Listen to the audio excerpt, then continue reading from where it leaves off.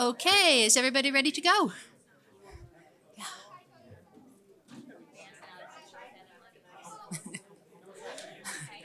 That's fine. They can do as they wish. When we say the pledge, they'll notice us. Yes. Okay, the arrangement is a little different so that we could set the screen in, but I think it works. I can see all of you, so I think it will be fine. Let us start with the Pledge of Allegiance.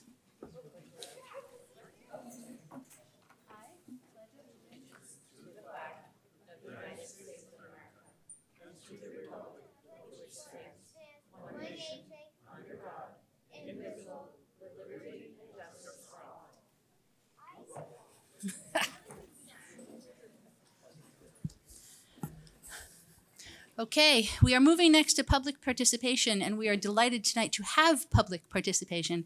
Thank you very much for being here. Let me put out a few guidelines, please. This committee does not have firm rules. The school board and other bodies do. We have not had reason to do so, but there are a few things to keep in mind. First, if you come up to the microphone, we would appreciate if you give your full name and address, so that we know who you are, unless you are a child or under the age of 18, in which case your first name is more than enough. Please try to be brief. I'd like you to say everything you want to say, but we have quite a few people and quite a few things to cover. So if somebody begins to talk and reaches a few minutes and is still going strong, I may ask you to step back and let other people speak before you finish what you have to say. I think that's about it from my perspective. So would anybody like to come forward?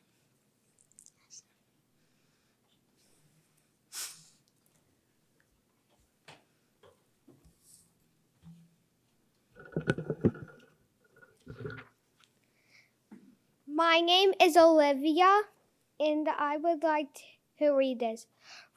Reading teachers are so important because they help kids get to their grade level for reading. And I have a reading teacher who helped me get above my grade reading, and all kids should have Miss Sabbath.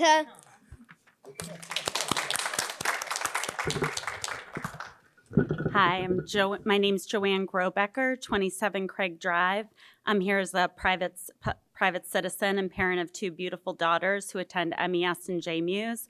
I want to thank the Budget Committee for their support in shifting to the science of reading, so we're teaching all students how to read. I was shocked last night when the administration proposed and the board voted in agreement to cut a proposed reading interventionist at JMUS and a proposed reading program for grades K to 6. I ask you to reconsider and prioritize academics and literacy in Merrimack Public Schools. We cannot gamble on our kids' futures by cutting academic programs to increase the odds of getting an SAU building for grown-ups. We cannot fund a new SAU building for grown-ups at the expense of kids who cannot read. If the district wants an SAU building, they need to do an updated study more recent than 14 years ago, before my kids were born, present that new study to voters, and not fund it at the expense of academics. The comfort of grown-ups should never come at the expense of kids learning to read in a public school. We have a duty to teach all students to read proficiently. When I learned half the students in New Hampshire don't learn to read, I knew the system needs to change. I'm grateful that change is happening in New Hampshire and across the country, and that Merrimack is a leader in that change. Right now, the majority of students with IEPs in Merrimack have them for reading. That number will decrease with the change in instruction in elementary school over time, but it is important to fund a reading interventionist at JMUS for all of those students that did not get instruction in phonics. By helping these students with a reading interventionist, it is lower cost because you automatically double the cost per pupil when they enter special education. By receiving this intervention in general education, it is more cost effective. I support the Budget Committee adding back in funds for the cut position of a reading interventionist at JMUS so those students can learn to read in a cost-effective way. Over time, this need may shift as students receive phonics in their core instruction in all elementary programs. I also support the addition of the Wit and Wisdom reading program. My fifth grader is in a classroom piloting the program at JMUS, and she's excited every day for the lessons and excited to read the fluency passages for homework. She's developing critical thinking skills. I've been impressed with the reading comprehension and fluency skills the program teaches, as well as the content she is learning. This is a seamless addition for students in younger grades, like my second grader, who you met, since it is aligned with the current foundations and the GEODS books they use. I am hopeful funds for this program is added back into the budget, so my now second grader and my fifth grader will have access to the program next year. I was pleased to see Merrimack had teachers and reading specialists at Natalie Wexler's conference this summer. Natalie Wexler wrote the book, The Knowledge Gap, about the importance of building base knowledge in lower grades because, to quote her, knowledge is like Velcro, it sticks best to other knowledge. We need to be teaching content and facts in the lower grades so students enter high school with base knowledge to support their instruction. Learning how to read is how sounds make letters, phonemic awareness, which Hegarty teaches, how letters make words, phonics, which Foundations teaches, supported by the GEODS books to practice those skills. The next step is how words have meaning. A knowledge-based curriculum like Wit and Wisdom teaches students how words have meaning and vocabulary.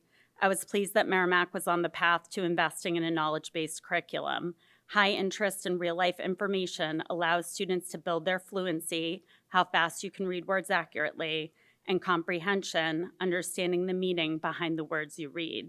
This also prepares students for all subjects in middle and high school because they now have foundational information for science, social studies, English, and other courses.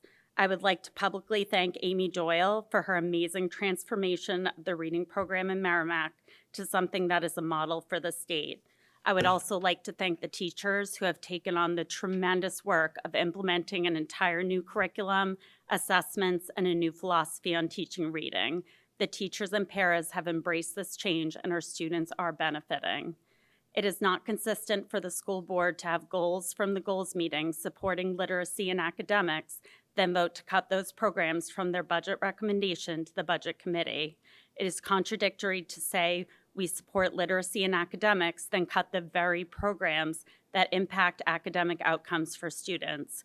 Cutting $1 million is an arbitrary amount. The school board cut academics but left their own stipends untouched. The total this committee proposes needs to include funding for reading programs and a reading interventionist. This committee can restore the funds for academics the board and administration removed from the school board's recommended budget proposal to this committee. But be mindful that there is real damage that has been done in this process to staff morale and parents' trust when arbitrary cuts of $1 million of academics are made from the budget. Please add back into the budget funds for a reading interventionist at JMUS and Wit and Wisdom, the fluency and comprehension reading programs for grades K to 6. I ask you to reconsider these cuts and prioritize academics and literacy in Merrimack Public Schools. We have a duty to teach students how to read proficiently. Thank you. Thank you very much. Would anybody else like to come forward?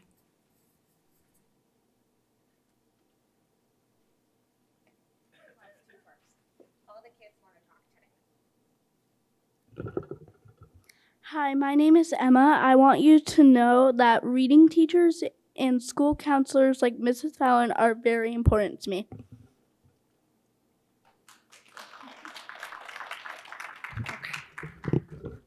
So a lot of you have heard from me before and know that when you get an email, it's because I'm upset about something. But when I show up and I talk, I'm really upset about something. And that's what happened after last night. Oh, sorry, Sarah Locke, Pan American Drive. It's been a while since I've done public comment. I think it was COVID last time. So last June, the school board held a goal-setting meeting with administrators, and the purpose of the meeting was to move the district's vision forward. In the goal-setting summary, one individual goal jumped out at me. The Merrimack School District is committed to continuing improvement by focusing on results and making decisions that are data-based.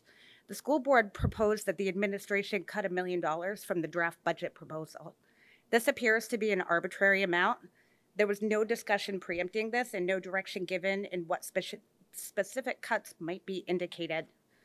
There are a couple of discrepancies that Joanne pointed out in the goal-setting meeting. I don't want to repeat everything she said, But she made really good points, like in the goal category number 1, creating an engaged, inclusive, and collaborative district. Retention was stated twice in the goals. Recruit, hire, and retain high-quality staff, retain good teachers. Those are all there. I'm not sure how you can say that cutting a French teacher with no discussion, preempting it at JMU's, killing that curriculum, helps improve morale for staff and makes them want to stay here. SEL was stated twice in those goals and got its own strategic objective, but it was proposed and approved to cut an SEL staff member from the middle school. That doesn't make sense to me. So I would ask that the budget committee not rubber stamp the school board's approved budget from last night, and that you reinstate the draft budget the administration gave you to begin with. Thank you. Thank you very much. Do we have anybody else who would like to come forward?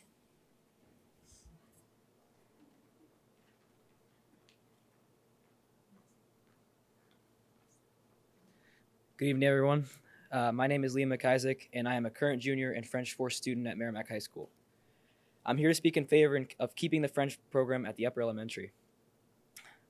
In a time where college admission processes become increasingly competitive and difficult, it is exceedingly important that we as a town rally behind our young people to give them opportunities to succeed and stand out from the rest.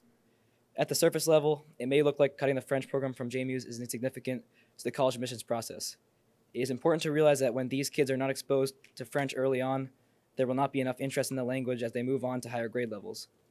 As a former student of JMU's, I can confidently say that I would never have taken French if it hadn't been for the French program at JMU's. Furthermore, every year, this school district loses its students to private schools such as St. Christopher's and Bishop Girton High School. It becomes even more important to offer opportunities to make Merrimack School District even more competitive as well as well-rounded as a whole. In addition to these programs being important for students to become more competitive with others as far as the college admissions process, they also hold extraordinary value in a diverse world where communication between people in different cultures is extremely important. The moment where people stop talking is where conflict and violence arises. Going back to the days of the founding fathers, who were well versed in the French language, it becomes clear that this skill to speak the language of another country became useful, as positive foreign relations with the French led to United States victory in the Revolutionary War. It is our responsibility to make sure that the generations to come are familiar with the cultures and languages of others so they can communicate with, live around, and resolve conflicts with those who do not speak the same language or do not have the same ways of life as we do as Americans. This country has been built on diversity and incorporating people from all walks of life together, so to cut these programs is to undercut our own values as Americans. Thank you and good night. Thank you very much. Would anybody else like to speak?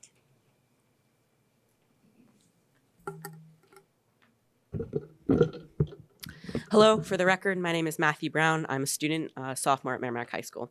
First, I want to thank all of you, not only for your willingness to serve, but your careful consideration during this budget process. As the student representative on the Parks and Recreation Committee, I was able to dabble a little bit in the budget process and understand just how difficult your job is with so many different needs and wants of both students and faculty.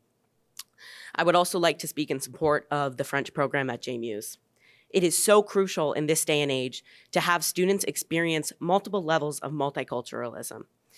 As somebody who is currently enrolled in French 3, I think the program is vitally important to ensure that our students become well-rounded individuals and consider not only themselves in our country, but the effect that our experiences have on the world around us. The enrollment, I understand, is low. One of the reasons for this is because when I was in 8th grade, I had to take VLAX, which is an online resource to take a class. Out of about 20 students, myself and one other student were the only 2 people who came out of that and continued on in French. It is vital that we have a teacher who is ready and willing to teach French, and I believe that that's what we have now at JMU's. Teaching kids at a young age that learning a language is important, that communicating with people outside of our country and in different cultures is important, is crucial to make sure that our students and our future graduates become positive members of society, which I know we all want. Merrimack High School is a perfect place to do this, but more importantly, JMU's at a young age is important to do this. I thank you for your time and your consideration.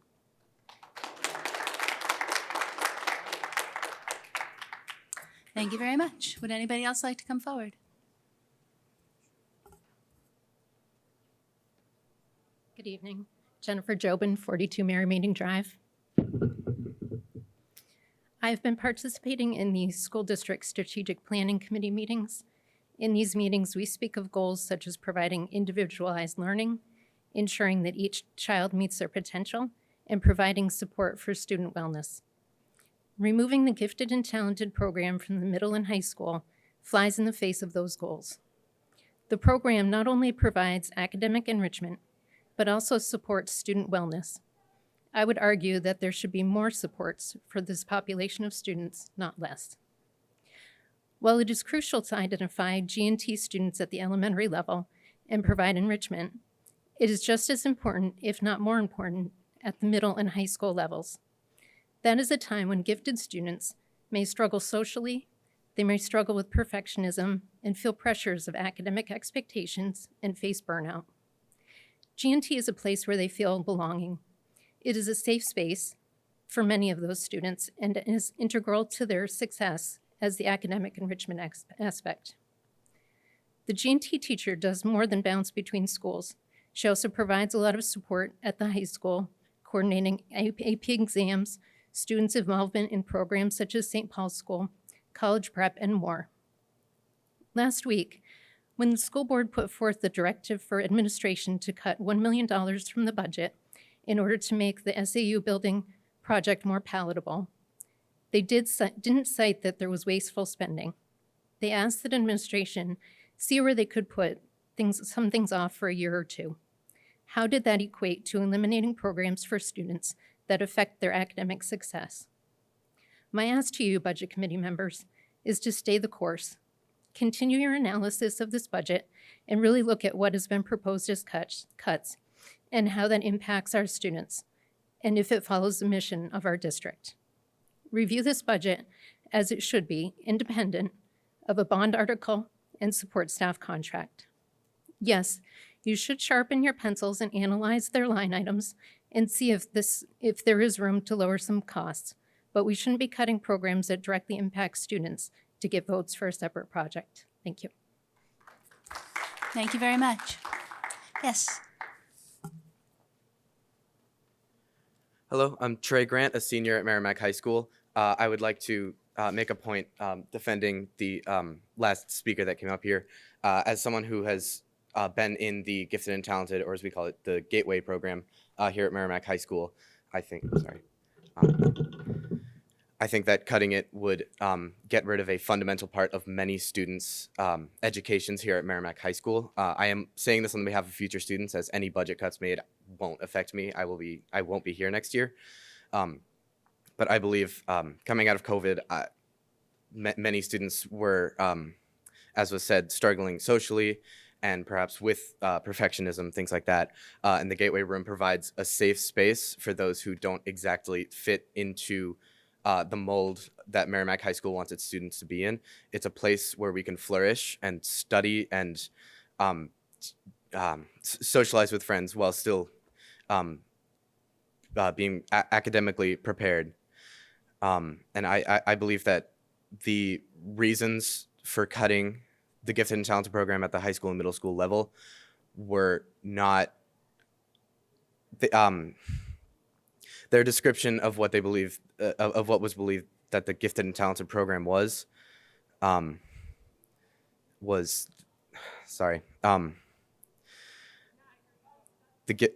Gifted and Talented program is more than what was explained at yesterday's school board meeting. We get college advice. We get to study, as I said. It's a safe space, and I believe that more should be taken into consideration before simply cutting the budget. The Gateway and the Gifted and Talented teacher, Miss Agel, is truly passionate about the Gifted and Talented program and has helped dozens of students. Unfortunately, not many could make it tonight, as we all kind of learned last minute that Gifted and Talented was going to be cut. We're all greatly upset by it, but we don't all have time to come up here and testify. But many students will be upset, both current and future students will be upset, and their future students' education could not be as good as if gifted and talented were the gifted future students could be harmed if not sorry. Thank you. You're good. Very sorry. How you say it doesn't really matter so much as what you want to tell us. You're good. The gifted, I'm truly connected with the Gifted and Talented program. It's been fundamental for my education and many others, and I believe that it should stay at Merrimack High School and Merrimack Middle School, and that more consideration should be taken into this year's budget and the budget cuts being made. Thank you.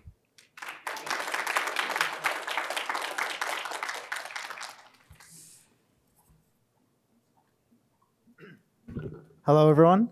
My name is Sean Evidente, and I just want to thank you all tonight for setting up this meeting. And I wanted to add more to what Trey was talking about.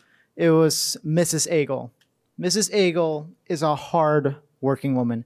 She impacted many students in our school. She deals with field trips, public relations, and helps us be the best we can be.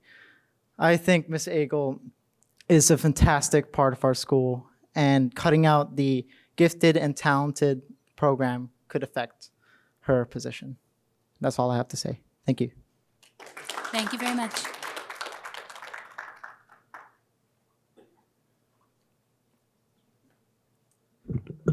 Hello, my name is Tim Bevis. I'm a junior here at Merrimack High School. I was not planning to speak tonight. However, with as many students that showed up as did, I would like to kind of wrap up our say on everything. All I really have to say is I have never seen more people talk about a school board meeting than I saw today. I could not walk into a class without people saying, oh, I hate that they're getting rid of the French program at JMU's. I love French class. Or, oh, I hate that they might be getting rid of Miss Agle's job and everything she does, because those two things are really, really important to us students.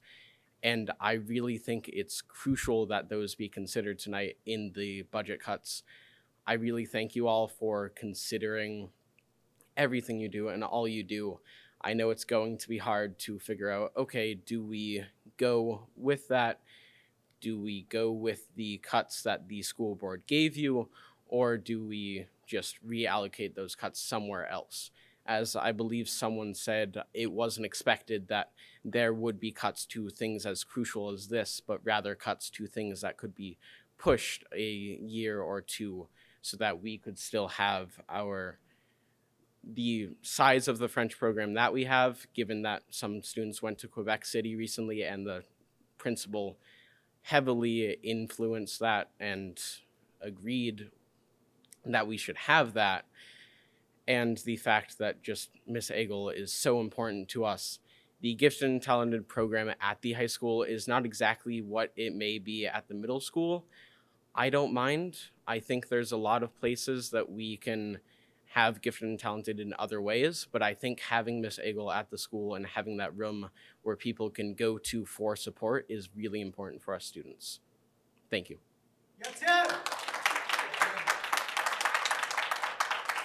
Thank you very much. Would anybody else like to speak? Robbie Reisman, 8 Iris Drive. And I will add my gratitude for all the work you all are doing around the budget. And then my 2 cents about what I come to speak about.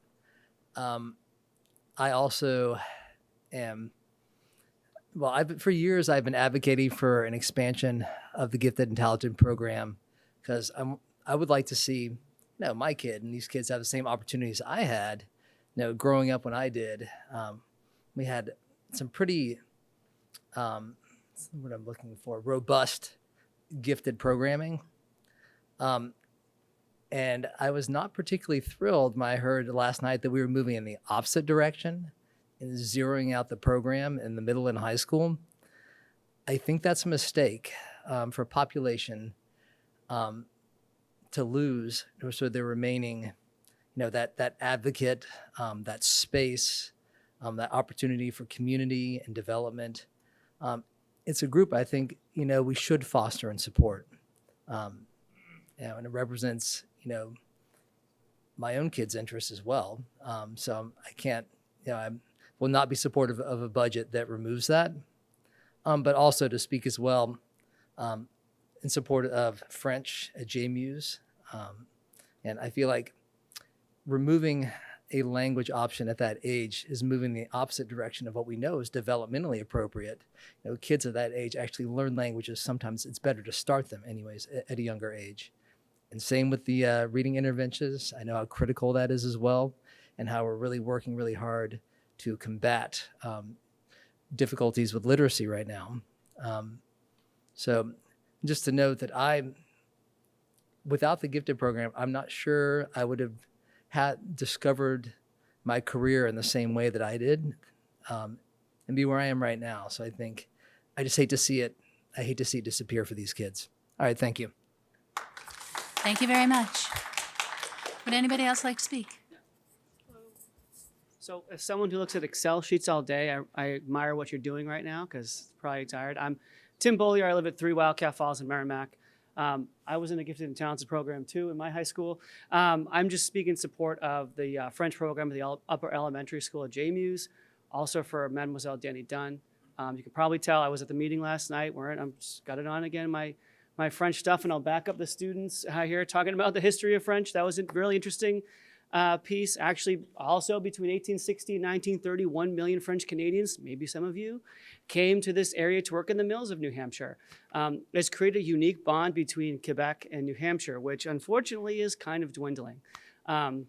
Take a step back. I run Poutine Fest here in town. I actually invited the students to come volunteer this year. We're sponsored by the governments of Quebec and France, right here in Merrimack. That event helps, run the lines for Bud Light. We have people stay in the hotels, go to the outlets. Everyone goes to Thirsty Moose after every MYA basketball game.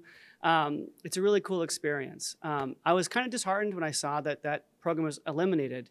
It's tough for me because, French is such a crucial language in this area.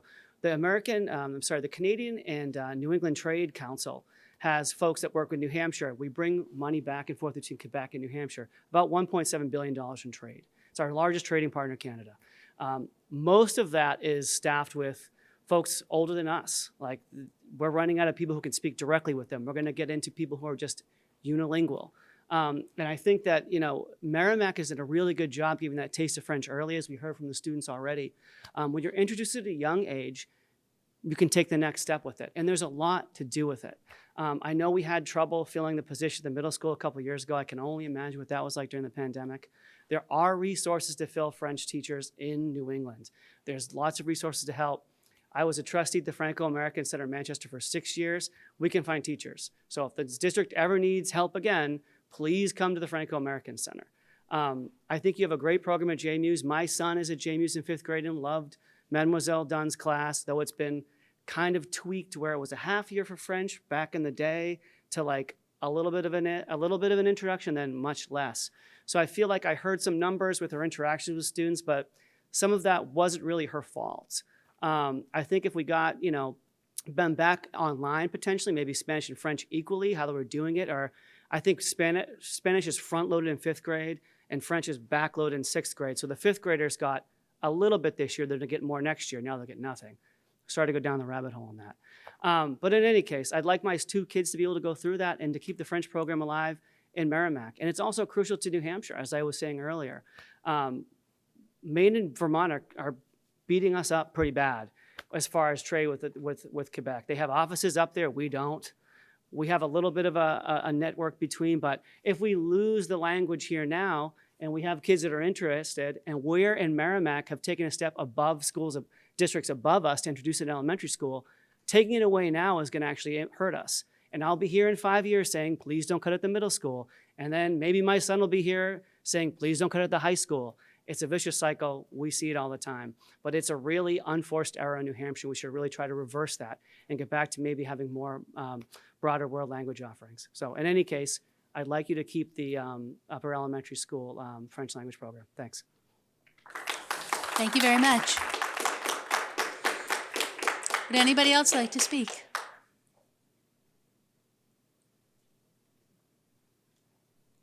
Seeing no one, I will close public participation. Thank you very much for being here. For those of you who are here for the first time for public participation, be aware you are not expected to stay until we wrap up. We are going to run late. We appreciate it if you want to be here and listening, but there's nothing rude about getting up, leaving, coming as you need to do so from those seats.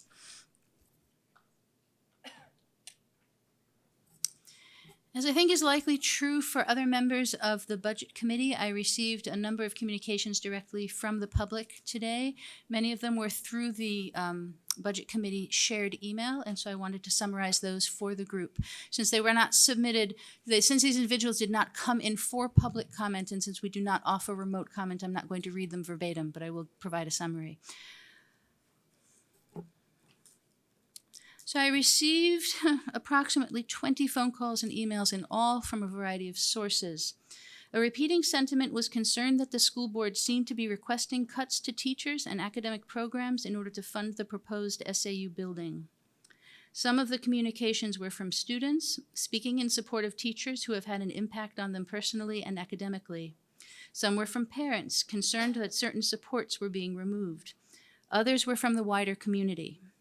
Quite a few were in regard to French at the upper elementary school, just as we have experienced here, citing concerns that ranged from a desire to retain Merrimack's historical relationship to the French language, to their children's love of that specific class, subject, and teacher. I received no correspondence that was in support of any of the requested cuts. If anybody else, I don't think we should get into an extended conversation of communication, but if anybody else had something deviating from that pattern that they would like to share, now would be a great time. Thank you. Okay, into our business. We have a few prior meeting follow-ups, but I will pause here. So the school board meeting was last night, which means that some of us have not seen what is being talked about yet. It was shared promptly by the district, but promptly meant well into today, which means many of you were at work and may or may not have seen those pieces. However, you will notice that in your packet,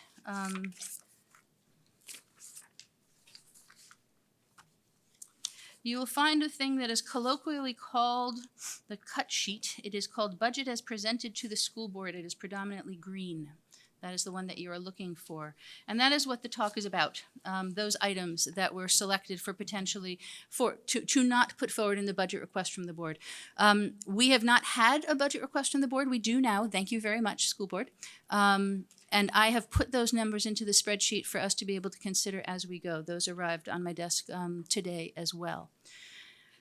As we talk, we will in a moment speak specifically about this list and have some information about it provided by administration. But before we do that, I want to remind you that we did talk about process last week.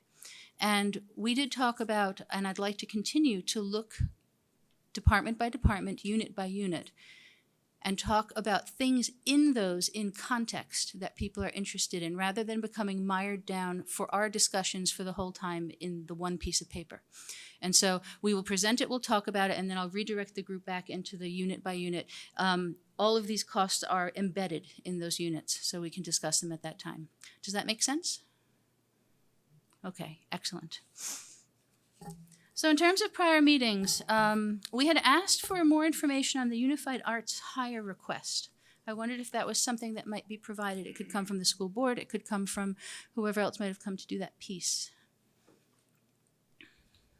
Yeah, please. I know I sprung it on you right there.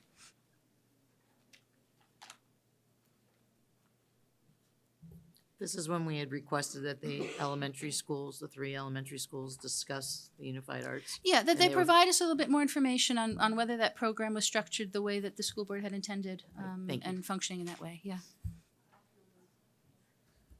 So I'm gonna introduce it a little bit, just to say that the school board did discuss last night what we wanted our response on because you had the sheet with the question to us. And where did it go?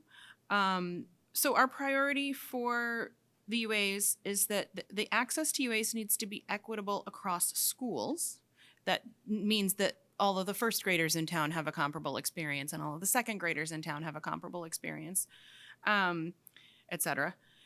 And that the UAs offered should be in line with state standards and requirements, and that the planning and implementation of UA schedules is the responsibility of administration. And so then I will turn it over to administration if you need any more information than that. Does the committee want more information? I do. Okay. Is there more that could be shared with us? Would you be willing? Thank you.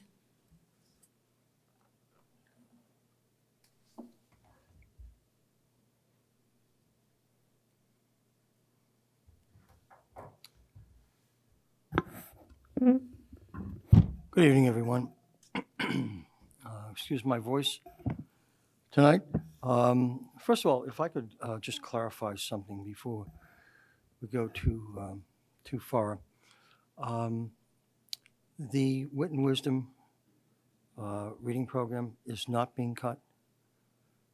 It's being funded by the reserve fund account and not the operating budget. That was a major reallocation of the cost of the reading program to the reserve fund. So I apologize if it sounded last night or looking at the sheet, if anyone drew the conclusion that it was being cut, but it's not. It's an extraordinarily important component of our budget and our mix of programs and services for next year.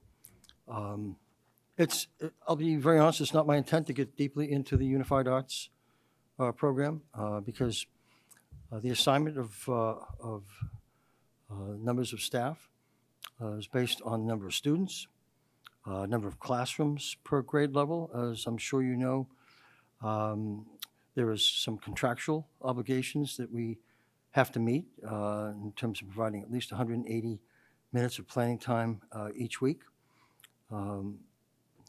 It's important that that is common planning time. It's important to the greatest extent possible. It's common planning time. And sometimes the available classroom space plays a role in terms of if a Unified Arts offering is a little bit different than in another building.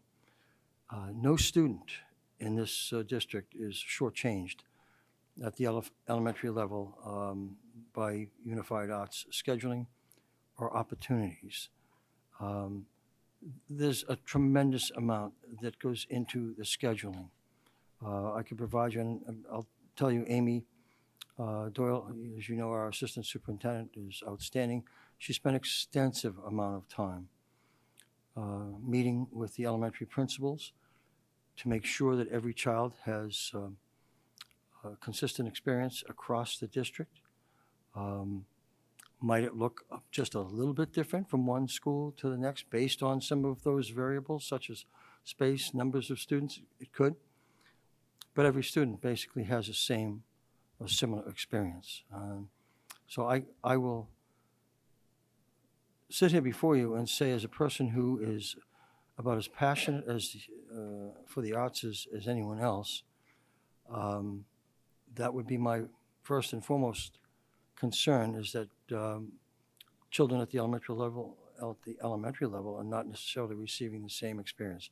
I can tell you they are.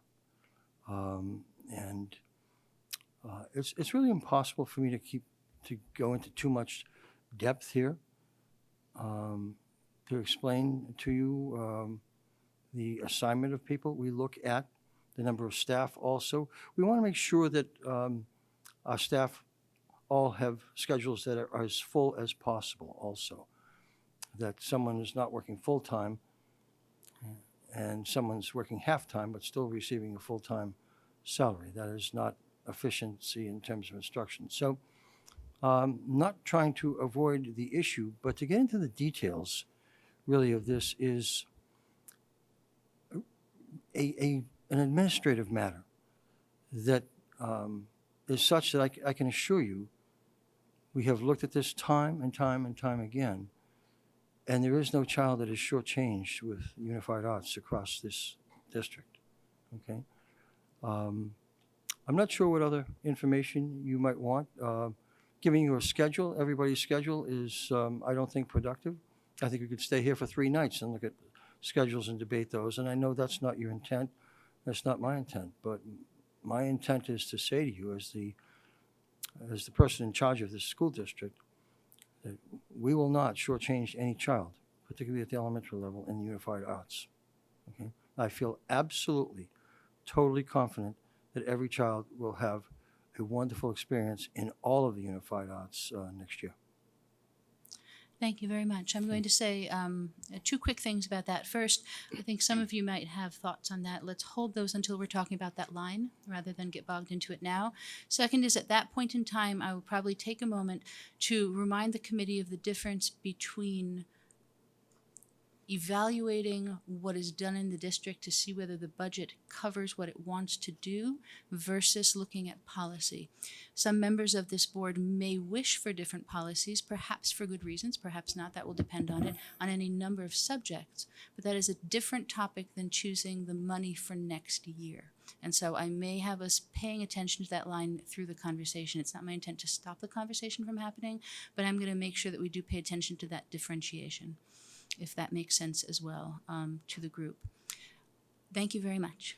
That was Hey, helpful. would you like me to stay at the table to review those, or are you not ready Well, for I have those yet? a few more things to say, but we'll be reaching the warrant articles and then the list soon. So if you'd rather not walk back and forth, you are welcome to stay at the table.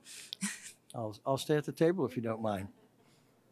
I just wish you had a, you know, my request last year was for a more comfortable chair.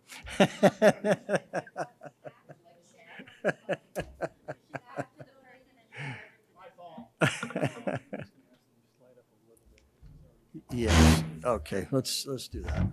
That works much better. That works.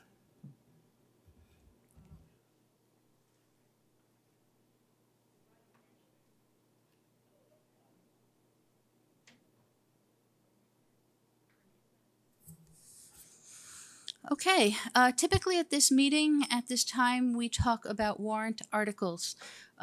We are not going to do that tonight. We will do that on the 13th. The reason for that is you are seeing them for the first time. They are again in your packets. And I would consider it problematic practice to hand you a piece of paper and then ask you to vote on the numbers on it. And so you have it. You can consider it over the week, and we will have time to talk it through at that time as well.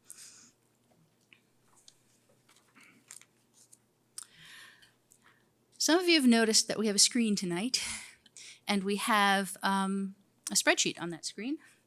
And that spreadsheet has a lot more numbers. I went a little overboard in creating it, and we've got multiple sheets and things to do. And the purpose of it is to help guide us when we are evaluating the numbers. I want to say several things about that, just to make sure that you have a sense of it. First, this is my spreadsheet. What I mean by that is I created it. I'm one person. It is as error-free as I can find. But the numbers will be checked after this meeting. And if there are any discrepancies that are found, we can correct them and talk through them at our meeting on the 13th as well. I will make that bigger as we work on it so people can actually see it properly. One moment.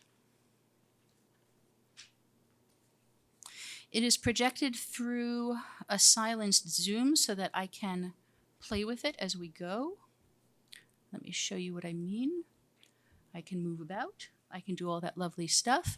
That will also probably slow me down a teeny bit as I guide us through, so your patience is appreciated on that one. Okay, 2 more thoughts before we pass it on to Matt and Bill again.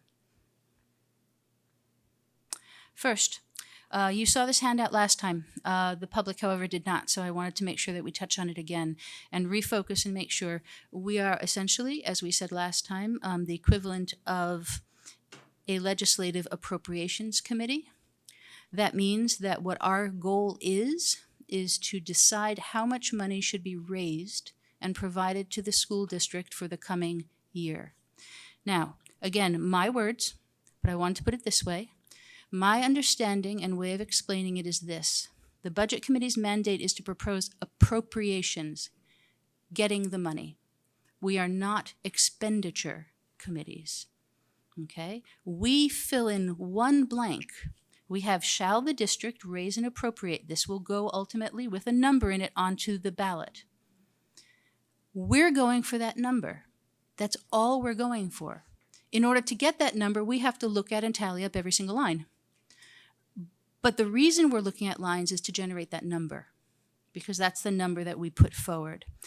That becomes important to understand because what many people don't realize, and is very easy to forget, once again, we do not control expenditures. Once that money is appropriated and provided to the school district, the school board has great leeway in how it spends that money. It can move it many times between lines and purposes. There are some limits to it, and if you were ever interested, we could talk through them.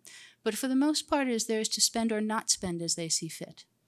And I think that that is something that is worth keeping in mind as we work through it and we talk about the pieces, to not end up using language that presupposes that we are deciding what will happen. What we are deciding is what money will be provided. Does that difference make sense? Okay, thank you.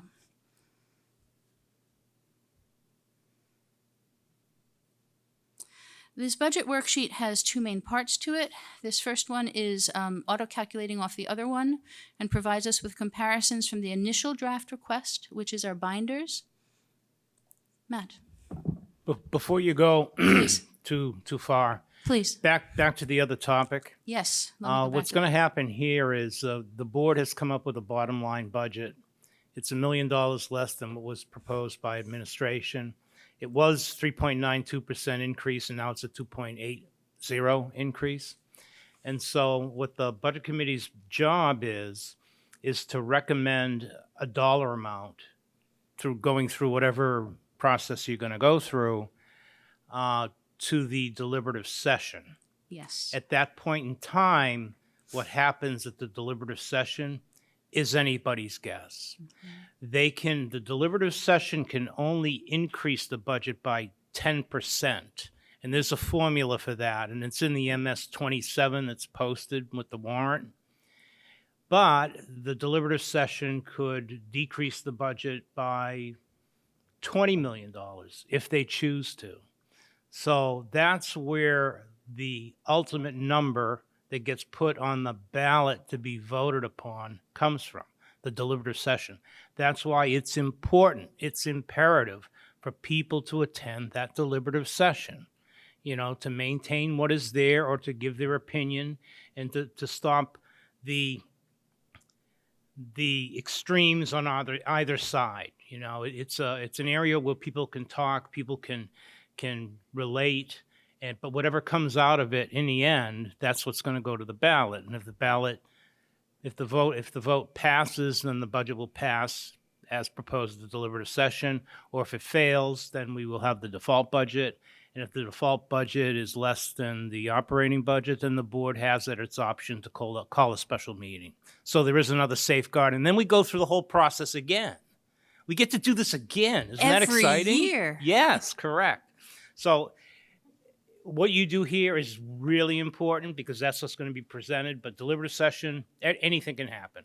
And I've seen deliberative session cut $700,000. I've seen them add $700,000. And then in the end, it all depends on the board whether or not, if there's an add at the deliberative session, whether or not the board chooses to spend that money. Exactly. And so there are many layers and safeguards. Yeah, thank and you. each of these different, thank you, that was important and well said. We are one of the layers. There are other pieces that happen. Our job tonight is to put forward or to finalize, we will vote on it on the 13th, the appropriations that we feel are suitable for the coming year. So to lay out the basics, the Budget Committee, in considering numbers, considering need, and the actions that we've taken over the course of the last few months, have done the following primary things. We accepted and appreciate what we are calling the initial draft request, which is an estimate provided both, I believe, by statute and at our request by administration put together. It is also the draft used by the school board as they move forward into their own deliberations. So we have had that. Using that document, we have deliberated on that extensively, section by section. We have created subcommittees that have met with representatives of each of these groups of the departments and talked with them directly, brought back their reports to us. And we have received presentations from each of these groups as well to bring information forward and to give all of the committee a chance to ask questions and bring up conversation regarding those sections. Last but absolutely not least, there is the digesting that the school board does to provide their budget request of what they believe the budget should best look like, the appropriations would best look like for the coming year. Under statute, I love statutes. I've discovered something about statutes, and that is that if you read them carefully, they're not perfect, but they tell you what to do. And then you're not guessing anymore. And I really like what that can do for us. So, our mandate is to prepare the budget. This is from this is the revised statute 3216, Duties and Authority of the Budget Committee. We prepare a budget. We are required while doing that to confer with the governing body, that's the school board. Other officers, done that. Department heads, done that. And other officials that we choose, we've done that. And all of those come forward into our deliberations as we decide what to do. We then have public hearings. There's at least one that's required by statute, and that will happen on the 13th.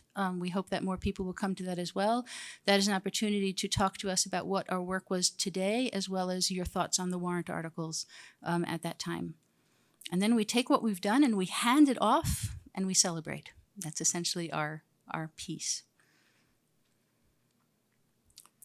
So what we're going to do, essentially, is work through filling in our space. Before that, it would be very helpful to have context on what the school board is requesting, because this is a great opportunity to do so, both more broadly and also in terms of changes that happened between the initial draft request and the school board's budget request that's been given to us. So I don't know if you want to choose to speak, ask administration to speak. You have the floor. I'd like to do kind of similar to what we did before and open briefly and then let administration take over if that works for you, Bill. I apologize. I read a little bit of this. I read a lot of this, and I'm going to read less of it today at the end of the last meeting, but it was late and a couple people weren't here and everybody was tired. So I just wanted to touch on it again, and I'm just going to read the overarching title of our goals that we arrived at the school board and administration in collaboration in June to sort of set the stage for what we're trying to do. And then I want to summarize briefly why we felt $1 million was appropriate. And then I will let administration take over and talk about the details of the specific things. So our goals were to create an engaged, inclusive, and collaborative district culture built on mutual trust and respect. Pathways to graduation. Improve our learning outcomes by ensuring our instruction is responsive to the varied needs of our student population. Have facilities and equipment that are safe, secure, clean, healthy, current, and appropriate for meeting the educational needs of students and staff. And create dynamic relationships between the school district and community through clear and consistent communication. There's a whole bunch of strategic action items that are strategic objectives that are encompassed under those goals that are written down in the report from what we did in June, and many of them are reflected in this budget, like a whole lot of them. Too many almost to enumerate. And then the reason I in particular arrived at this budget needs to be a little bit lower is, and this goes back to my first glance at it almost 2 months ago. I looked at that bottom line and I went, wow, $3 million over the default budget. And I looked up some history because I was like, is my initial gut reaction here, is this a valid reaction? Because I know there's been talk about we don't want to provide a default education. We want to give the voters a choice, and we want to provide them with a really robust education. But it's also been a rough year. And so I'm just balancing all those thoughts in my head. I went back, and that's this page you have of history, of 10 years of history of what year it was, what the proposed budget was, what the default budget was, if it was over or under, and whether or not it passed. And I found that in the last 10 years, The first time that voters were offered a choice to vote on something more than the default budget, significantly more than the default budget, was in 2016 when they were offered a proposed budget that was $800,000 more, and it failed. The next time voters were offered a choice to vote on a budget that was over default was in 2022. It was $260,000 over default, and it passed. Yay! Because that was actually the start of some of the programs that we've been working on and the improvements that we've been making in the district. Last year, the voters were offered a choice between voting for a budget that was $1 million over default, and that one also passed, which is even better because that one funded the switch to science of reading that you heard folks talk about. I'm going to forget all the other good things it funded, but that was the big one. And we've continued those initiatives into this year's budget. And between all of the whole picture looked at together, I just felt like going from a budget that was $1 million over default to a budget that was $3 million over default in a year where we had an 11% increase in taxes seemed like an awfully big ask of the community. And that was my reasoning behind wanting to reduce the budget by $1 million. And I'm going to break in that's briefly. where I'm done. Great. You can keep going in a moment, but I want to break in briefly and say, for those who are not familiar, I think the committee for the most part is, the audience may not be, and some of our newer committee members may not be, with what a default budget is, which is a helpful thing to share. I will give my brief perspective on it, and then our resident expert, Matt, if you're willing, can pick it up from there. The default budget, from a concept perspective, my understanding of it is a number that is not intended to represent all of the expenditures of a school district. It was never meant to be that. What it is a formula, a complicated formula that attempts to calculate what a school needs, a district needs, in order to keep its doors open at bare minimum if the budget fails. So it was brought into being so that we would not have a situation which was possible prior to default budgets, where if a budget failed, there was nothing for the school district in the following year. Now, somewhere along the way, people decided the default budget was the goal. And that's problematic because it was not and is not calculated to be the goal. It's calculated to be an emergency catch net. And functioning with a district at the emergency catch net level year after year has consequences over time. We can choose to do that as a community if that's the resources we have to put towards our district. All those conversations are open, but we need to understand what's happening when we choose the default. Matt, would you care to build on that? Sure. I wasn't prepared to go over the default budget tonight, but I just so happened to have a little piece of paper with me in my briefcase from the other night. And then you can rehearse it for the 13th when you Yeah, do it again. this is kind of like a dry run. You know, I won't look up my notes or anything. Well, maybe I will. But what you do is you start off with the budget that's been approved. It's called the MS-22. That's the budget that's actually voted afterwards. And so in this case, it was, $90,742,458. That's everything. Then what you have to do is take away special warrant articles in the operating budget. The one special warrant article we had was the JMU's roof, $1,108,000. That comes off. You have to take into account any bonded debt that's increasing or decreasing.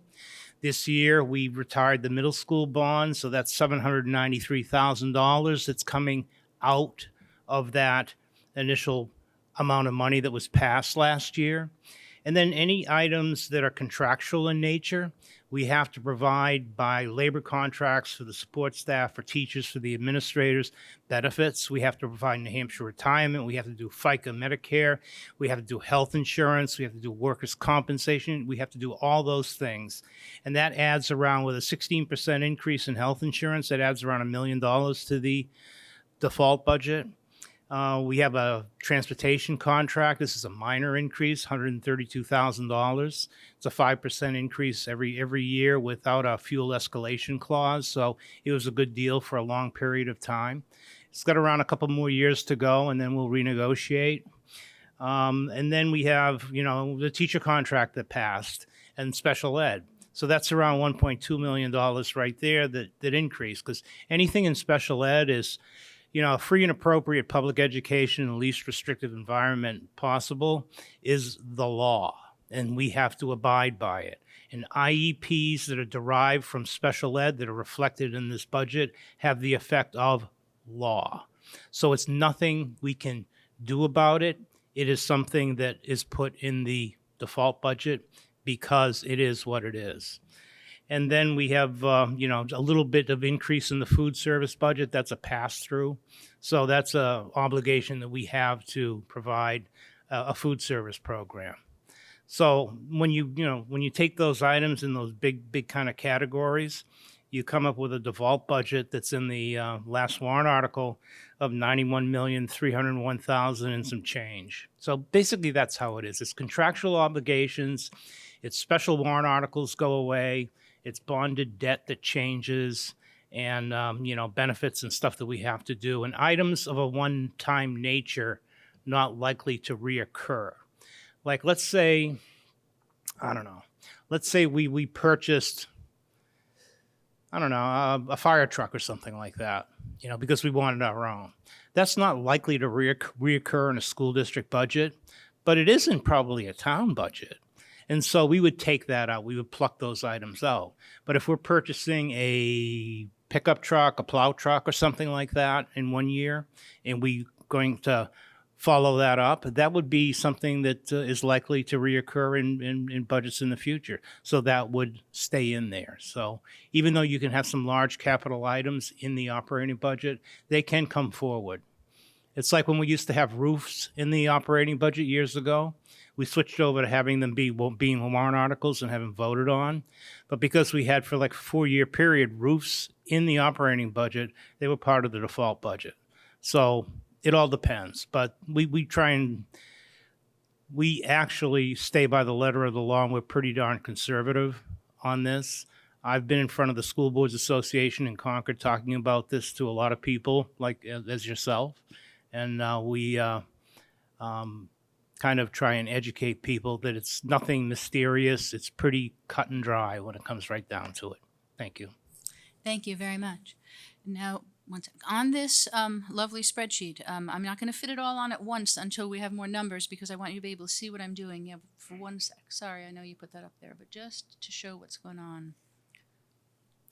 I've brought the comparisons forward so that the numbers that are grand totals for the different categories, including our own as we build, will build as comparisons to a number of things, including the default budget. So that's something we can look at as we go. Okay. Yes. There was something else I wanted to say with respect to the oh, I remember what it was. Not only are we in a position where we've used the default budget as our guide for years, which is problematic because then we're not necessarily investing in what we need to be investing in. There's an extent to which we've trained the voters that this is what you get, a budget that's close to default, and so everybody's kind of used to it. And so I feel like we're in the process of breaking that cycle and educating people that, the default is not a goal. We don't want a default education. But I also wanted to be really mindful of people's finances this year. It's a hard year, and we're asking for a lot. And the current budget contains, it's not just $2 million over default. If we go with what the school board has recommended, it's, where did I put my sheet? It's a $2.5 million increase over last year. We're asking for the things that we need.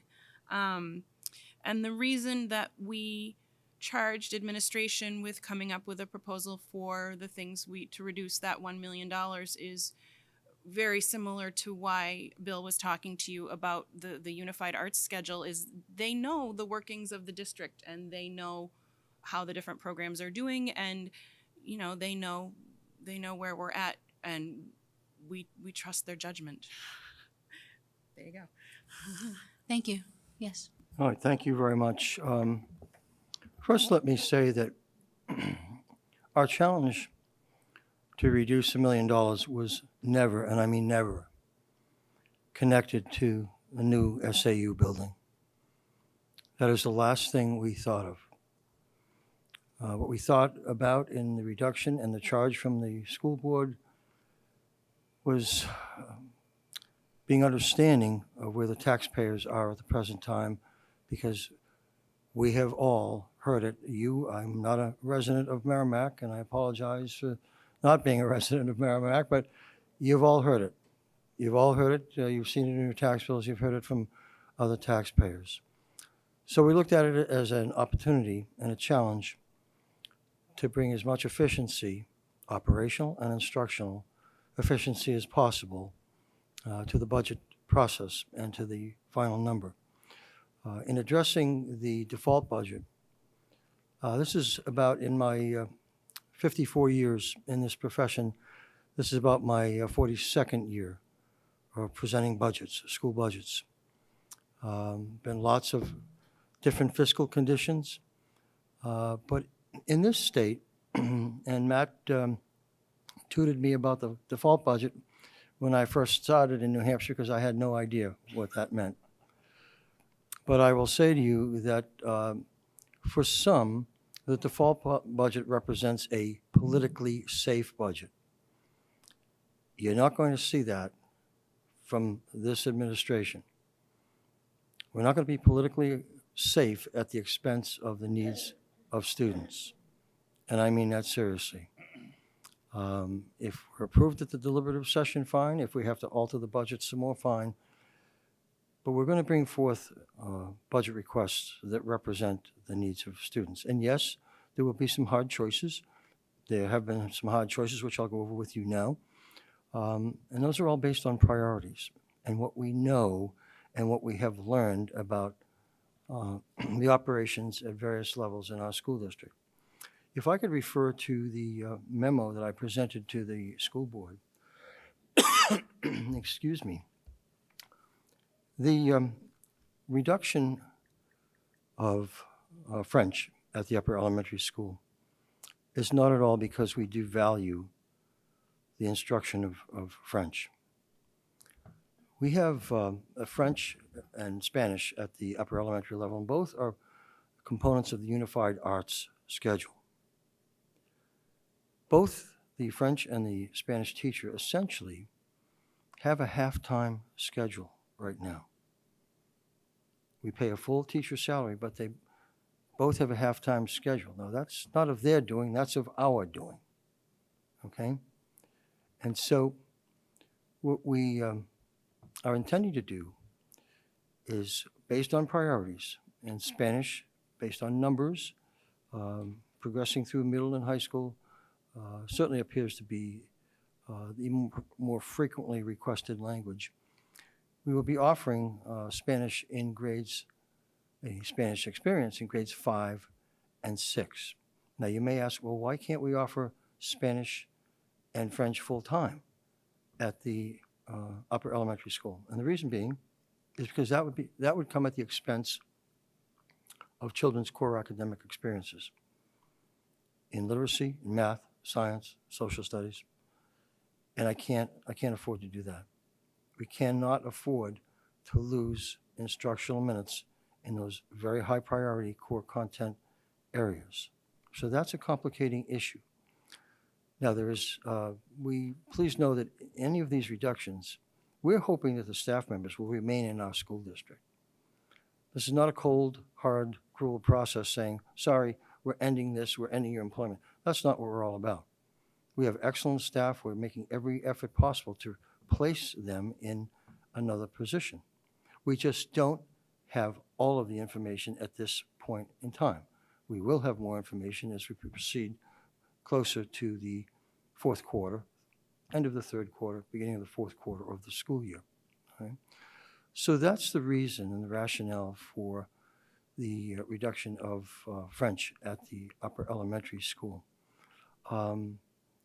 We'd like to have the experience be as rich as possible for the students. We think that's only feasible by focusing on one language and still retaining the academic integrity of the number of hours and minutes during a week the children spend in literacy, okay, math, science, separate reading instruction, and social studies, and on and on and on. So that's some information that you didn't necessarily have that I feel is important to explain to you, because what we didn't want to do is just say, well, close our eyes, we'll throw a dot at the dot board, and that's what we're going to cut. We've tried to look at this reasonably, rationally, and what makes the most educational sense for our students. Okay, so that is the rationale behind the reduction in foreign language at the upper elementary school. At the high school, we've been talking with the administration for some time. Our enrollment has declined at the high school, as I think most of you might know, and certainly we have the figures in the budget book that illustrate the sort of a historical perspective of enrollments. We feel strongly that we can cut a staff member out of the high school. I've left to be determined. Next to that, we know that we can cut a staff member. We just want to be more precise with what discipline that staff member will be in, okay? Does that create, quite honestly, a little bit of anxiety among the staff? Yes, it does. But we want to be very careful. We want to be very deliberate. We want to be very precise in terms of understanding what content area we can afford to make a reduction. Now, we've looked at the various content areas, and after a reduction of a staff member, regardless of what the content area is, we would still be able to have class sizes at the high school level that are between 18 and 20 to 1, which is very good at the high school level. And I mean very good. So that is a little bit easier, a reduction to make. The reading interventionist, this was a prolonged conversation with the administration at the upper elementary. This was a difficult decision, but the strong priority expressed by Dr. Rowe and Assistant Principal Fowler is they need help. They need help with behavioral issues, an increasing number of behavioral issues, and an increasing severity of behavioral issues. We had a situation today. Obviously, I can't go into it, but a very serious situation. They need help in addressing these behavioral issues that not only impact that particular child, whose behavior is manifesting something that is perhaps going on in their life somewhere, whether it's at home, whether it's in their neighborhood, whether it's at school. We need to understand that. And those behaviors not only impact that individual child, but it impacts lots of other children in the school. And we want to make sure that every child comes to school being able to experience a safe classroom environment, safe school environment, and focus on learning. So in the two requests that were made, the reading interventionist and the behavioral specialist, the SEL specialist, the administration felt that that was by far, at this present time, the most pressing need for the upper elementary school. We understand the absolute importance of intervention services. My former district in Massachusetts, in my last several years as superintendent, we were ranked as the top school system in Massachusetts. Many superintendents would have a cup of coffee with me, or if I was at a conference, they'd say, you know, you're making life miserable for us, Bill, because our school committees keep saying we just want to be like Westford. What are you guys doing? And I said, well, let me tell you what I think our secret is. About 25 to 30 years ago, my decision was to provide reading and math intervention services at the elementary level. And I believe that has made the biggest impact on our school district there. And that's why, in meeting with Amy and Matt and the leadership team in Merrimack, we decided this current year to implement intervention services at the elementary level. I think you will find it paying dividends. Now, that is difficult in terms of what I said with respect to our reduction of the newly requested reading interventionists at the upper elementary level. But we're looking at this as a matter of priorities. And sometimes priorities are difficult in terms of the decisions that you have to make. But in our extensive conversations with the administration of JMUs, that's why I chose to make that choice of continuing with the SEL position. And with respect to gifted and talented, and I have to tell you, I have nothing but the greatest respect, first of all, for the reading program, for our elementary students who were here, and their moms who brought them. They are the future leaders of our school district and the future leaders of our country. And the same with our very highly respected students at the high school. They spoke very well, they spoke eloquently, they spoke passionately. And if I were that age, I'd be absolutely shaking in my shoes to be up at this microphone addressing you. So I applaud their demeanor and their wonderful, wonderful advocacy for gifted and talented. We have a gifted and talented program at the elementary level and also one at the middle and high school level. The program at the elementary level is more direct instructionally oriented, far more than the program at the middle and the high school. And I don't mean that as a detrimental comment about gifted and talented, but what we're looking at is once again trying to bring as much instructional efficiency, utilizing our dollars, our available dollars, as wisely as possible. Is the gifted and talented program of benefit? Yes, it is. Does it focus as much on direct instructional services and strategies to students as the elementary level? In my estimation, it does not. We've heard from some of the students that of the importance of field trips, cultural exchange events, etc. Absolutely important. But some of those are actually outside of the scope of gifted and talented, and are the responsibility of that staff member who receives a stipend for those duties. Okay? So what we're hoping to do, and that staff member will have a position within this school district based on longevity and certification, very, very highly valued member of our staff at Merrimack High School and the school district as a whole. But we feel that here's an area at the middle school and the high school where, as you know, we are departmental in nature, not generalists like at the elementary level. That's why at the elementary level it tends to be the gifted and talented. It tends to be a little bit more student instructional based. What we're looking to do is work with the department heads and work with the staff in an effort to bring probably a greater level of differentiation to the instructional process in each discipline. Now, that is a term that has been used for decades in this profession. And it's a term that is easier said than done.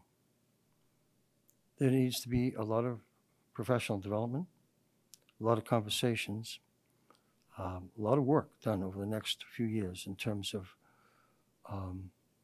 having staff work with department heads at both middle school and the high school level, in the teams at the middle school, in bringing a little bit greater level of differentiation and focusing on the needs of those students who are academically gifted. I've seen various models of gifted and talented programs. When I was in my former district in Massachusetts, we used to go down and meet periodically with Dr. Joe Renzulli from the University of Connecticut, who is pretty much considered in this country the kind of the guru of gifted and talented programming. And what Dr. Renzulli used to say to us was that gifted and talented instruction can take many different looks and feels. There's not one particular model that is more effective than another. It's what you try to evolve a school district into in terms of how do you address students' needs who need to be challenged and want to be challenged. And it's our obligation to challenge them. So that's the who, what, when, where, and why behind the gifted and talented. We think that it is more efficiently delivered to students at the elementary level as opposed to the middle and high school level. Once again, I want to make absolutely clear, this is no comment about the staff member who is absolutely outstanding. It's just the nature of the program, what it looks like and what it feels like, okay? In terms of middle school SEL, we have had a middle school SEL person for a number of years who has done an excellent job. But with the mounting number of behavioral issues, we made a choice as we came into fiscal 2024 to take an existing position that we had that was focusing on behavioral issues at the middle school and change that with the school board's support and your support to a dean of students position at the middle school. That has worked out extremely well. That has allowed the administration, the principal and the assistant principal at the middle school to focus on the administrative needs, on the classroom visitations that need to be accomplished, because that's the accountability measure in the school district, evaluations, observations. That's, as I said, our quality control mechanism. Prior to the dean of students position, that was not the case at the middle school. It was putting out fires with behavioral issues. So with that hire of the dean of students, we are now able to take the person who has formerly been in and is still in the SEL position and move that person to the high school. That will allow us, excuse me, that will allow us to cut the contract service appropriation for the contract service that is now overseeing the in-school suspension program. We will have an in-house person who is highly respected in our school district, transitioning from the middle school to the high school to work on and continuing to enhance the restorative nature of the in-school suspension program. Not only just focusing on discipline, but what is at the root of a student's behavior? Because that manifestation, outward manifestation of some type of difficult or aberrant behavior is precipitated by something that has gone on or is going on in that child's life. And that's what we need to understand, and that's what we need to be effectively able to address. And that's what we're looking to do. Is there the program of a restorative nature right now? In some regards at the high school, yes, it is. But we're looking once again to enhance that. Enhance that with a person who's in-house, who is skilled. The benefit also is the person that we're transitioning knows all of those students. And those students know that person. So there's a benefit, there's a distinct benefit to that. Because there's some nuancing sometimes in terms of how you look at a child, how you address a child, the body language, the verbal language, everything counts in terms of relating to another human being, and particularly children that are at a very impressionable age. So that's, in a nutshell, the story behind the story of our personnel moves. The materials and supplies, the reading program. In some instances, we've reduced those. Our philosophy in the last couple of years has been full speed ahead with improving the quality of our school district for every student. There are times, though, where we realize that maybe we have to back off the accelerator a little bit, just tap the brakes in certain areas of the school district, only temporarily. There are some areas that we have reduced that we think we can leverage our financial resources from this year in perhaps obtaining some of the materials and supplies, some of the professional development. We look for the possibility of offering that towards the end of this school year, with that being in the fiscal 2024 appropriation, because we manage our appropriation very carefully. Matt knows where we are every week of every year with respect to the finances in this school district.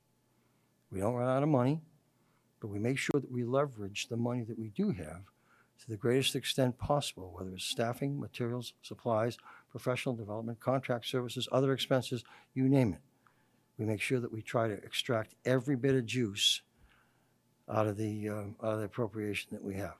And so I'll be glad to answer some questions. I may not be able to answer some of them that you have, and if I can't, I'll either ask Matt or Amy, or we'll get back to you with additional information. But I want you to understand why we did what we did. And once again, it's extraordinarily important for me to say we never once looked at the reductions that are before you tonight as a means of appeasing the public to try and get a central office constructed.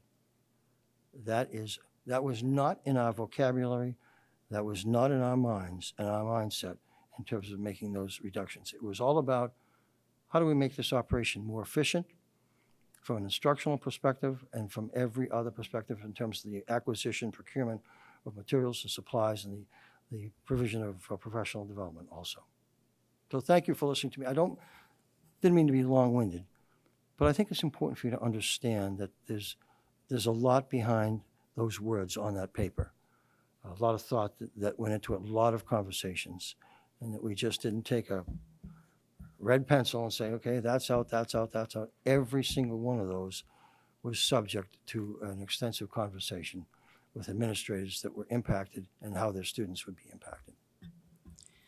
I'm going to ask that any questions stay broad at the moment and keep ones for specific items till we're discussing those items.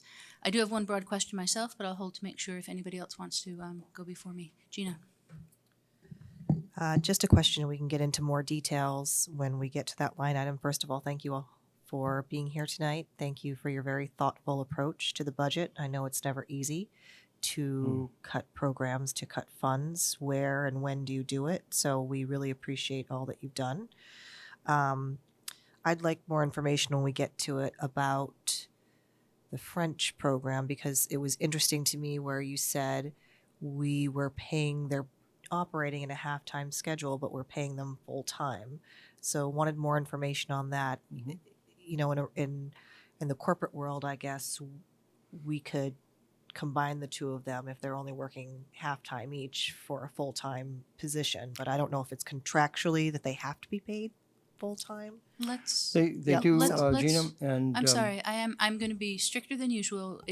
We're an hour and a half in and we haven't even touched a number.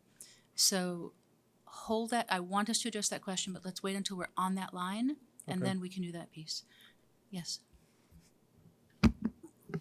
Thank you, guys. Regarding the timing of the cuts, seems like we had the budget books, you know, everybody, all the departments requested the money that they thought they needed for the year. And then the cut started. Was it a school board request? The cuts? To make the $1 million in cuts? Yeah. Yes, we were requested by Just wanted to the clarify. school board to bring the budget down because of, I think, and I don't want to answer for them, but if I were in their shoes, it would be what we've all been hearing from taxpayers. Yeah, no, and I appreciate that, and I trust you and Matt 100% that the kids aren't going to suffer. I really do. I just wanted to clarify that timing for people that may not have realized that. Yes, that was requested at a meeting a week ago. Yep. Keep in mind, one of the things that and I'm sorry, I don't mean to divert the conversation here, but one of the things that presented a challenge is we lost 2 meetings. We lost one meeting because of a police emergency in the parking lot, and we learned 10 minutes before our school board meeting that we couldn't have the meeting that night, and we lost another meeting because of a snowstorm. So that has really compacted the amount of time that we've had to do things, which is not necessarily operated in everyone's favor and best interest. And the other reason I asked the question was just to clarify that, it is $1 million cut from the requested funds from the departments. That's correct. All right. I just wanted to, okay, thank you. Thank you. And I'm sorry if I didn't answer your question. No, directly you first did. time, I so- wanted to clarify it so that everybody knew as well. And I'm going to, I think, and I see you, Ellen, do one other clarification, stepping slightly into my own opinion here, so forgive me as I do that piece. And that is, it sounds to me, Shane, that part of what you're highlighting is that whether these are reasonable cuts once requested to cut $1 million is a separate question than whether they were reasonable cuts to ask in the first place. And I think that's one of the things that we're going to be exploring tonight. I think it's also important, this is the bit where it's just me, to not so much ask as note, although you're welcome to speak to it. We received an initial draft request, which is a working document, but speaks to what people have asked for. Once the school board has taken that document and made a request of administration, my sense is that it becomes the administration's job to defend what the school board has done. They work for the school board. They're hired and fired by the school board. And while I very much like and appreciate what we're being told, and I think we should take it into full account, I think in some ways the most honest account that we have from the administration happened with the initial draft request. Now, that doesn't mean we shouldn't listen to the cuts in many different ways, but I think there's an interesting power shift within that is worth being cognizant of as we go forward. Yeah. Naomi, may I just ask a favor? Oh, please. I'm partially deaf, so if everyone could speak into the microphone as closely as possible. It's a difficult night. I can't see what's on the board. I can't hear what's being said.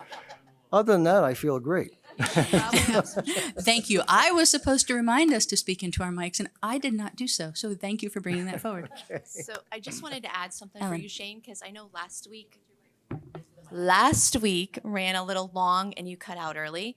Naomi gave us a heads up that about the school board asking for the $1 million cut, but then also reminded us that there's a $500,000 reserve to help offset some of that.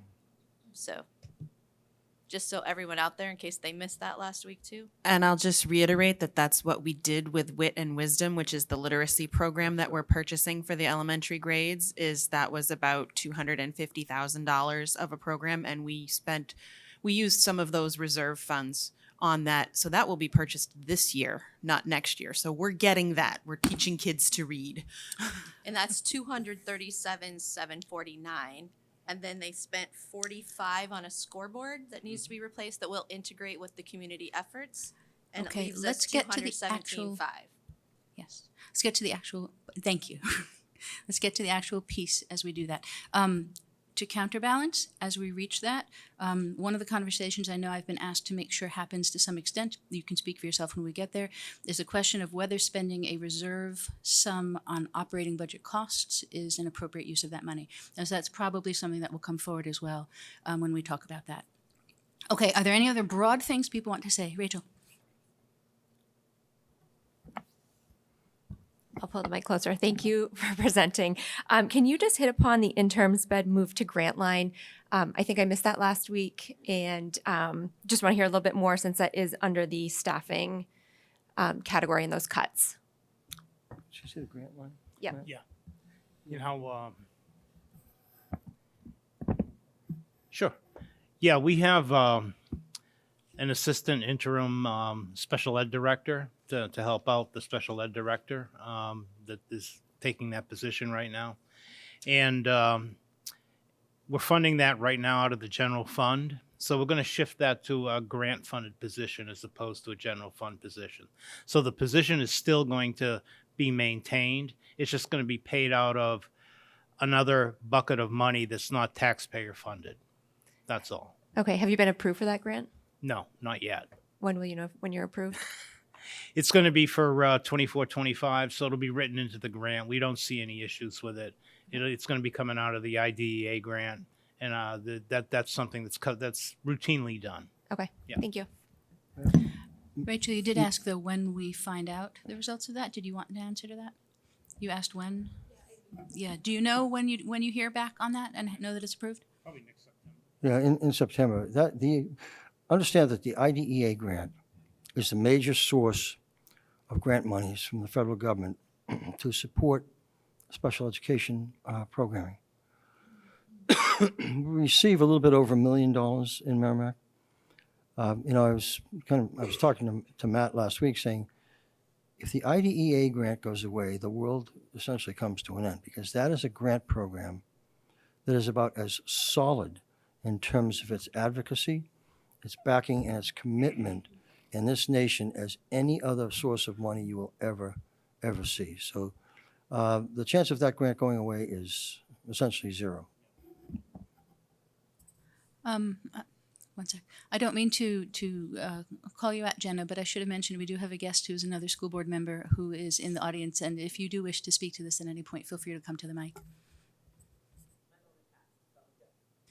Lee. Bill, thank you for that very telling portion behind the words on the screen. We appreciate your thoughtfulness in preparing that and the way you spoke to it.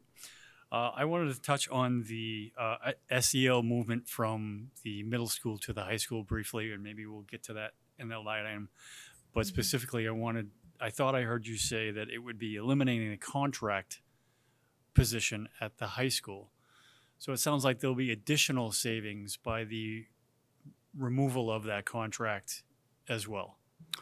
The removal of that contract is calculated into the $1 million Right. Already, Lee. So I don't think people quite may have heard that. Yeah. That there is a reduction in that That's as correct. well. So we're not just moving a teacher, but we're also saving the funding for That's- that at the high school level too, that we're also paying for. That's correct. And the importance of that is we have more control over our local staff, okay, in terms of programming, but also cost. And so what we're trying to do is commit ourselves to an overall effort to reviewing our contract services and reducing those where we can and hiring local staff. The problem is the labor market for highly qualified educational Very staff challenging. is very difficult right now. Thank you. Building, Lee, on what you asked, you've mentioned it's a contracted expense. Who is the contractor?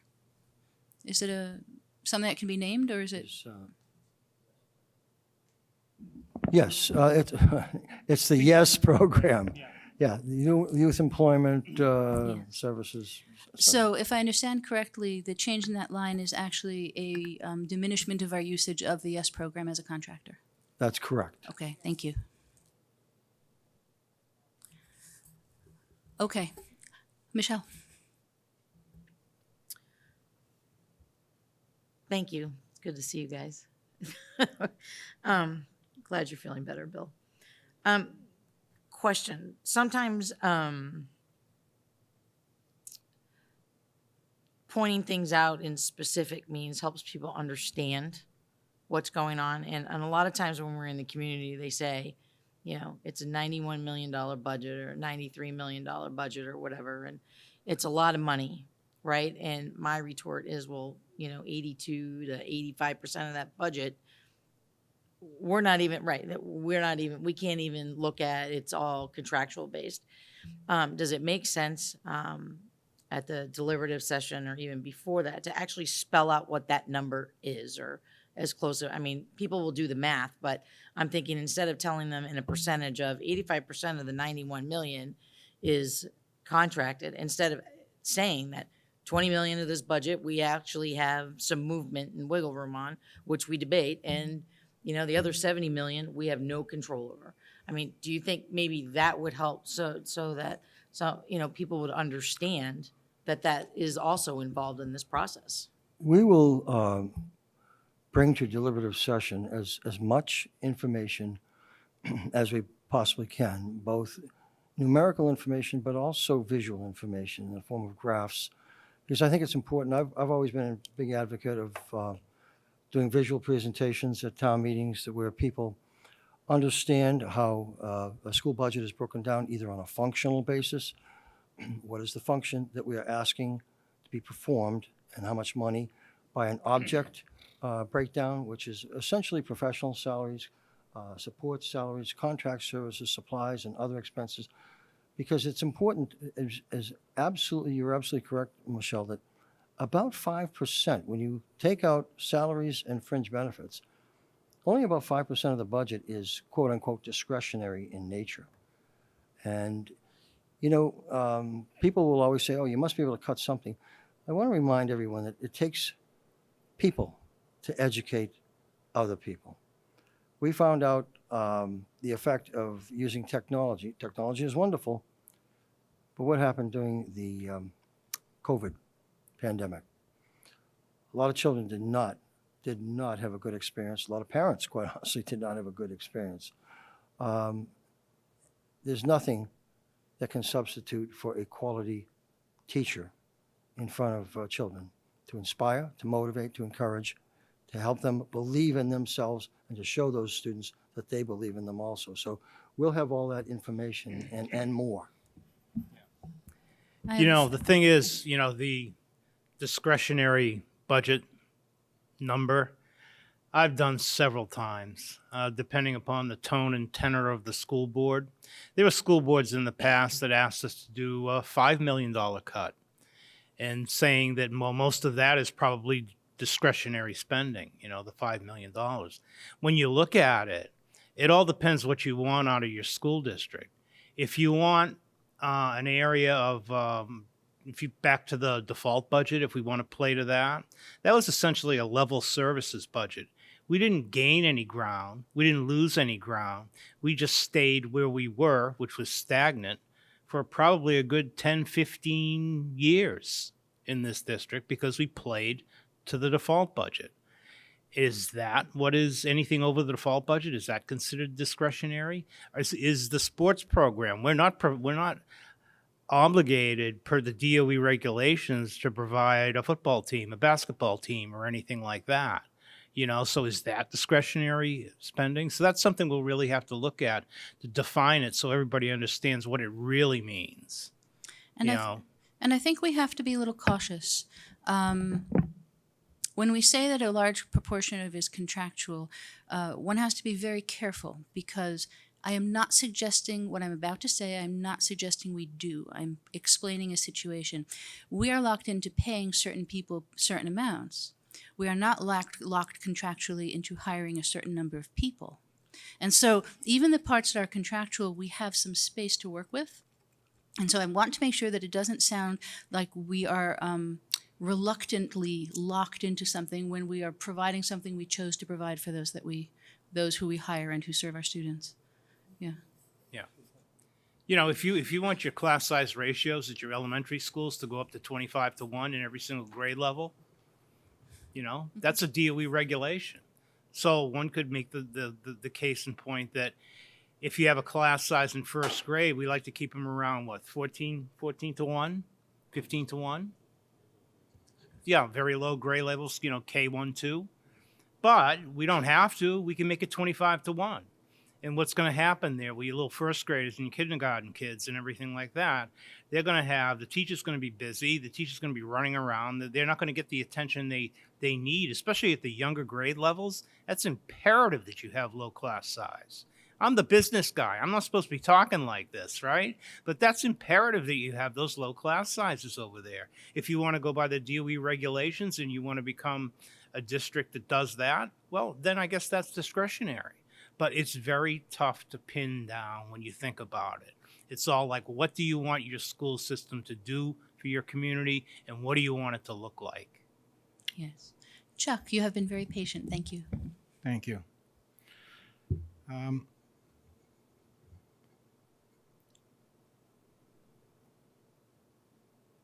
A bit off the budget, but in line with what we've been discussing here.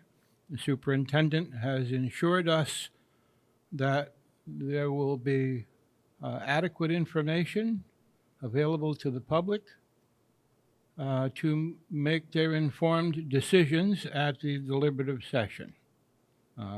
That's it in a nutshell.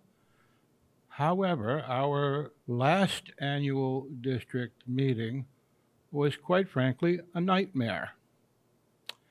And I would like to suggest and recommend that the school district convey to the school district moderator that elected officials performing their responsibilities at school district deliberative session should have all the time they need to explain the budget or any other item that they claim responsibility for.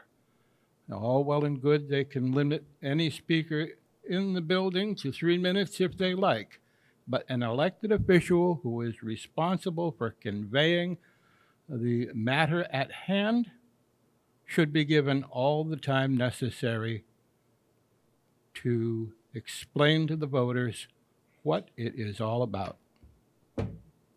I'd make that an official request. Thank you. Are we ready to move to the budget numbers themselves? Okay. Do we want a 5-minute break before we do so, or do you want to forge ahead? Just give me a sense. Yes break or no break? Yes or no? Okay, thank you very much. We will keep going. If I see people beginning to fidget in their seats, I will call one, but for now we are all set.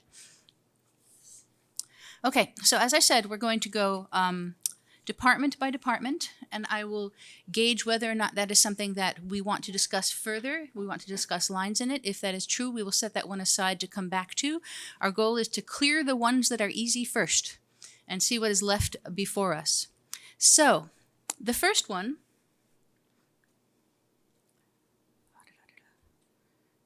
is the district-wide. The district-wide department, as it is presented to us, is comprised of 4 units within the budget lines. That's Unit 0, 01, 04, and 05. For those who have not had a reason to learn this, I only realized it after spending far too much time looking at numbers. I should have noticed it hours before I noticed it. Look at the last numbers on your line number.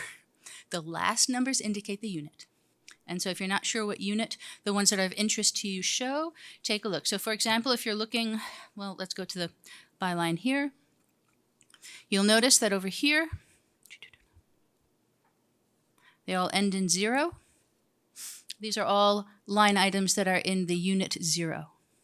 Okay, so that should help you figure out if you have something from that one as we talk. Are there individuals who intend to speak to line items within the units 0, 01, 04, 05 for those departments? So we are talking about district-wide, school board and district office, superintendent's office, and human resources. And those correspond on the green sheet with those 3 that end in 00, correct? Correct. There's 4, actually. Yes, there are 4 items that end in 00 on the sheet, and I have them indicated on red in here in case we revisit them and need them. Now, just for clarification. Yes.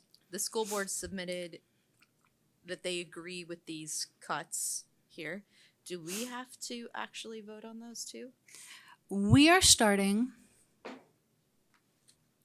with an empty budget, and we will be populating it with numbers as we go. Matt. Can I clarify? Yeah. When we post the warrant for deliberative session, you're going to, it's called the MS-27. Yes. It's a municipal services form. It's going to have a column that says school board recommended. And in that column, the sum total of that's going to be $93,285,848 plus any warrant articles that are approved or whatever, you know, and so that's what's going to be in there. So there is going to be a column in the official form that's posted at the warrant. And then what the budget committee does, they're going to have their own column also.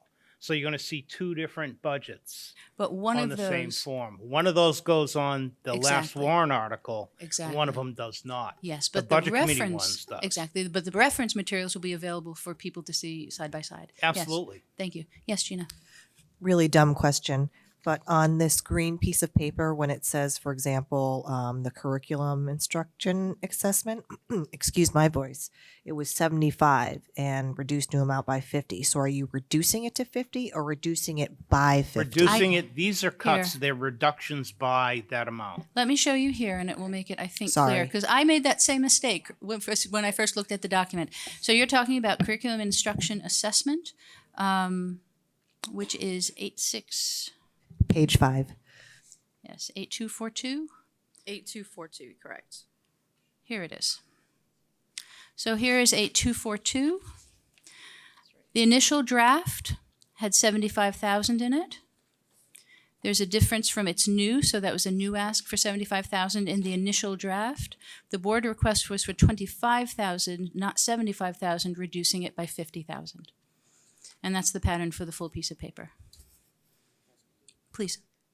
So on the green sheet, we're talking about the 0-0. So the mentors, the curriculum instruction assessment, professional development, and gifted and talented.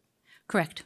So, I think the person that I hear praised the most in this school district, besides these two gentlemen right here, is Amy, right? This is directly coming from Amy's funds to train, support our staff on the new curriculum items she's implementing.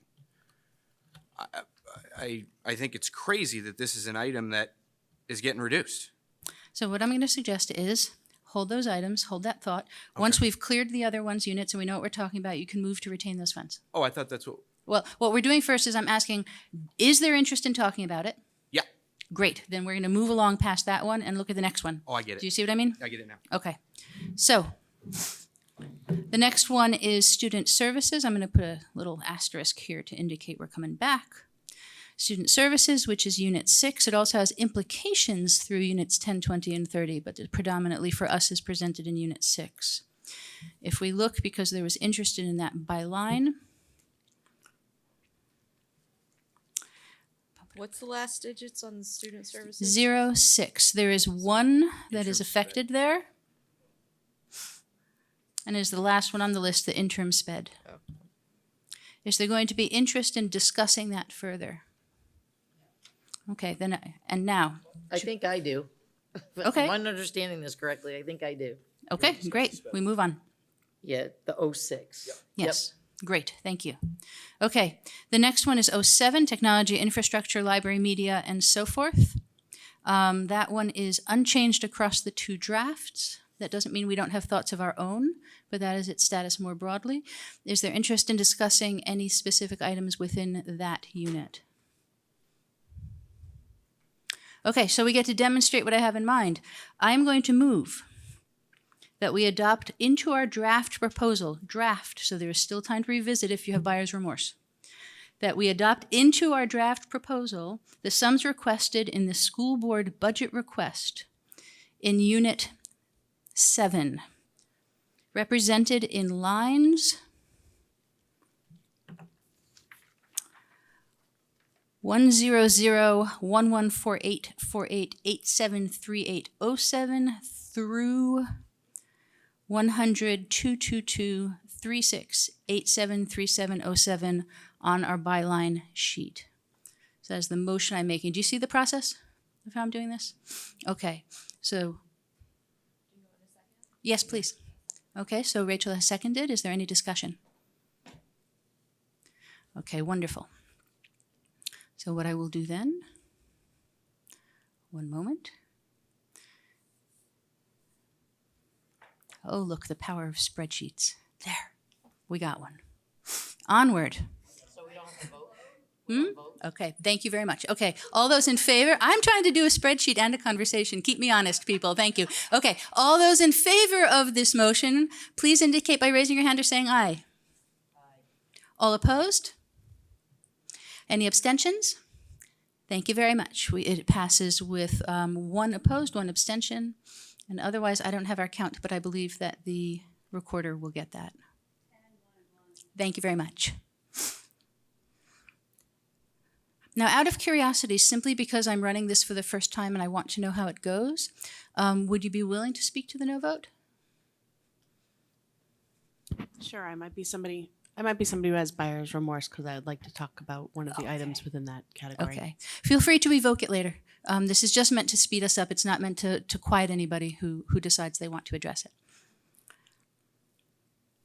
Okay, the next one on the list is maintenance, which is represented by Unit 808. I believe there are no changes in the in between the initial and the school board requests between those two, although you might have items you'd like to discuss separately from that. Is there any interest in discussing items within that department? Okay, in which case I will make the same motion that we adopt into our draft proposal the sums requested in the school board budget request in that unit, Unit 8. I will cease reading the line numbers and I will refer us to the document for them as we go. I think that they're set, so we don't have to worry about that. Good. Okay, do I have a second, please? Second. Thank you. Michelle. Discussion? All those in favor of taking those numbers forward, please indicate so. All opposed? Any abstentions?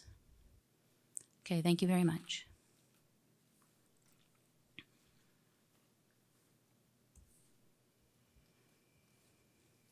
Now, the elementary is a little more complex in the units than it seems when we talk about it, because the districts that the departments that we talk about and have liaison teams for comprise a number of units sometimes across the budget book that are combined in certain ways.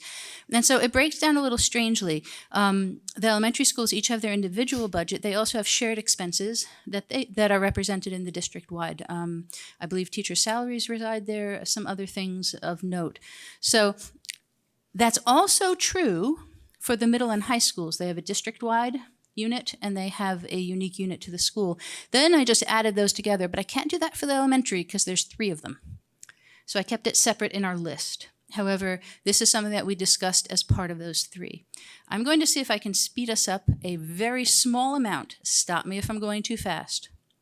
I'm going to refer to these together for purposes of asking for discussion. Units 10, 11, 12, and 13. There are effects that were put forward on this sheet. There is some level funding. There is the wit and wisdom element. Okay, so this one's, and that affects all the elementaries, and so we will discuss that one. I'm going to jump to a conclusion here and say that since the upper elementary is also affected by that, the same will apply. Okay. Middle school. Any takers for middle school? Middle school is units 20 and 21. I believe that the 2 changes are a diminishment to the hall pass. I think some of it was retained. Can somebody speak to that? Who knows? Yes. We reduced it. It was that fund covered a lot of supplies and software. I don't remember the exact specifics, but e-hall pass was included in there, and we reduced the line by the amount that e-hall pass would cost. We had a big discussion on how they're piloting it right now. And that if they come to us and they're like, oh my goodness, this is the best thing ever and we really, really need it, that we would be willing to revisit the issue. But all of us kind of initially reading it felt like it was,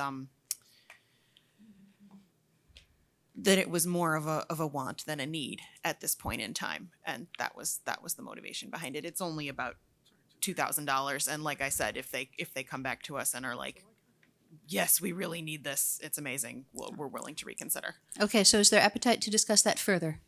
And when we had our liaison meeting, they weren't even sure what their actual cost would be until they finished the pilot program. And they did So it have was- coverage with the pilot. So there's fruitful discussion to be had. Are people interested in discussing this further, or shall we move forward as a unit on this one? I think it's reasonable. The cut itself? It's $2,000. I don't think it's going to affect anything. Okay. I'm not, here's what I need. Does anybody plan to motion a separate amount for any lines in that unit? Okay, then I'm going to be a stickler on that one because I'm going to plan to restore that potentially. Doesn't mean that I'll get it, but I have a few things I just will say on that one. Okay. Let me make sure we get these in. We know which ones are. We have numbers there. That tells us. I'm going to stop doing this side thing. High school. I'm assuming we're going to want to talk about that one. Okay, excellent. So we have 2 cleared and the rest to discuss. I am going to call a 5-minute recess so that people can organize their thoughts, their unit numbers, their line numbers, the motions they're going to want to make. Please be aware that I'm going to be a stickler for asking that we begin each conversation with a motion, and then we can move forward from that piece. I handed out exemplar text. If one of you wants it and didn't receive it, you are not required to use that, but if you are not sure how to make a motion on this, then it gives you a starting point. Okay, 5 minutes. I feel like this is a school trip and I have to double check. Look to your left and your right. Is everybody back? But have you been fingered, printed, and authorized to do that? That's a fair point. Yes, I hold the teaching certification. Okay, well Yes. then go ahead and count. Took me a moment. I had to process the question.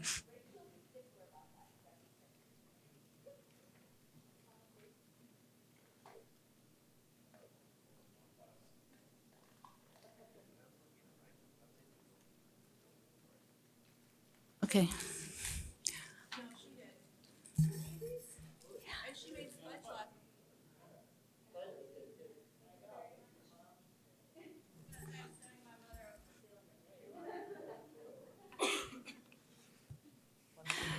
Okay, I'm going to go down to units 20 and 21, the middle school, simply because I have a feeling we can resolve that one quickly because I was the one who put a quick question on it. I wanted to pause and make sure that the pilot of the, let me name it correctly, the E-Hall Pass would be able to continue with this change.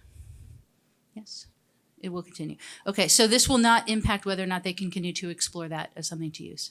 Right, and remember, Krigus said the pilot's free. Correct. I didn't know how much of the year it covered, whether they'd be able to go for it. I'm comfortable with it in that point. Shall we redo that department as a whole? Okay, so I'm going to move, as I have, that we adopt into our draft proposal the sums requested specifically in the school board budget request, so that's the slightly lower number, in units 20 and 21, the middle school combined, in the units as they're represented in our books. Is there a second? I'll second it. Great. Ellen, discussion? All those in favor, please indicate by saying aye or raising your hand. All opposed? Any abstentions? And that motion passes.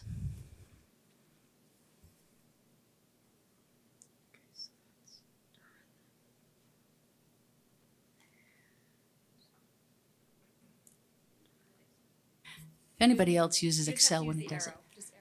Thank you. I knew somebody would know what to do. I'm so jealous got of all it you in. people There with we go. Excel. I don't even get it. What shall we tackle next? Okay. Rather than by unit now, who has a line item that they would like us to discuss? And we'll go with the unit that it is in, unless we just go with district-wide first. High school, let's do the high school first. Yes, we have people who are staying up just to find out what we do with some of that, so let's let them get some sleep. Okay, within the high school, which is units 30 and 31, would anybody like to make a motion? Can I get an explanation of the high school position that was eliminated? So the high school position that was eliminated, that's the MHS teacher TBD. Yes, that's worth mentioning because I had to do something a little odd to make that work in the spreadsheet. That is a non-existent line number because it is TBD. And so it can't be put into a particular line until we know which type of teaching position might be affected. And so in order to represent it in the numbers, let me go down to it. Boom, ba-dum, ba-dum. Wait. Don't get dizzy. Turn away from this while I do it. I added it as its own line here, so that would be calculated in. This is the proposed or requested elimination of an as of yet undetermined high school teacher on the basis of the fact that the administration and the school board believe that there is room to do that Which specific teacher is not yet determined because that is something that they will work on as they move forward, but they have voiced confidence that that is something that could happen without harming academics. Did I represent that accurately? That's correct. Thank you. So it's not a person being eliminated, it's a anticipated person that we never had that we're eliminating. No, it is an actual existing position, but knowing which one will take a more detailed analysis of needs of enrollment, of student course requests and so forth. That's correct. It is an existing staff member. Can I ask a question in regards to some of the state changes with staff in the high school? I know you mentioned there was the intention to retain staff, that we were looking at eliminating some positions. Can you just speak to that and then how that still would constitute a reduction in our budget? It's just something I wasn't quite following, and I don't know if there's something I'm missing with that. Every year, there is some turnover in staff. There are some people who retire. That does not mean we can't refill the positions. We need to fill those positions. But what we look to do is if we are reducing a staff member in another area, as long as they are appropriately certified, and we can put them in that particular discipline or grade span, we will do that. Thank you. So, does anybody wish to make a motion in relation to this line? Shall I model this one? Okay. So I will assume that this is something that I will model the school board's position, simply to not have bias on this one. And I will move that let me make it right, that we adopt into our draft proposal the sum requested in the school board budget request for the indicated question mark line at the high school level, which represents a removal of 1 FTE for the sum of $112,557. No, I mean, may I just clarify that I don't want anyone to think that's a person's base salary. That's a salary plus any benefits. Very well said, yes. So there's the take-home money, and then there's all the things we do on top of that in terms of healthcare requirements and so forth. And so that's the full piece. Okay, is there a second to that motion? Lee. Okay, the next thing would be to discuss the motion, and I'm going to say that of the so-called cuts or requests that have been made, this is the one I'm most comfortable with, in that it is thoughtful, it is taking into account staffing levels without targeting a particular thing, so that time can be taken to make that change thoughtfully, based on need, as opposed to us trying to second guess which exact teacher is our favorite or not our favorite. Shane. The way I'm reading this is they were asked to make a cut and they're not sure where it can be pulled out of right now. So at some point they're going to fire somebody. Am I hearing that correctly? And I don't mean to simplify it so much. I'm just simple-minded. I will rephrase it and tell me if this is correct, and feel free to pick it up. Yes, however, the district has also voiced intent to support whoever is affected by it in terms of rehiring or moving into other positions within the district. Which would still cost money. We will be down one staff member in a department. There is no question about that. If there is a position, if there is a vacancy by reason of a retirement someplace else, and that person is qualified by reason of certification to move into a position in a department that we are not reducing, we will do that. That's easier said than done sometimes, particularly at the high school level. So, but we will be down a position. Yeah, so it seems crazy to me to cut a teacher, particularly considering we're working on teacher retention as one of the goals of the school board. We're getting there. Okay, thank you. Yes. Enrollment at the high school is down.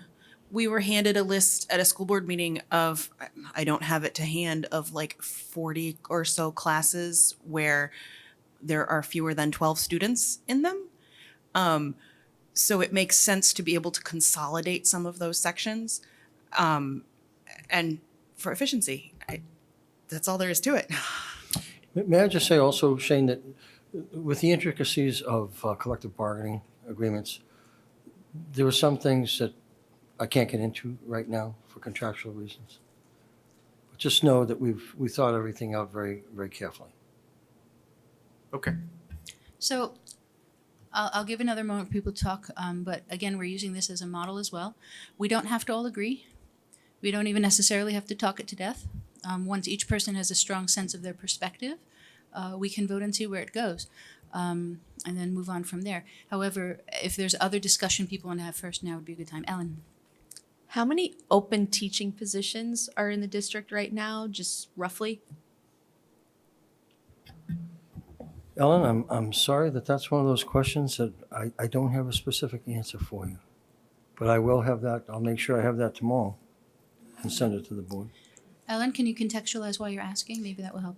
Well, because I'm trying to help people understand that they're not just firing a teacher, and how you choose to reallocate them and offer them other positions, that there could be other positions open. And as they make the departments and the education process more efficient, that it's not just getting rid of somebody arbitrarily. You said that better than I could. I see Jenna. Hi, thanks for letting me be here. I just wanted to speak to the retention of teachers. When we say we want to retain teachers, what we mean a lot of things. It doesn't necessarily mean we don't ever want to reduce the number of teachers that we have. What we mean is that we want to offer a contract to our teachers so that if we have excellent teachers, they aren't wanting to go to different districts because other districts pay more. So it's not that there won't come a time when enrollment drops to a level where we'll have to say, we can't defend the fact that we have X number of teachers, but only X number of students. So there are times when we do have to reduce the actual number of teachers. Hopefully not as many times. Hopefully between attrition and that sort of thing, we can reallocate and that can work. Sometimes at the high school, it doesn't work because of certifications. But when we say we want to retain and attract teachers, when we say retain, what we're saying is if we have amazing teachers, we want to be able to keep them by offering a package that makes them want to stay. So we don't necessarily mean never looking at what we've got and saying, is this effective and do we need to make a different change? Thank you for that clarification. And I understand by retention, I didn't actually mean not letting a teacher go. If I was a teacher and I could pick between a school district, I'd pick one that had good benefits, good pay, and I thought I could be there for the rest of my career. So if we're reducing a teacher because enrollment's down and we're a school district that is spending less on our school budget, and we heard from a student earlier that said we're competing with private schools, I'd argue that, why would you go to that school district? So as much as I'm talking about this individual teacher being retained, I think it speaks volumes for the school district, for all teachers that work here, that, this could happen. And I don't like that look, but I think I made my point. And I'm going to add a context, and then we'll be next to you, Ellen. Again, to make sure that we understand clearly the purpose of this committee and what we're doing, we're choosing whether to appropriate funds for this position, whether we want the district to have this money to retain or continue that position at its disposal. They can choose, nonetheless, even if we provide it, to reduce that position. So the question is whether we consider it more prudent to provide the district with that money or to not provide the district with that money. Ellen. I'm just going to add a little bit of different language because the debater in me picks that up from my old days, is that we're not eliminating a person per se specifically. We're eliminating a line, and that person could still be retained. So other districts, major corporations, hospitals, even your Dunkin' Donuts in town, they do the same things to be fiscally responsible and to run efficiently. So I'm assuming that correctly. So we're not targeting a person, public, no one's being targeted. It's that it's being reorganized and it's a full-time line that they can do without. But the teachers involved, one or many, will be offered the same reorganization, right? Like If there is, benefits if from there it. is an opening and if by reason of Correct. certification and seniority, that person qualifies. And they could say yes or they could say no, but it's not a targeted attack. So this motion is specific to a line item. It is the item in red. As I said, it has question marks in it for the reasons we've talked about, and it would waterfall down into the appropriate line depending on the choice that's taken.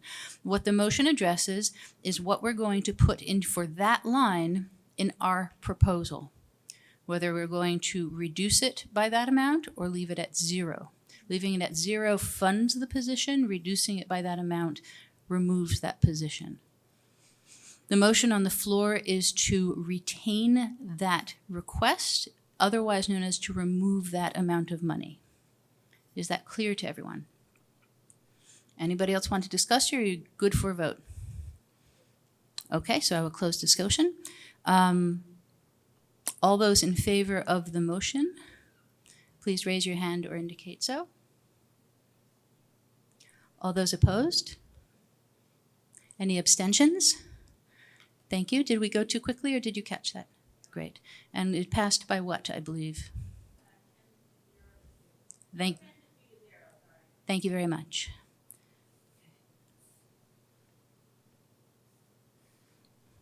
Are there any other lines within the high school that people would like addressed? Michelle? Sorry, I'm still catching on. Can we ask a question? Absolutely, Okay. anytime. Yeah. And hi, Amy. Can I chat with you for a second? I ask you a question.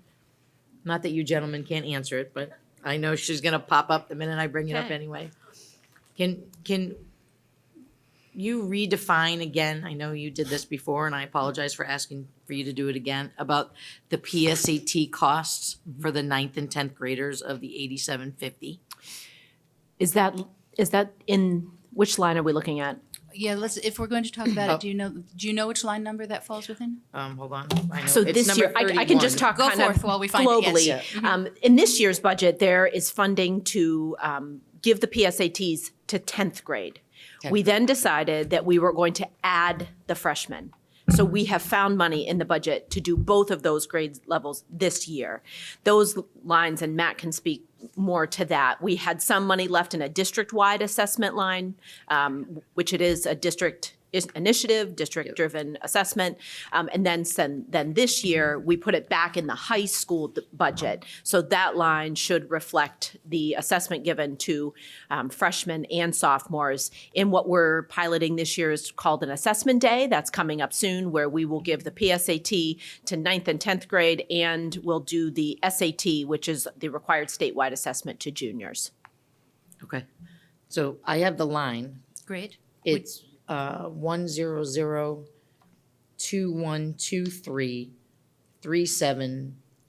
100212337833131. It's the testing and scoring at the high school. What page is Image- it? Oh, I'm sorry, page 1 of the Merrimack High School budget in section 8300.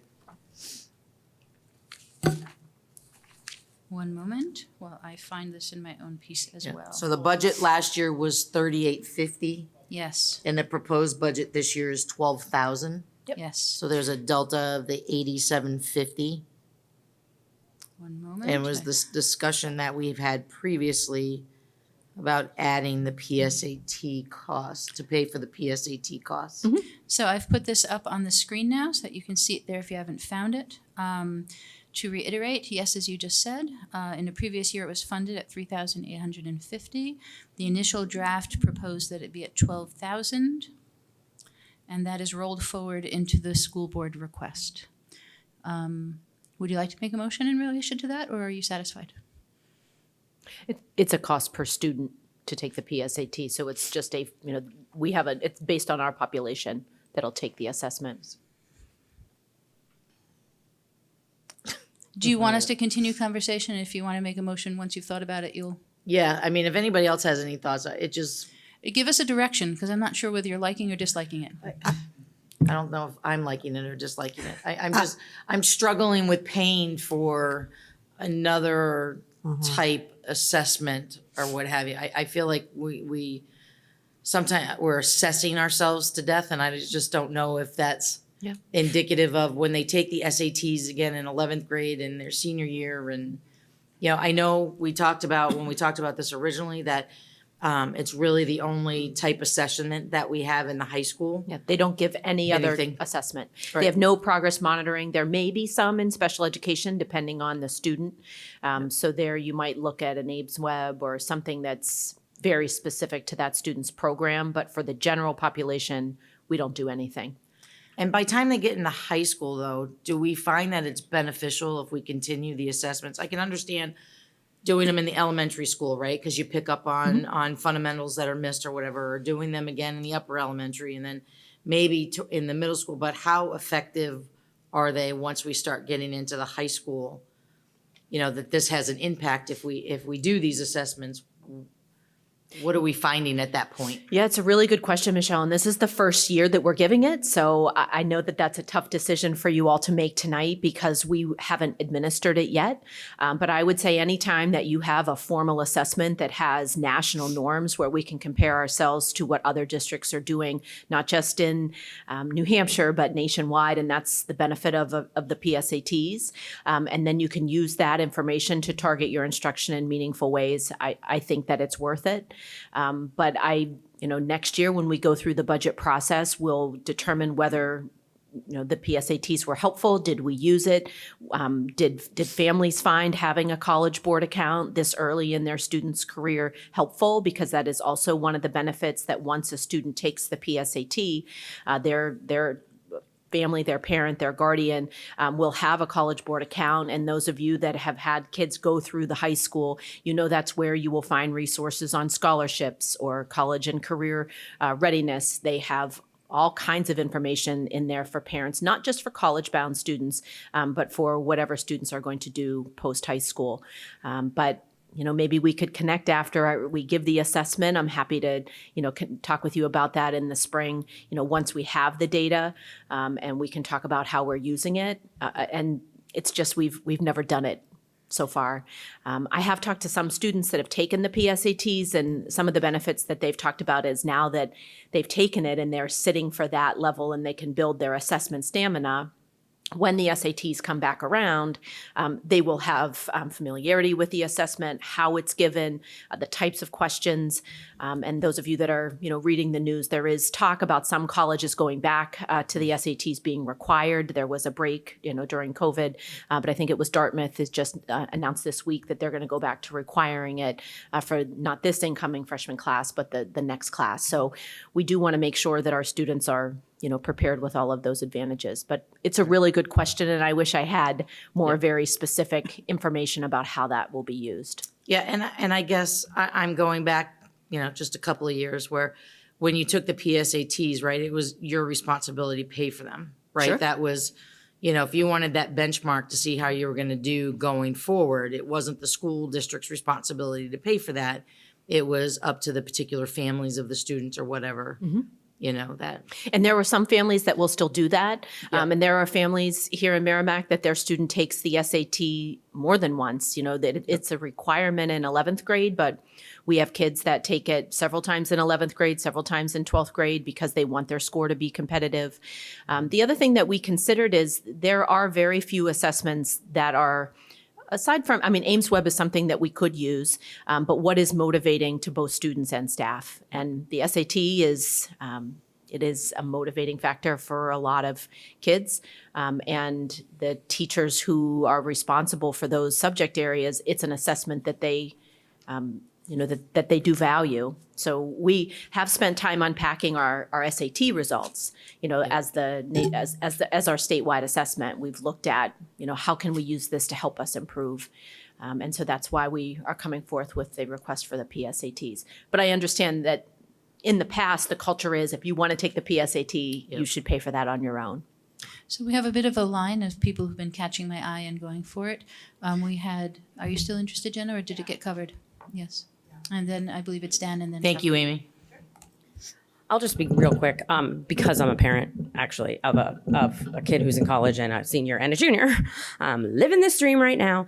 And actually, I think it's a huge benefit to students because Amy did touch on it there at the end, but the more they take the test, the more their scores improve. So every time they take the PSAT or the SAT, their scores tend to improve. It's probably not in every single case, but I think in general, the more practice they have with it. So it helps our students, especially as they're trying to go to college.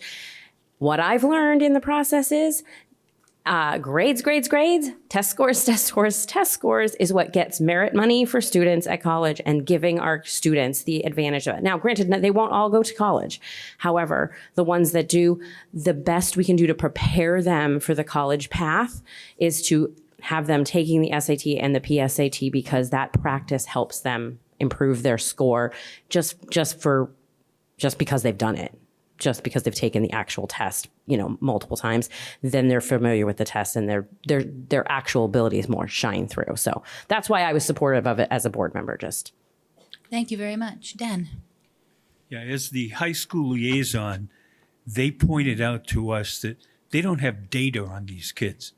And if they can get that data at that early age, they can move these kids better to be successful long term.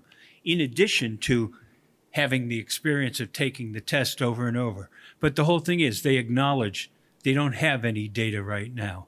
They will next year. And then that data might be worthless or it might be the best money we've ever spent on testing for these kids. We don't know right now.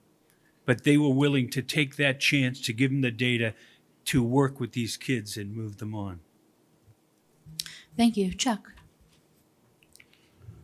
All of those things are true. And in addition, we are in the middle of developing full competency assessment for the district. And this is exceptionally valuable information for us to have in further creating competency assessments through the high school. It's very, very important information for us to have to know if what we are doing curriculum-wise is not only good for the students, but does it reinforce what we believe is the correct curriculum approach in developing full competency assessment. At some point, we will be dropping the letter grade assessment phenomena of the last 100 years. And we will be able to eliminate our dropout rate and through competency recovery, etc., we can guarantee that each student, when they graduate, will be a competent graduate. Thank you. Ellen?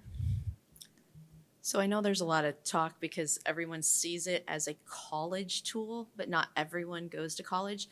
So it helps hold our teachers and our administration accountable for their targeted instruction and how our students are doing. But as a parent who has worked with several students and then my own students who didn't necessarily go on to college, those assessments would have been beneficial to me and they were not in place. They would have been beneficial to my student so that they could target for their alternate pathways as well, because they still have to have efficiency in English and math, even if they go into a plumbing program or an HVAC program or something like that. And there was a time that I know a large group of parents needed that assistance for their child because my child was one of those, and we had no way in the high school of knowing. So this is something that's very important, not just for a pathway to college, but for accountability, for making sure our students have the appropriate education and move on in the grades. So yes, that assessment is still needed in high school because they're still developing fundamentally. I'm going to ask a clarifying question. I see two more people. It may help or it may not. If we did not fund the PSATs in this way, and I realize you will not have precise numbers because this has not been done in that way, but nonetheless, if we were to not fund the PSAT, what is the likelihood that we would be purchasing a different assessment for those same individuals within the district? In other words, do we need to spend that money on assessment one way or the other, and it might as well be the PSATs with multiple use? Or is this an expenditure that would be dropped and not replaced? Does the question make sense? Yes, I mean, my feeling is that we would pursue an alternative assessment, because without having data, we're essentially flying blind, whether it's kindergarten, preschool, or 12th grade. Now, Amy, if you have a different view? Yeah, I would add, we have not had an assessment in the past. And so you would be looking at a very limited number of choices that I'm not sure that the application of your entire population, once you get to the high school, that it's appropriate. So, really the only assessment that comes to mind, and there could be others, is AIMSweb. And I don't want to do teacher talk, but AIMSweb is really an assessment that you're targeting. It's a progress monitoring tool that's standards-based. So imagine that a group of students is administered the AIMSweb. It can take anywhere from 7 to 15 minutes. Then based on that, you create small groups. Some are working on filling gaps, so that would be more of an intervention, and some would be working on an extension activity. But the AIMSweb it's a limited assessment. It's not as broad.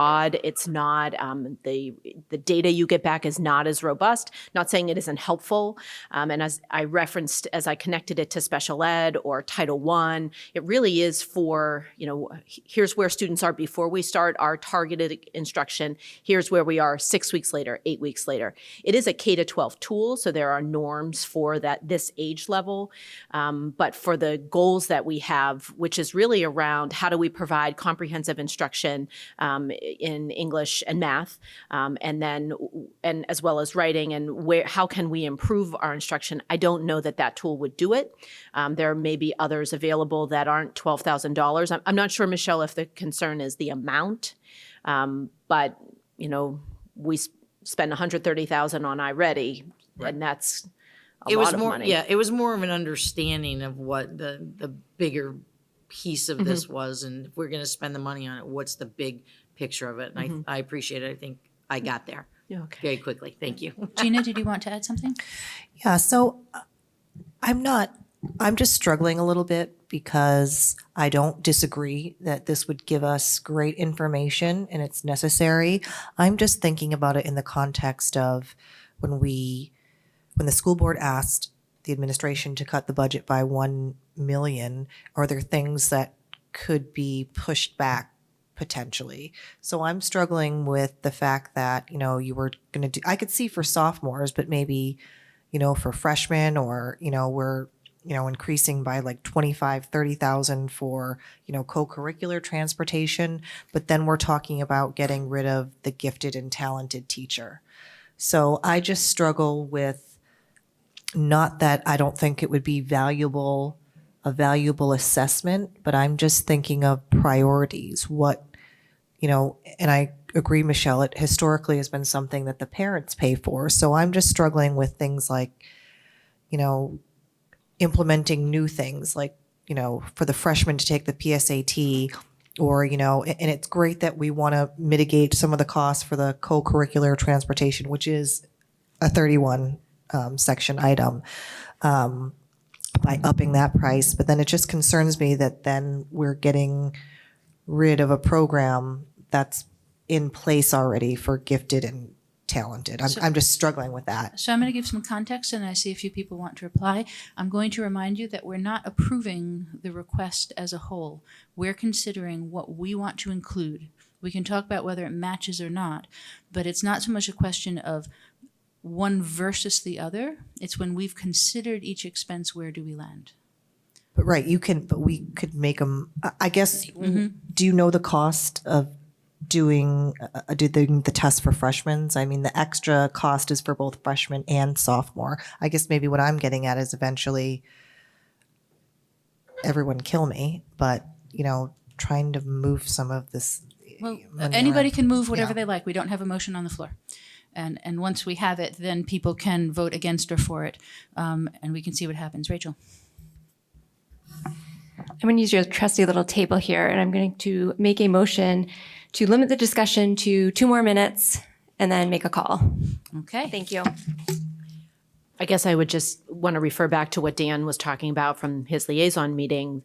The request to have some kind of formal data on the 9th and 10th graders, it does not exist right now. So if, you make this motion to remove that, which is, absolutely within your purview, we will still need to discuss some type of assessment to provide teachers with the data that they need to target their instruction. So whether it's the PSAT or not, we need to have something in place because it's, in my opinion, almost irresponsible to have nothing, no progress monitoring at all for 9th and 10th grade.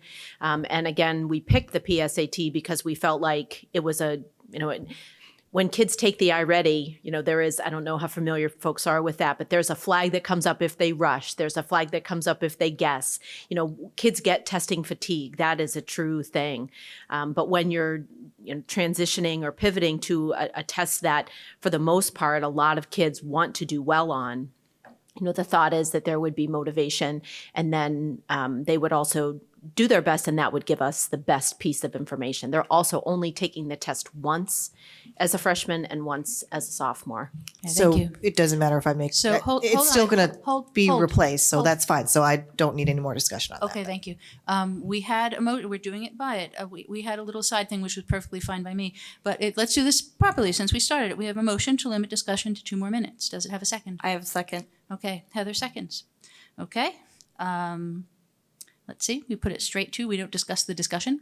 All those in favor of limiting to 2 minutes, please indicate so. All those opposed? What though, this particular line item or Yes. 31 in general? This Oh, particular oh, line okay, item. yes. Yes, thank you. Is that correct to the meaning of your, okay. Limiting this particular line item. Was that clear enough for the record?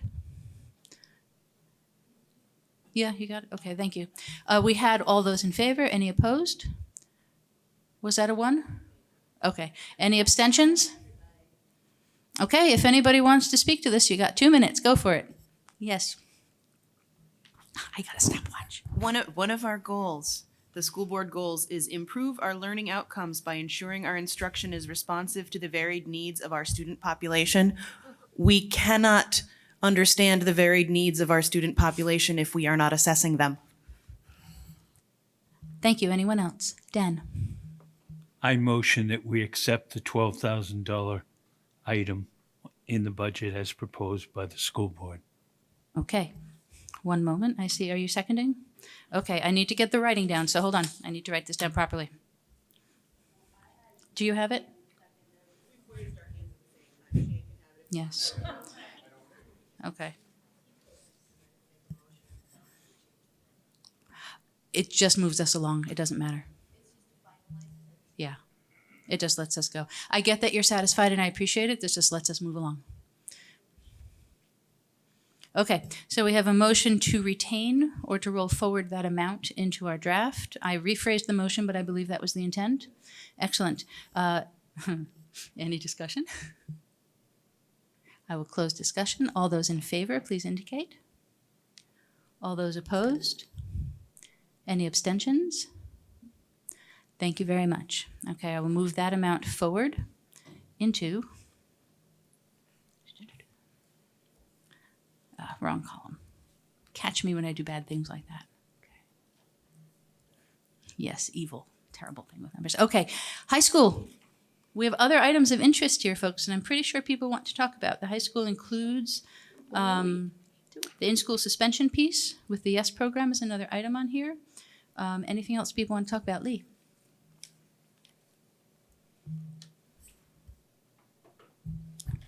As it happens, that I'm looking at page 1 here, where we were just talking about the assessment. Just above that is a gifted and talented program development for the high school. Line 100-1270-30-8322-31. Budgeted for $15,100. I just wanted to talk about, as we have discussed the potential removal of that teacher for the gifted program, what does that mean for the program itself? Maybe we don't have a teacher, but I think we heard very clearly from the students that they appreciated not just the teacher, but the space itself. And I can relate to wanting a space that they feel is safe for their needs, right? And some of the programs that go with that.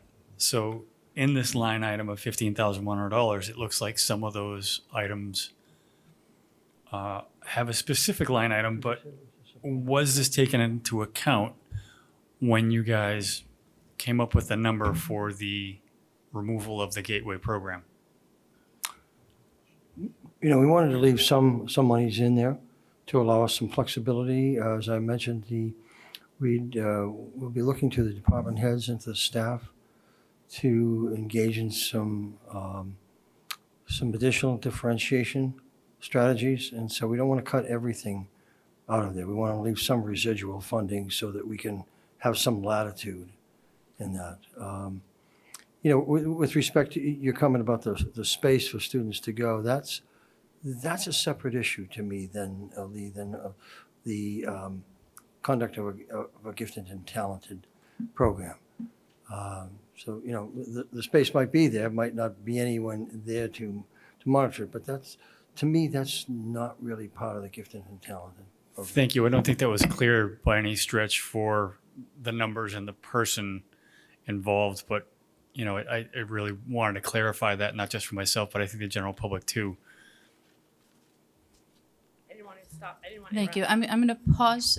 Don't go away. We want to hear what you're going to say. I want to put us back in motion status for discussion. I can make a motion that I think will guide this if nobody else has one in mind. Okay, I'm going to specify the line number that is specific to the gifted and talented full-time position. And I'm going to move that we move forward into our draft proposal, the amount recommended in the initial draft, otherwise known as retaining that funding. That is the proposal. Just a question, I think. Please. I'm sorry, I just have, so is that position under the district? Right now, we're under the high school, which is a different unit. I'm going to do it anyway. Okay. Because I think we're going to go there whether we like it or not. I believe you're probably right. I just wanted to make sure I was Thank you very much following for the closely. clarification. Yes, thank you. Yes, keep me to my own procedure. Okay. Is there a second? Thank you. To start discussion, my motion is not intended to take the vote one way or the other. It's to frame our discussion. From that perspective, however, my perspective is that I do not have the information at the moment to know or judge whether that position should remain or not. But I know it was in the initial proposal. And for me, my sense is that that appropriation should be retained so that they have the flexibility to develop and change that program as they wish. If it turns out that that elimination makes sense, they can do it and remove it from next year's budget. That is my thought. Jenna, would you like to come forward? So I just want to, I guess I'm not on the committee, so I'm not going to speak specific to the specifics of your proposal. What I'm going to talk about as a board member, and I think this is why I felt really strongly about being here for these, especially for the positions that were talked about being cut. When we asked them to, the administration to cut the budget, I don't think anybody's expected necessarily positions to be reduced. But then when we realized that that's what they came back with, we had to look at them and say, does this make sense? And I think when we were looking at them and the information that I have found out over the last 24 hours, talking to the administration, before the vote, but also learning at the meeting, talking to administration and hearing from students, I think we think of this gifted and talented program as there's all these kids that are qualified, they're in this gifted and talented program, and they are receiving services, and those services are going to stop. And I think that is not exactly the way it works. I think in the elementary, there's a specific population, and somebody else can correct me if I'm wrong. But when it transitions into middle and high school, what happens is it's a gifted and talented teacher who has a space, who provides certain enrichment activities, provides support to students, but it's actually to any students. It's not specific to any kids, although it tends to be, and again, people can correct me if I'm wrong, the students that have been in the gifted and talented program up into that point. So what this is it's a space where kids can come. They definitely connect with their teacher. We've heard that loud and clear. Nobody has one single bad thing to say about that teacher. She's amazing, hands down. But there's no direct instruction that happens. She's not teaching lessons, or she's providing a space where they can come, they can get homework support, they can get those kinds of supports. They are having a space where like-minded students are together and they're having a safe space. And all of that is extremely valid and extremely important.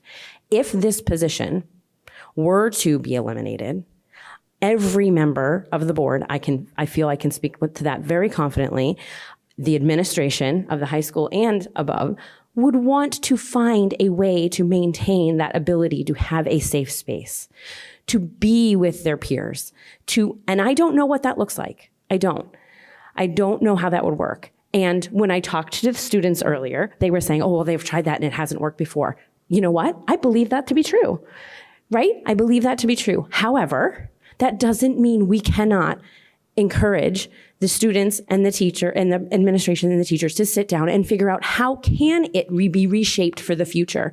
Because the Gifted and Talented program as it exists in Merrimack High School has been something that's been in this form for a very long time. And we're not saying we want that to stop. We are saying that we want that to look different. We are paying a full-time teacher salary and benefits, but there's no direct instruction happening. So I'm not, and we're not invalidating all of the wonderful things that happen in that room, but we're saying that is why, as a board and as an administration, we have to look at that, because we have to go to our taxpayers and say, we're paying a full-time teacher salary for someone who is there that is not providing instruction to students, right? But she's not a guide. That position is not meant to be a guidance counselor or a safe or that. I'm not saying it's not valuable. What we're trying to say, I think, is that is why we're looking to reframe the way that we do gifted and talented at the high school. It's not, but anything that is lost in the losing of the position that is valuable that we're hearing from the students, absolutely we should sit down and find ways to carry those things forward. Nobody wants to end those or take those things away. So since this was my motion, I'll speak to it briefly in response, and then I see quite a few people who want to talk. My perspective on that is that it is certainly the school board's prerogative to retool the program whenever and however they want, but until they have a sense of where it's going and why, there's no reason we should not appropriate funds to maintain the level that has been provided. Once something else exists, you're certainly as a board still free to retool away. But in the meantime, whether or not we should appropriate funds to maintain services students currently use is, for me, the question on the table. Now, I'm lost track of who raised their hand first. I think it was Heather first. Go ahead. Thank you. Thank you for providing the context. As Naomi had mentioned, Naomi Halter specifically, I will be specific, improving learning outcomes by ensuring instruction is responsive to the very needs of our student populations is one of the goals of the district. To me, we have heard very clearly from members in our community and our students that this is a program and a position that greatly benefits that population of students. And as such, not seeing a clear path on how that program would continue, I support appropriating the money that was originally requested by the high school administration to be retained for that position. Thank you. I believe, Michelle, you were next.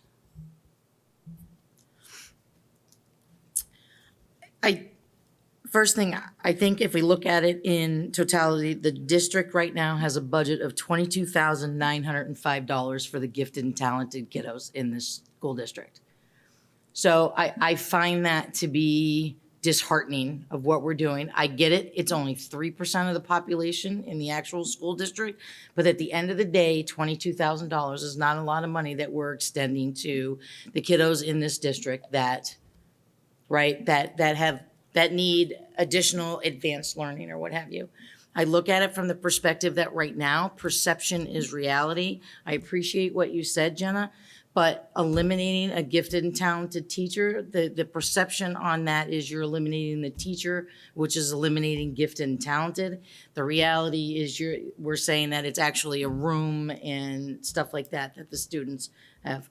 But we've had people in the community, and myself included, that these gifted and talented things, they're important, right? They're important. I get it that they're important in elementary school, in the middle school, and the high school, right? If we as a district don't have a curriculum, or we don't have a path for these teachers to follow, or these kiddos to follow once they get out of the curriculum that we have established in the elementary school, then that's our fault.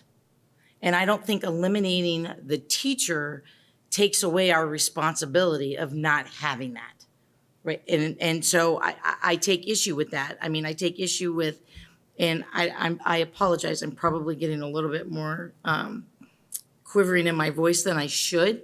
But between two elementary schools, two of the elementary schools share a resource. They have a $2,200 budget a year. MES and JMUS has a $2,400 a year budget. And the high school and the middle school have the middle school has a $2,700 budget, and the high school goes up to $15,000. And I think the high school goes up from the very nature of that artisan residence, because I'm familiar with some of the costs associated with that, and probably the Granite State Challenge program. But there's a problem here. I think there's a bigger problem here that needs to be addressed from a school board and discussion on how we're overseeing and managing this gifted and talented process, and what are we doing for those kiddos that have clearly been identified that they should be in there. I just think that right now we're putting the cart before the horse and eliminating something at a district level, a position at a district level, when we don't even really have any idea what we're doing with the program once these kids get out of the upper elementary school. So I'm going to retain order. I believe that, did you still wish to speak, or did you want to take your place out? I was actually wanting to respond to something that Jenna had said, which is one of the things that I heard loud and clear from students who both emailed earlier in the day and spoke here, was the need for that space in the high school away from everything, where they could retreat if they needed to. And that was actually something I had been planning on bringing up at the next school board meeting and saying, hey, if we're eliminating this position, I think this is valuable to look at, that we still need to provide this space and we still need to provide these supports. So I just wanted to, because Jenna had said she thought the whole board would support that, and I wanted to throw in there that yes, I would if it comes up. Thank you. Now, there are others who want to speak, and I will give you a chance in a moment. I do want to remind you, we do not need consensus. So once we have when you have a strong sense of where you stand, we can vote on it. I can keep working on this as long as we want, but we could talk about one line working towards consensus until 2 a.m. just on one line. So keep that in mind, as yes, we could until we start. Dan, I saw your hand. Yes, I think there's something wrong with a school district that has gifted and talented only for the elementary schools and eliminates it for middle school and high schools. I think we need it across the board. However, I think a room is not gifted and talented. So I concur with you that yes, let's not eliminate all of this till we find out what we have and what we can make it into beyond being a room. And you guys have a room that you can go to, but it could be so much more if we develop it into what it really could be. And so I would concur with you and keep all of it in the budget. Thank you. Would anybody else like to speak? I saw two hands at once. Ellen or Rachel, who wants to go first? Thanks. I just have a clarifying question, and I get rethinking, redesigning this program, but I'm thinking what I'm hearing is students need access to spaces, people, connections, so that they can access their learning, whether it's in that safe space or whether they can go back to the classroom and access that learning. And so to me, I don't know if that borders on, it's more of the SEL type department. And if that were the case, wouldn't that funding be needed just in another department, essentially? It does appear to be more of an SEL function in terms of a safe space or a comfortable space for students to visit. And yes, that's where I charge the high school with responsibility, the high school administration, coming up with some alternative for that space that does not represent gifted and talented in that space, but is that sort of safe room for students to visit. But funding would still be needed to support Funding that. would still be needed. However, we may be able to, just scanning our staff, we may be able to transition even a support staff member in terms of monitoring that room and providing some support. It's just, it's very difficult to define that in the immediate moment, but there's where we would have to work with the high school administration and say, look, here are the goals that we're looking to accomplish in this space. Here's what's important to students. Let's take a look at what we have for resources right now and see if we can reallocate some of those resources to that. And I don't mean to be nebulous, but everything has some degree of possibility to it. So, yeah. Ellen. Okay. Is there a gifted and talented teacher at the middle school? It's the same person that splits between the middle school and the high So school. she splits between the middle school? That's correct. Okay. So bear with me here for just a second because I'm going to work through this process to hopefully, if anyone's listening, they can understand where. So you can't build a skyscraper starting on the 14th floor, right? You have to have a foundation. So our elementary school talented and gifted programs are the foundation. And then all of a sudden we have a mid-level club lounge, right? In the middle of our skyscraper. But that club lounge no longer has a coordinator and is no longer giving direct instruction to help them coordinate to build their next level, which is the high school and the penthouse, right?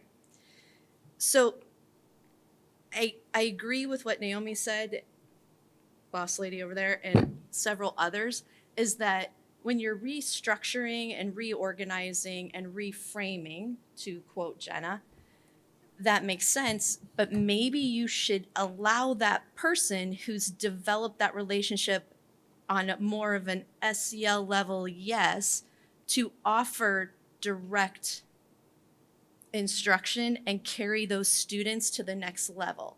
Like just kind of cutting them off at that mid-level and not allowing them to continue to build to reach the stars in this program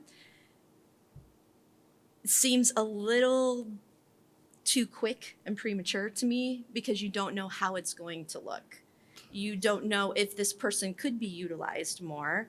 And I understand that you were looking for places to cut, but a relationship is also education. And those are very important. And so she could, or the person, I don't know if it's he or she, could have more influence and more direct instruction and more involvement in the reframing to help the specific 3% be even more successful in that program. But if we take away the money, then what if we need that person there? So that's just my thoughts, and I don't think it should be cut because it's part of the whole big picture and utilizing them more to what they're designed to be utilized for, and maybe making the administrations in the school be a little more accountable to how their program is run.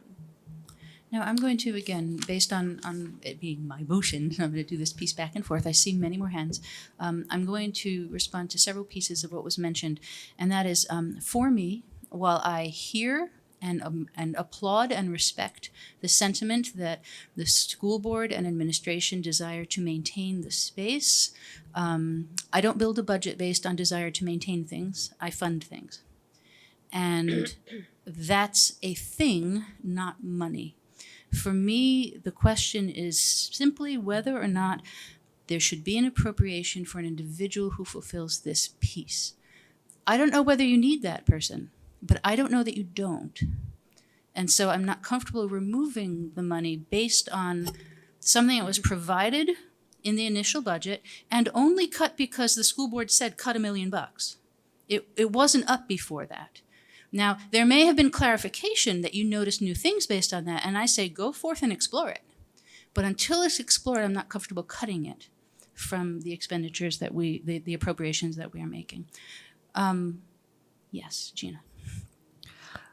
I guess the way I look at it, and the same as you, is I think that the school board and administration has valid points with it not being a true direct instructional.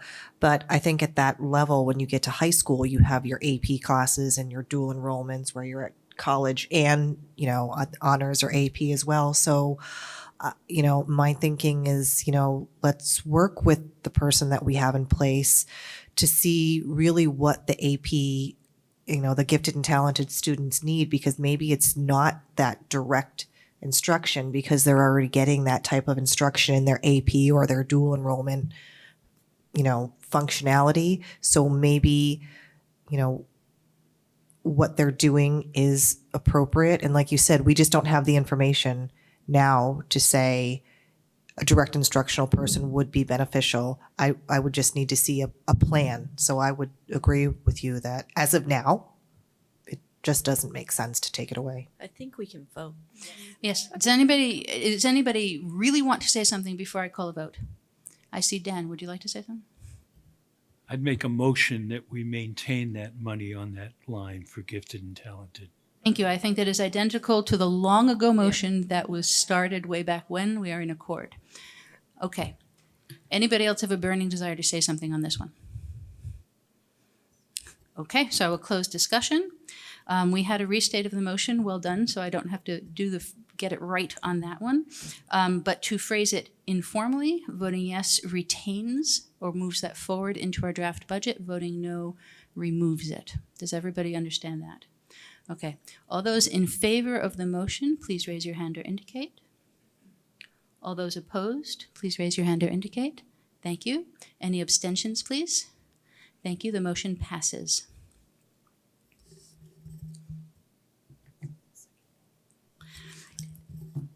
I think that we're past the point of specific unit. I think we can talk about specific items, and I'll do the numbers as we go and let us know how we're going. So if somebody has the next thing they want to talk about, Shane. I just had a question about one of the lines at the high school. I don't know if you guys have a budget in front of you or not.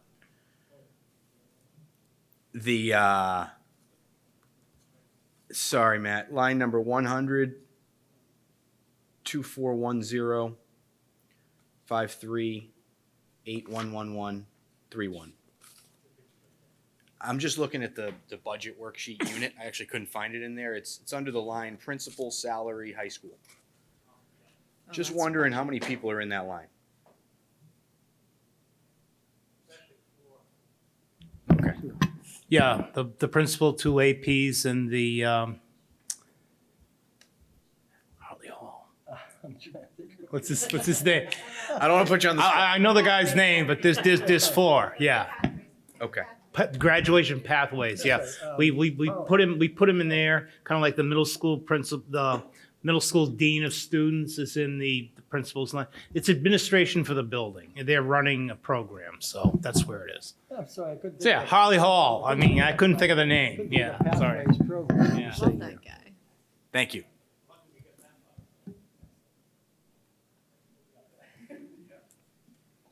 Okay, give me one moment, folks.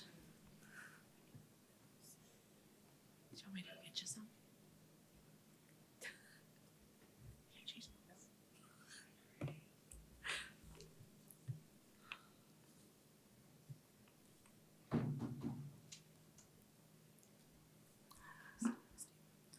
Is it with that line?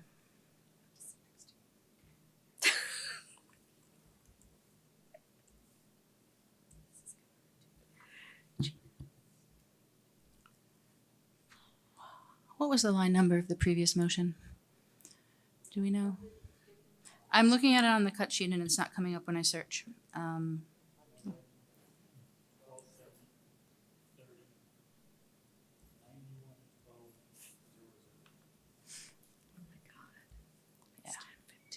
What is the name of it in the book?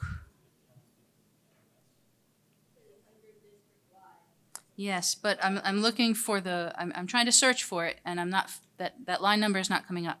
That doesn't, Yes, and I've been adjusting, thank you, that's the one that, yeah, okay. Yeah, thank you, I forgot about it. Yes, if there's one typo and that's it, I'm very impressed. Yeah. Superintendent, Human Resources, here we go. Because I was going to ask her a question. If it's still a typo in your spreadsheet, you're searching for 911. I'm just, it's just not searching properly. I'm looking by 811 and it's still not bringing it up. And I don't want to hold everybody just till I find it, but I want to make sure that it is showing up correctly in our tally. Can I make a motion while you're doing Please. that? Yes, go for it. So I move to accept that second line to the bottom, 100214041811130, Okay. as is the school board's recommendation. Great, and we have a second from Jennifer. So does everybody know the line we're talking about? It's the one that's titled In-School Suspension, and that we had clarification referenced over to the YES program. Right. So it reduces the YES, which is YEES, budget line. By that amount. And they already said how they're going to staff that, so. Okay, let's see, who shall I delegate? Let's have fun. Shane, would you run the committee for a moment while I get the numbers in order? Are you willing? Go for it. Conversation, discussion time on that motion. We got a second on your motion? We got a second from Jenna. Any discussion? Rachel. Okay, so this one came from multiple line items, I believe. So I think I heard the middle school SEL person will go to the high school for the in-school suspension. That will reduce contract services for the YES program, which is in student services. Is that correct? Does that totally eliminate the YES program or just a portion? That's a portion of the program. Okay, so we're reducing a portion of the student services line by 65,000. Ms. Special program. Yeah. Even though it deals with a lot of kids who probably aren't identified, it does fall under special services, I should say, which encompasses a lot of different areas. It's just not special ed. Right, and so, yeah, it is, It's a 1,200 account. okay, so it's not the 832306. Hold on. So that's under page 1, under the student services program. Yeah, you looking for the ISS 65K person in the high school? So this is a reduction of 65K, and Okay, it was to yeah. contract services. Yeah, yeah, it's 241041.811.30. Yeah. See, it's So is there there's yes? 31 is high school and 30 is high school. If we're talking units, 10, 20, and 30, elementary, middle, high. Okay, so is the yes contracted services spread throughout multiple units? Yes. Okay. Amy's shaking her head yes. Yeah, we have it at the middle school and I think the upper now, right? Yeah, it started off years ago just at the high school. Then Okay. it bloomed all over the place. Okay. Yeah. Shane, I'm back. Thank you. Thank you. Yes, Heather. I just had a question to clarify based off Rachel's question, because I was looking at page 1 of the student services, line 100, 2122, 4183, 2306, SEL intervention, continued services. I was part of the student services liaison team. And when we were talking about the $360,950, we were told that salaries of the YES program staff were moved here. So the proposed reduction does not actually reduce this amount. No. It's somewhere else as well. So we're contracting over $360,000 with the YES program. Absolutely. Okay. Yes. Anybody else wish to speak? Okay, can we have a restating of the motion? I can restate, I can give it a shot, or the person who made the motion can do it. I can do it. Thank you. Oh, no, it's just this one. I didn't match it to a page number, sorry. Yeah. So I moved for 100.214041811130 to accept as recommended by the school board, which Thank would you. be removing those funds from the budget. Mhm. And Jen seconded it. Thank you very much. See no further discussion, I will close the discussion on that one. Is everybody clear on the vote and what their vote would mean? Okay. Rachel? Does anybody know what page in the book this line is from? That's a good question. I do not know. No? Do we want to take a Okay. moment to find it and take a look at that? Yeah, I would just like to see it. Sure, we'll Thanks. pause while you do that. Anybody who finds it, let us know. 65K isn't in the book. It's in the budget by object. It's an 8111 account. Yeah, it's in one of the front. If you look at budget by unit, you'll find it under the double zeros, the 2 digits on the end. That's the unit. If you look at budget by object, you're going to find it hiding at the end of the 8111 accounts. But it's not in the backup of the written backup that the principals and directors do. Okay, thank you. Yeah. Rachel, does that satisfy you?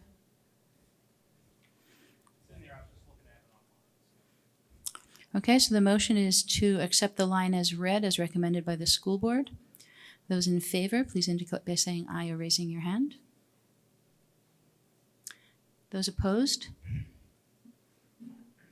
Any abstentions? Thank you very much. The motion passes.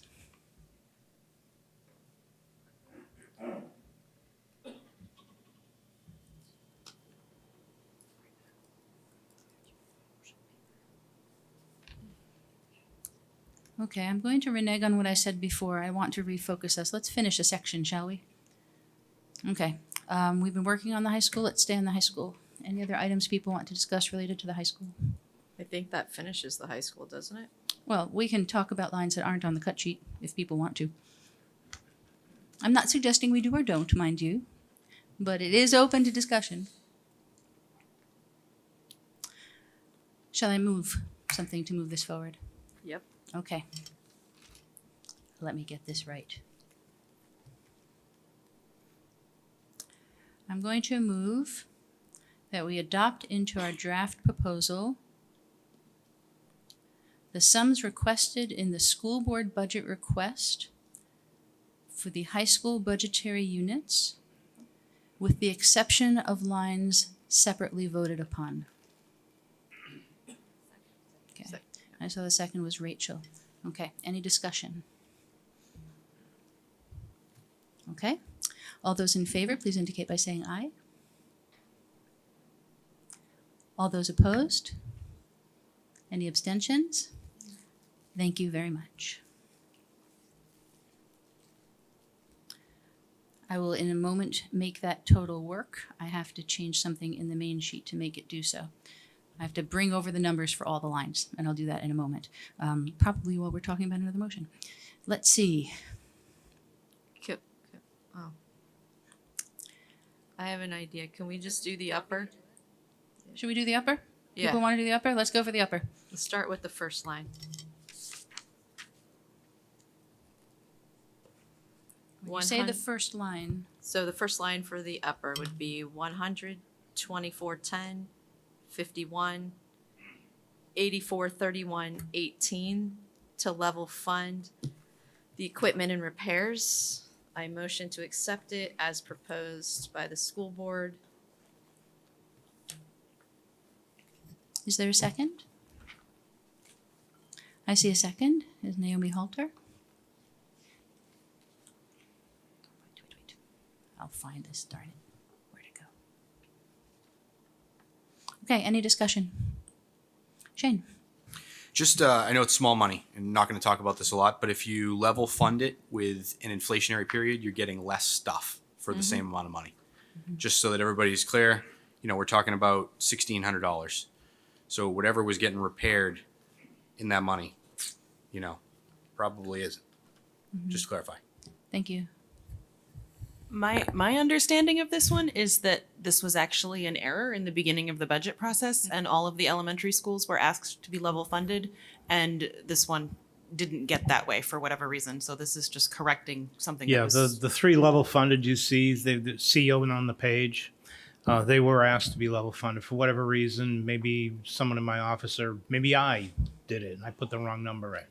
I remember I that know, from when right? we covered those schools. So, in a lot of these items, these are copiers and stuff like that. I mean, this can change. Let's say we buy a new we lease a new copier. All of a sudden, the service contract goes down, the capital costs go up, and we can actually save money. So I'd rather just level fund them, because that's where we've been going, as we've been on the replacement cycle for instructional and non-instructional equipment repairs, which the bulk of that money is copiers. Other conversation or discussion on that, please? Okay. Can I just ask a question before Yes. we vote? How come there's another line for the upper that's in equipment and repairs? Which line number? It is 100, 11, 18, 18, 84, 30, 18. Oh, there it is. Okay. I got it. Yeah, I got it. missed the instructional at the beginning. Awesome. Thank you. Never mind. Okay. Yes, I'm good to vote. Okay, is everybody clear on the motion? The motion was to, I will use the term support. I'm restating informally, not rephrasing the original one, was to support the school board request to move forward that line with that amount. And so the amount that's in that line is $11,158. With the removal, it's level funded at that point. Is everybody comfortable voting? Am I wrong? You've been getting faces of the sort that I get when I say something very, very wrong. So correct me, folks, if I did something wrong. A lot of numbers. Yes, Heather? Can I just have a chance to ask a clarifying question? Yes. I guess initially oh wait, no, I'm looking at it wrong now. Yeah, I'm guessing it's the, how much is it different? In other words, how much has been removed versus what the total is? And that can be really confusing in the language. I'm all set. Great. Is everybody else set? Okay. So all those in favor of the motion, please indicate by saying aye. All those opposed? Any abstentions? Thank you very much. Yes. And there was one opposed on this side of the room. I didn't know if you. Thank you very much. Okay, the motion passes. Anything else from the, So the next one, instructional equipment that I got mixed up just a second ago. okay, I'm gonna ask, when you read line numbers, folks, which I appreciate you're doing diligently, you can just do the last 6 digits. Oh, good. Yes. 84, 30, 18. There it is. I motion to accept as recommended by the school board and support it. Any second? I see Jennifer first on the second there. Would you like to speak to your motion? Ellen, would you like to speak to that? No, I'm good. We discussed all this before, so it makes sense. to So me. roll forward the previous discussion about error and that piece. Everybody good with that? Anybody want to discuss further? Okay, let's call it to a vote. All those in favor of the motion indicate by saying aye. All those opposed?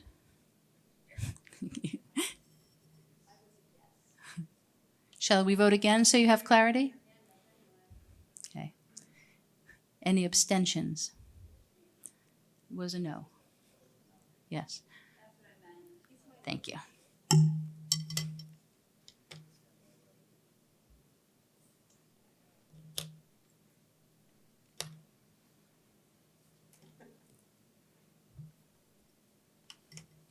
Are there any conversations, additional conversations we want to have that deviate from the school board request on the upper elementary? I do. Great. I saw Jennifer's hand first.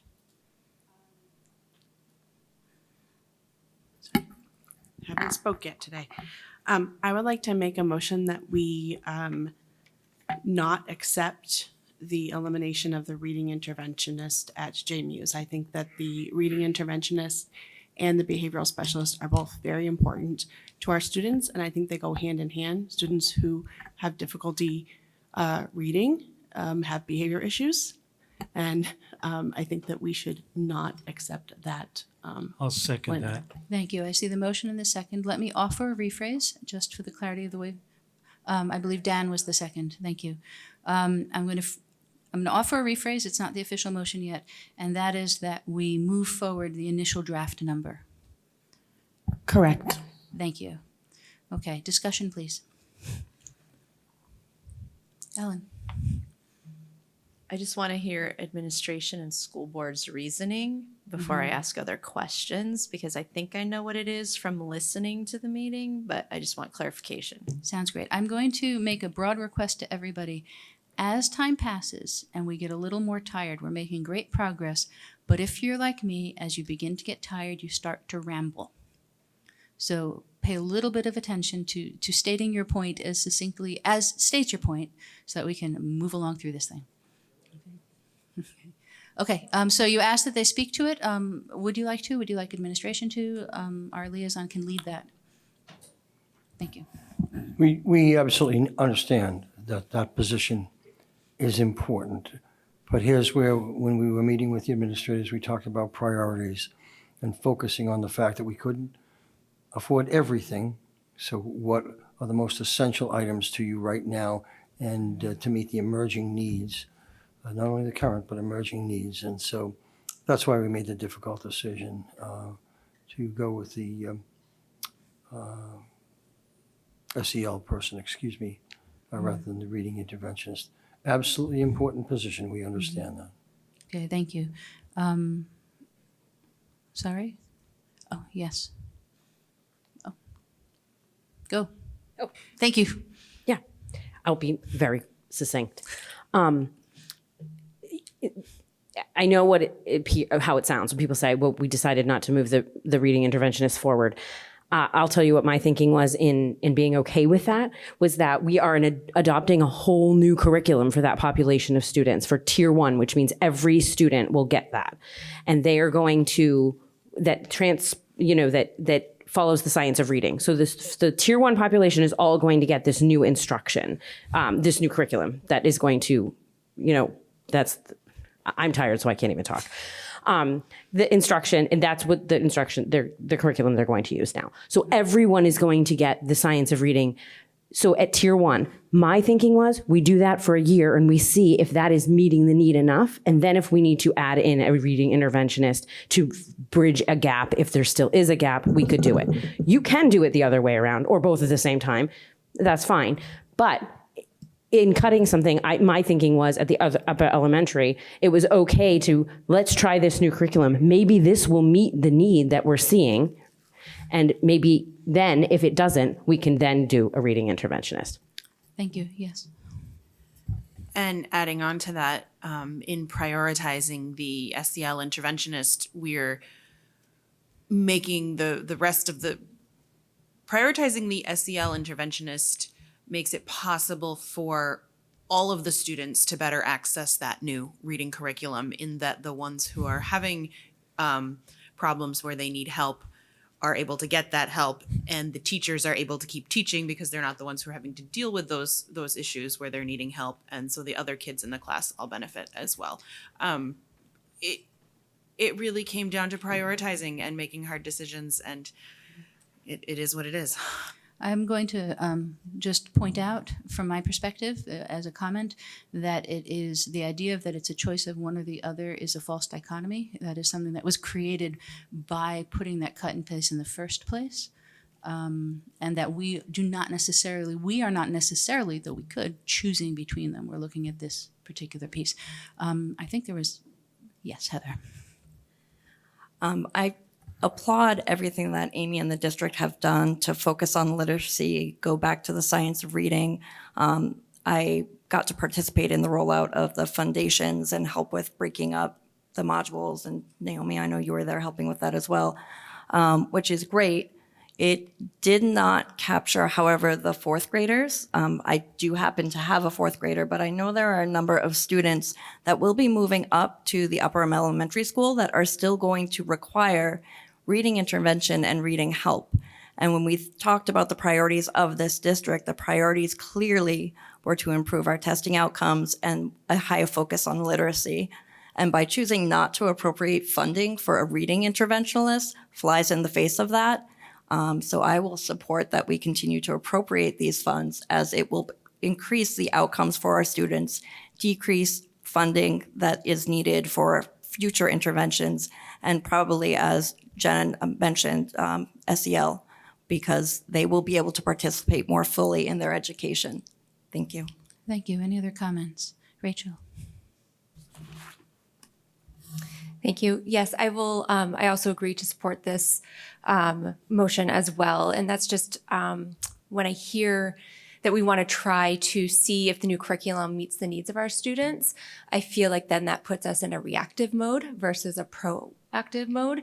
And I think that we will just end up hurting ourselves further, because those students that will miss that intervention will carry through now 6th grade, potentially 7th grade, 8th grade, and then we're adding more interventions in later years. So I will support the motion because of that. Thank you. Yes, Jennifer. I also think about the population that missed out on K through 2 during COVID. That is the population that would be in the upper elementary in the coming year. Yeah. And because of COVID, many of them are still struggling with learning to read. It's a combination of COVID and the prior curriculum, but I think all the more reason why we have to support that specific population, because they missed out on those fundamentals during those early grades. Thank you. Dan, did you wish to speak? Yeah, I'd like to remind everybody what Superintendent Olson said when he was asked what made his district great. And he replied it was reading interventionists. So I'd like to move to have this motion moved on. Thank you very much.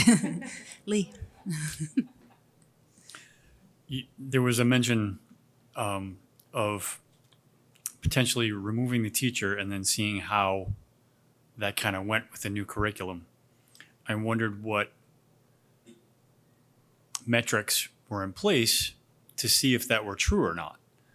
Right. To me, it almost sounds like we're putting the cart before the horse again, by speaking about removing a teacher without knowing what effect that will have.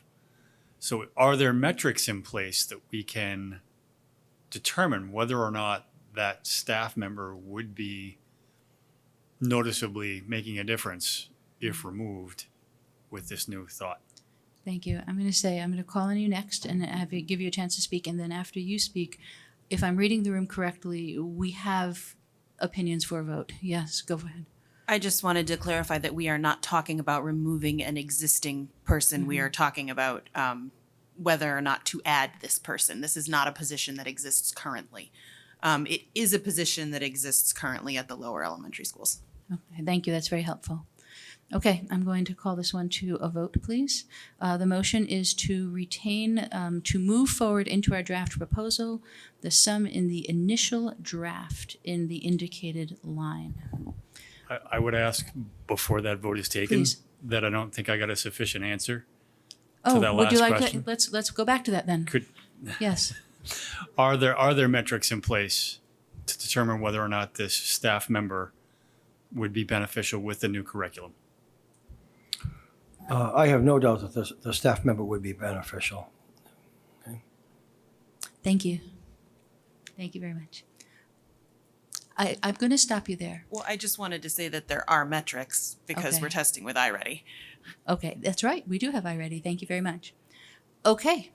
All those in favor of moving forward the funding from the initial draft, please indicate by saying aye or raising your hand. All those opposed? Any abstentions? Thank you very much. The motion passes. I think we have two more items in the upper elementary that will be of interest. People may have other ones. The ones that I'm seeing are on the quote-unquote cut sheet. One has to do with shifting the cost of texts into the reserve funds, and the other one has to do with French. Can we do the police first, because that'll probably be easiest and knock it out? Absolutely, yes. Wait. So that is 859118.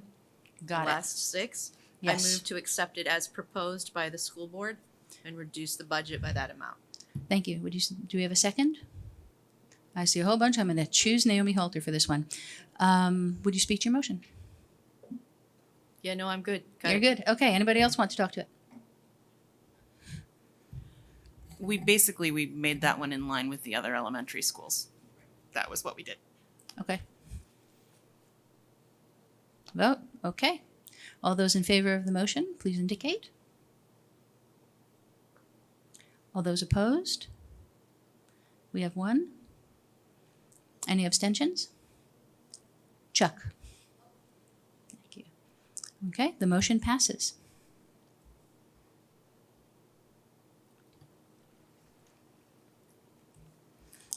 Okay. And then could I move for the world language one? Absolutely. Because the other one can group together and then we can segue to elementary. That's Perfect. my I like method to this my plan. madness. So Yes. I move to accept 811218 as proposed by the school board for that reduction of the budget. Okay, I see second. Gina, do you want to second that one? Okay, there we go. Naomi Halter seconded it. Would you like to speak to your motion or send it out there for the group? Let's put it out The there. group may have it. Excellent. Gina, go for it. Okay, now I'm going to ask my original question. You had mentioned that we have two teachers, a Spanish and a French, essentially doing a half-day schedule or part-time schedule, but we're paying them full-time. Is that contractual that we have to do that? Well, we employ them as a full-time teacher because they've been doing other things, some other supportive things. Please know that, I want to clarify again, that the fact that they have essentially a half-time instructional position is our responsibility, not theirs. They have not configured their own schedule, so I want to make sure that I clarify that again. But this, I've made a decision. We need to make sure that we utilize our resources more efficiently. So this other functionality that they're supporting, is that something that could be allocated to other existing personnel? We've heard from a lot of it's past their bedtime, but that it's important to them, the French program, and from the community that the French program is very important to them. So is there the other functions that they're doing? Is there anything that Some of the enrichment types of activities in terms of talking about culture and whatnot, yes, some of the other staff members could assume those responsibilities. Keeping in mind, once again, that it's not possible for us to have full-time Spanish, full-time French scheduling because that would take students out of their core academic areas.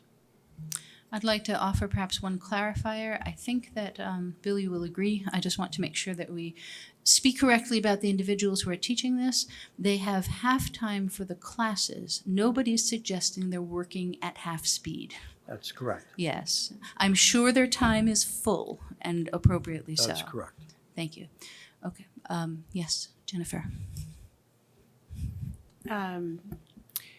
Is there a possibility or a case to be made for identifying a world language teacher who can teach both languages and fulfill the full-time schedule as one FTE instead of having two separate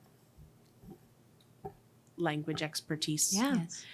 So that is absolutely possible. It is tricky to find someone. It is kind of like a unicorn, someone who is licensed in Spanish and licensed in French. I'm not saying they don't exist. The DOE also allows teachers to teach less than 50% out of their license area. So that is theoretically a possibility, but a real challenge. The other thing that is a staffing challenge is to find someone who would like to work half-time and also has a Spanish license or a French license, because they're just so sought after. They really can write their own ticket and go wherever they want. So theoretically, yes. The feasibility of that, I don't know that I've ever ever seen someone who has both of those. Sometimes people are Spanish and they can speak French, but have to have both licenses is pretty rare. Thank you. Shane? Yeah, when I was in school, we had to take either French or Spanish in middle school, and I chose Spanish first, and it was horrible. And French is a completely different language. So I did Spanish for a few years, and then I realized that I didn't like it. So I went to the French class, and I was the worst person in the class. I failed out. I was about to fail out, and the teacher came up, and they're like, "You got to do something. You can't speak French." So a friend of mine worked together. And, we worked very hard, and we got a C- in that class. And that teacher stood up and gave us a standing ovation because we were the most improved in her French class ever. Now, I tell that story because to this day, I remember that, and I can't speak French, but because of that class, I can get through a very short conversation with someone who's French. And, I get it. Not a lot of people speak French, but I think it's a huge opportunity for kids that, I just heard all of France shudder when you said that. It's a huge. Everybody's like, oh, Spanish is the second language. You want to speak Spanish, but people that don't, click with Spanish, French is a great option. So I know that was a personal story, but you might not want French, but you might need something different for kids that we don't even know. How old were about. you, Shane? Middle school, same age as everybody else in middle school. Yes. Yeah. Jennifer? It's not leaving middle school. So I actually took French and tested out of French in college and still cannot speak French. So we're in the same boat. Yes. But my question is, we're talking about eliminating French only at the JMU's level. French is still available for students to take in high school. Is that correct? And middle school. Okay. Thank you. Okay. So world language is not being changed at MMS or MHS. Right. So the middle school and high school would remain unchanged. Now I'm going to pop my own comment in there real quick because I always wait to the end. I'll never get to say something on this. My perspective on this one is similar to some of the other lines. I agree that there has been identified space to fix there and that there is redundancy in terms of the practical hours that teachers are spending there. However, the community has been loud and clear they want French at the upper elementary. And so for me, it's a question of we now know we need to offer French while looking at costs, and we don't yet have a model to do that. Therefore, I'm not interested in dismantling things experimentally till we find a fix. We need something that retains that French. I have not heard a single voice from the community today that was in favor of losing that French. And for me, that's a problem as a piece of this. Please. I'm not sure if I should even say this in a meeting, but I was talking to my 13-year-old son who just went through the upper elementary school about this, and he goes, "Oh, thank goodness, you should get rid of Spanish too." Nice. I actually wanted Jenna to say what she said in the school board meeting last night because I totally get why people are valuing this, and I don't the same way that everyone else does. And I'm tired enough that I'm just willing to say that right now, which is not politically correct or whatever, but it's a very small piece of what we offer. It's not being run efficiently. And there are better ways to do it. And I don't think we need to wait. Thank you. Jenna, I see you by the microphone. So I just want to say I don't share that position. And I actually don't think it's about what each one of us individually personally values or doesn't value. That's not what it's about. Here's the bottom line for me, as I've realized it. For what I said last night was the way JMUS structures it, and this is not what I initially came up to say, but I will explain this just so in case any of you don't know. The way JMUS structures it is you get, it turns out that over the course of the 2 years they're there, 5th and 6th grade, they get 32 days of a 45-minute period of French, chunked up in 12-day increments. So, for example, my daughter had 12 days of French, and she won't have it again until next year, right? So, again, that's just how it's structured. That's not a value statement. I'm just giving you the facts. It's not like they're getting French every day or every day for half a year and now it's going away. They're getting 12 days of French in 5th grade. It goes away and then they get whatever, 24 or whatever. I might be exactly slightly off.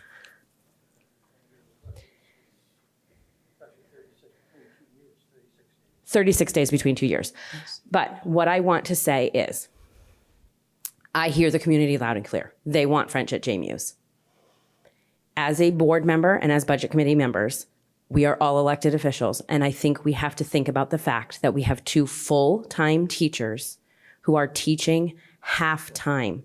The other time they are spent doing other things that might be meaningful, but it is not teaching French or teaching Spanish.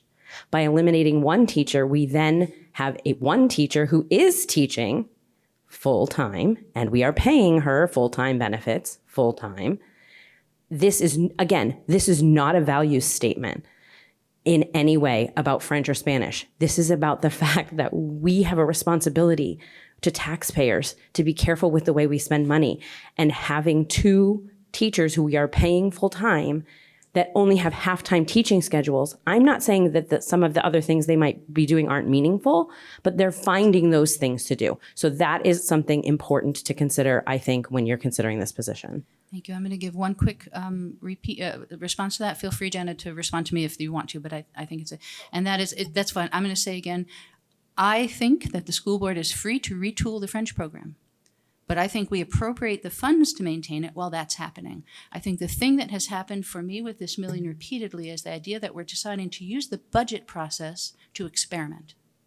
And I think you are free to experiment all year, every year, with the funds you're provided with. What we are tasked with is whether or not to appropriate the funds.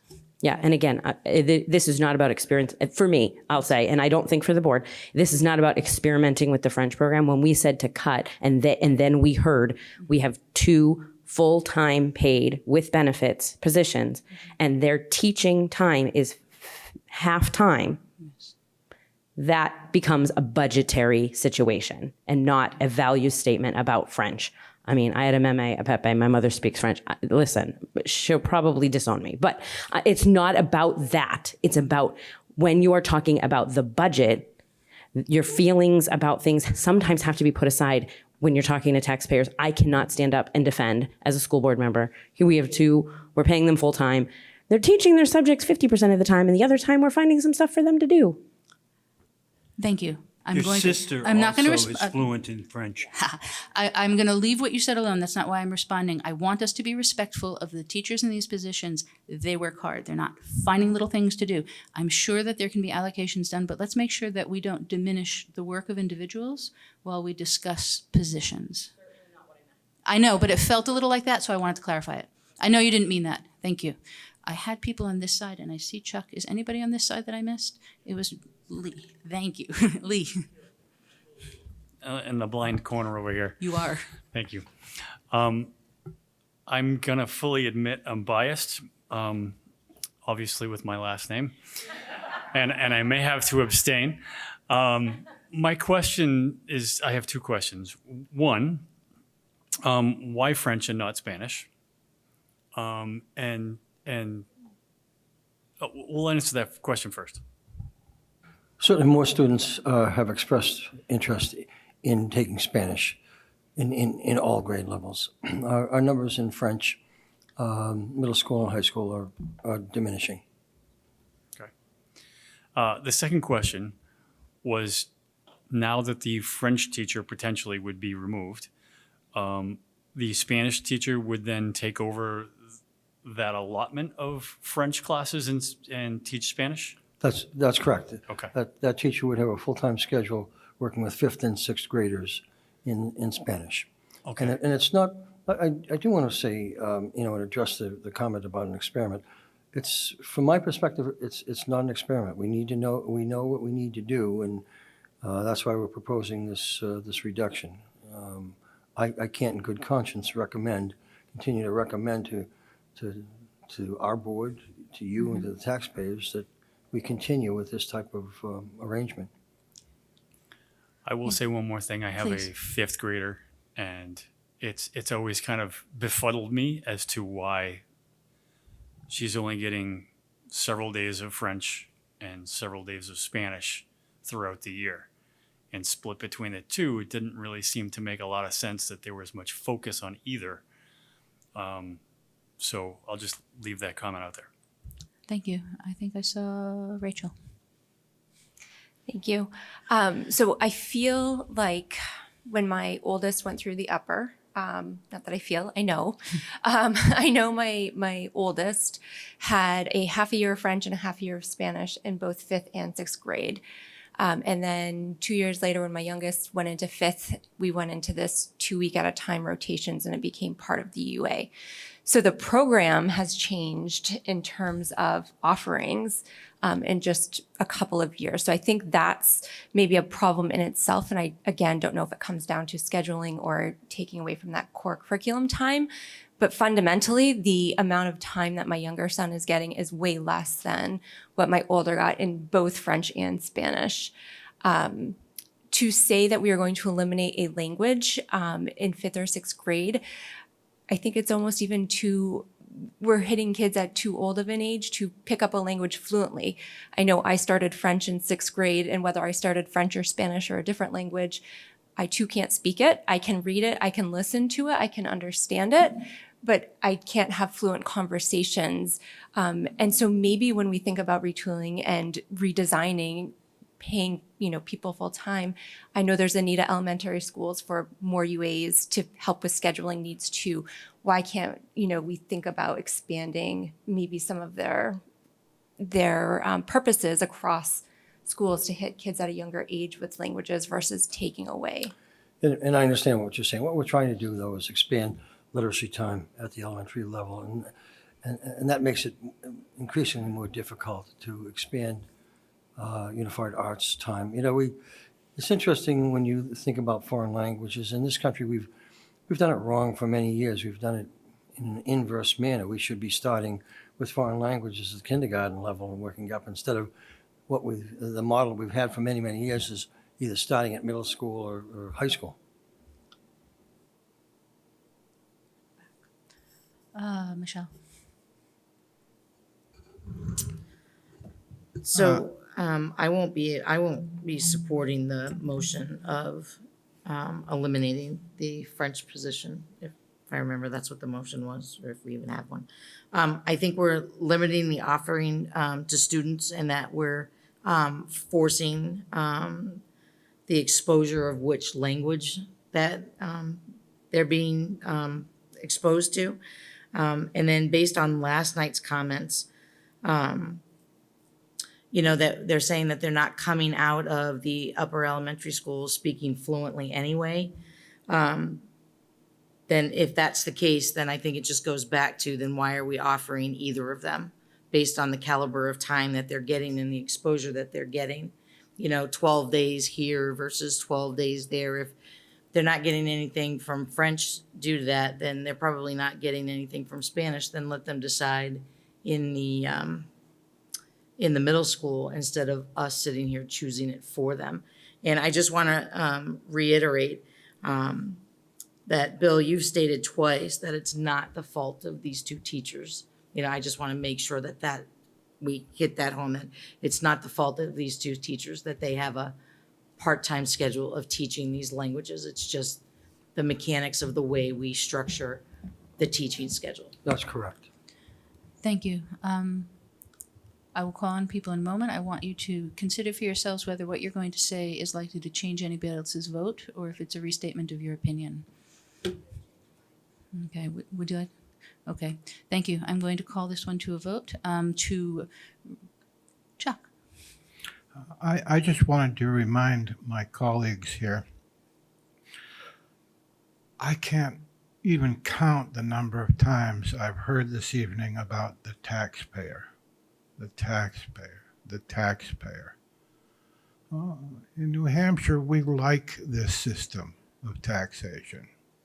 This is how we pay for things in New Hampshire. And there are three portions to the tax rate. That's evident in that the residential rate seems to have gone up. It costs the same amount this year as it did last year or the year before, probably the next year. It doesn't change that much. But the tax rate seems to change and aggravate a lot of conversation about how we have to cut. A budget is only a budget. That's all it is. And the very best part of advancing a budget that we feel is prudent is that we know that the school board will, in fact, exercise the best management that they possibly can, and likewise the administration. That means that they're going to save some money. Now, at the end of the school year, we don't know how much money they're going to save, but we better save some because we can't overspend our budget. So in the size budget that we have, when we wind up with a $3 million surplus, that's not only good budgeting, but it's good management that provides that. And the taxpayers are the luckiest people on earth because that money is returned to them to reduce their taxes. So that's just the practical application of how we fund things, how we budget for things, and the fact that we don't spend down to the bottom line because that was what was allocated in the budget.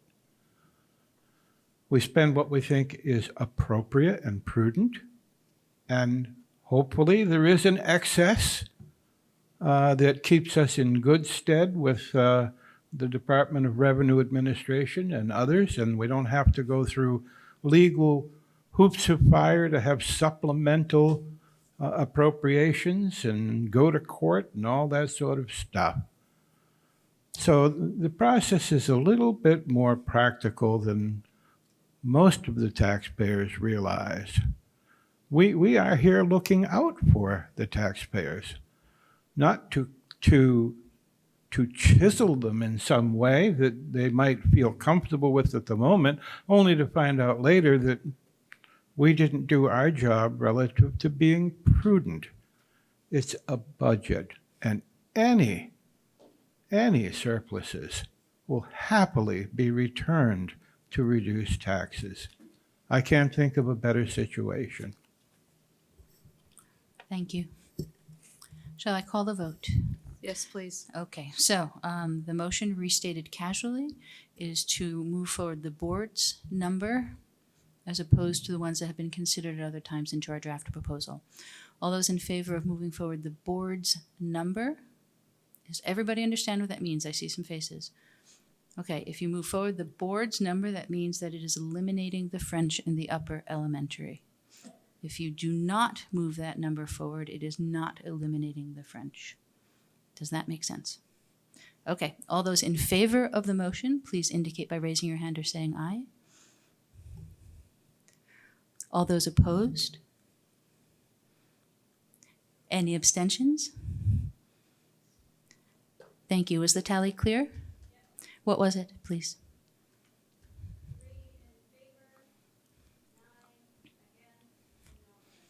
Okay, thank you.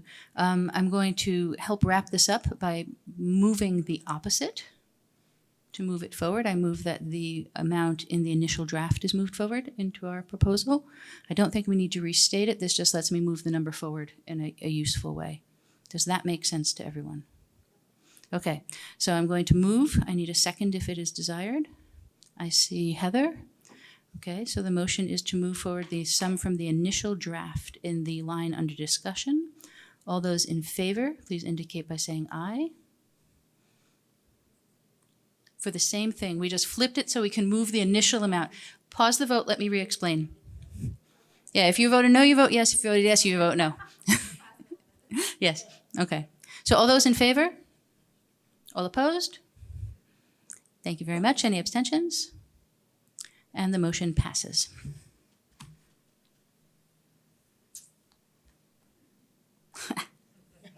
No. So that wraps up JMU's. Yes, it leaves one thing that we can talk about as a group of 4 items. JMU's is one of Can them. we just do the Reed's Ferry 843012 and wipe it out? Right, we don't. So, okay, so.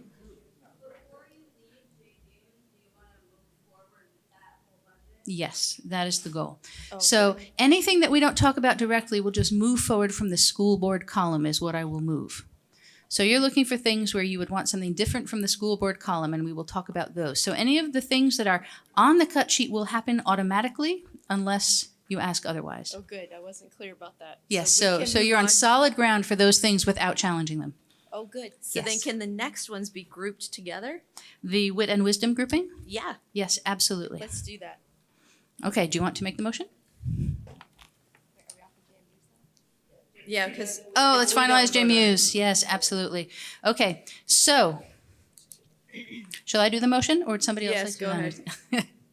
Okay, I move that we adopt into our draft proposal the sums related to the upper elementary school requested in the school board budget request, with the exception of lines otherwise discussed. Okay, I see a second. Gina, any discussion?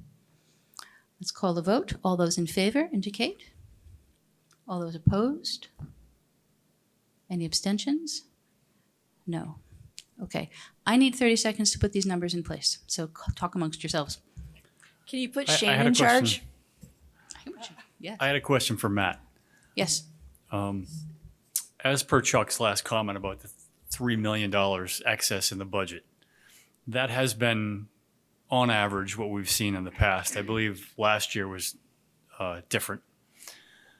I'm curious what you can prognosticate this year's potential overage again.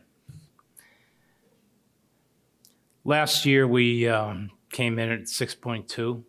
Since the COVID years, we've been having a lot of staff turnover. We had, I think last year, the year before, 111 staff members leave and come back and turn around. And we haven't been able to hire haven't hired a custodian in 4 years, so we have tons of vacancies there. So we're probably looking at around the same we did this past year. So it's probably on, it used to be for the pre-COVID, it was around 3 million, 3.5, something like that every year. That's what I remember, right? Now it's around 6.5. Okay. So that's what we're looking at right now. If we have 6.2, we will equal last year's, and that'll probably be a good thing. Then we won't have a spike in the tax rate because you remember the surplus goes back to reduce taxes. However, we do have the ability to withhold a certain amount of that, up to 5% of our net assessed net assessment. So we'll see what that comes in at. But I think we're looking to give back 6 at least to keep things level.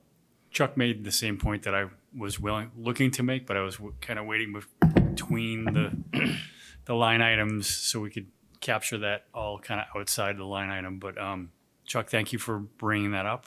I did want to make the same point and see kind of where we were, because 3 million was about the average several years ago, and I do remember that changing. So as the taxpayers may not be aware that, yeah, we're probably going to see somewhere close to 6 again. Thank you. Well, I hope to do that. Right. Because again, you're anything, prognosticating. if we're back holding down you to it. 3, then all of a sudden we do a $3 million hit on taxes. Yep. So I'm hoping to get around the same amount and kind of let that de-escalate back down to 3. Yep. So Thanks, Matt. slowly. Thank you for filling the time while I work with my spreadsheet. Heather. I have another Matt question, and thank you for being here in that super comfortable chair for as long as you I'm have just been. loving it. I both of you. bought these things. It's my own fault, you know? Is that karma? Because I'm cheap, yes.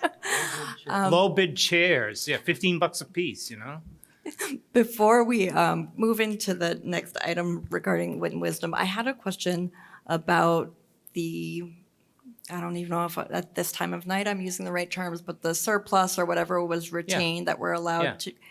Can you speak to specifically what that is designed to be able to do? I've heard it, earmarked for things from like the scoreboard to now Wit and Wisdom. So I'm just trying to understand what is the expressed purpose of those monies before we talk about how they're being Well, used. the purpose of those monies is to try and regulate the tax rate. Much in the, on the town side, you can do it. We can now do it on the school side.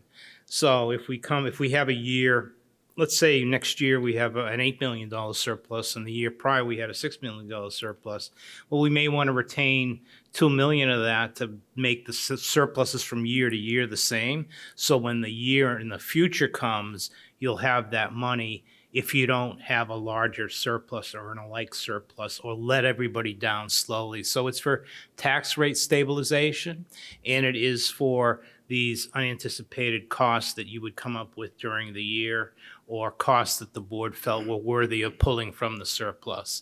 You're allowed to spend from that retained fund balance with a board vote, and I have to keep documentation of that to show my auditors and DRA. So that's essentially what it's for. Twofold.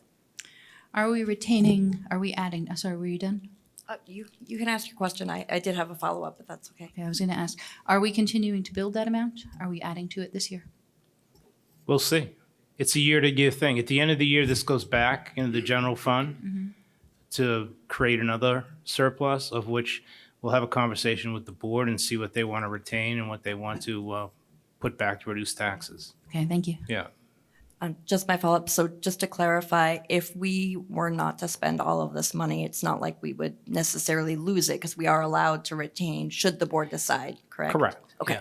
Thank you. I appreciate the explanation. It goes, what it is if we have $200,000 left, it's going to go into next year's surplus. And then you look at yourself, look at your net assessed valuation. You've got the 5% rule, and then you can grab it Just again. reevaluate year Yes, over year. Okay. correct. Thank you. That clears that up for me. Thanks. I'm going to clarify terminology. When you refer to the surplus, are you referring to the thing called reserve funds on the sheet?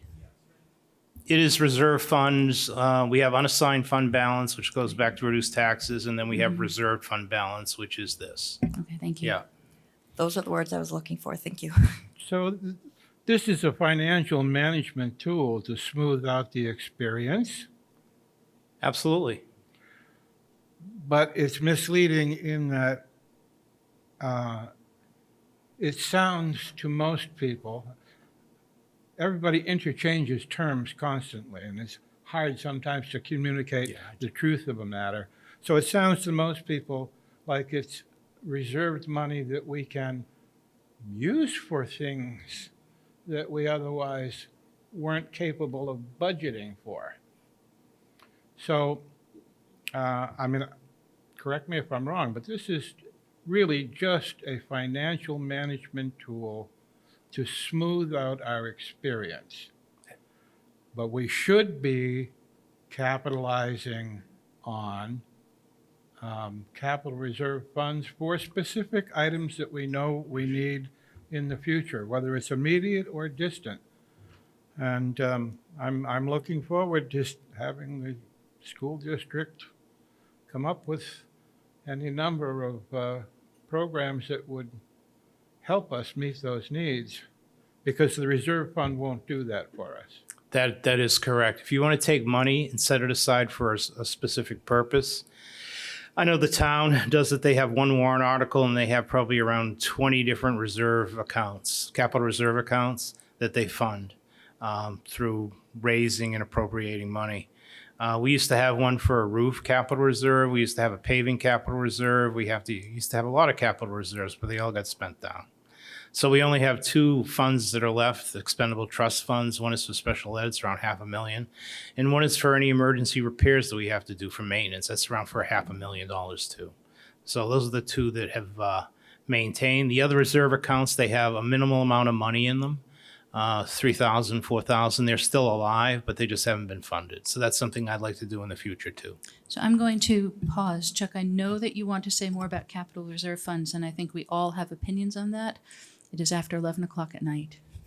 Let's stick with the budget for now and retain and have that discussion on the 13th, if you're comfortable with that. I'm asking if you are willing to talk more extensively about the capital reserve funds on the 13th rather than tonight. If you're not comfortable with that, you may, of course, continue. Okay, thank you. Shane, please. I make a motion to accept the school board's proposed recommendation for the wit and wisdom for the 4 schools.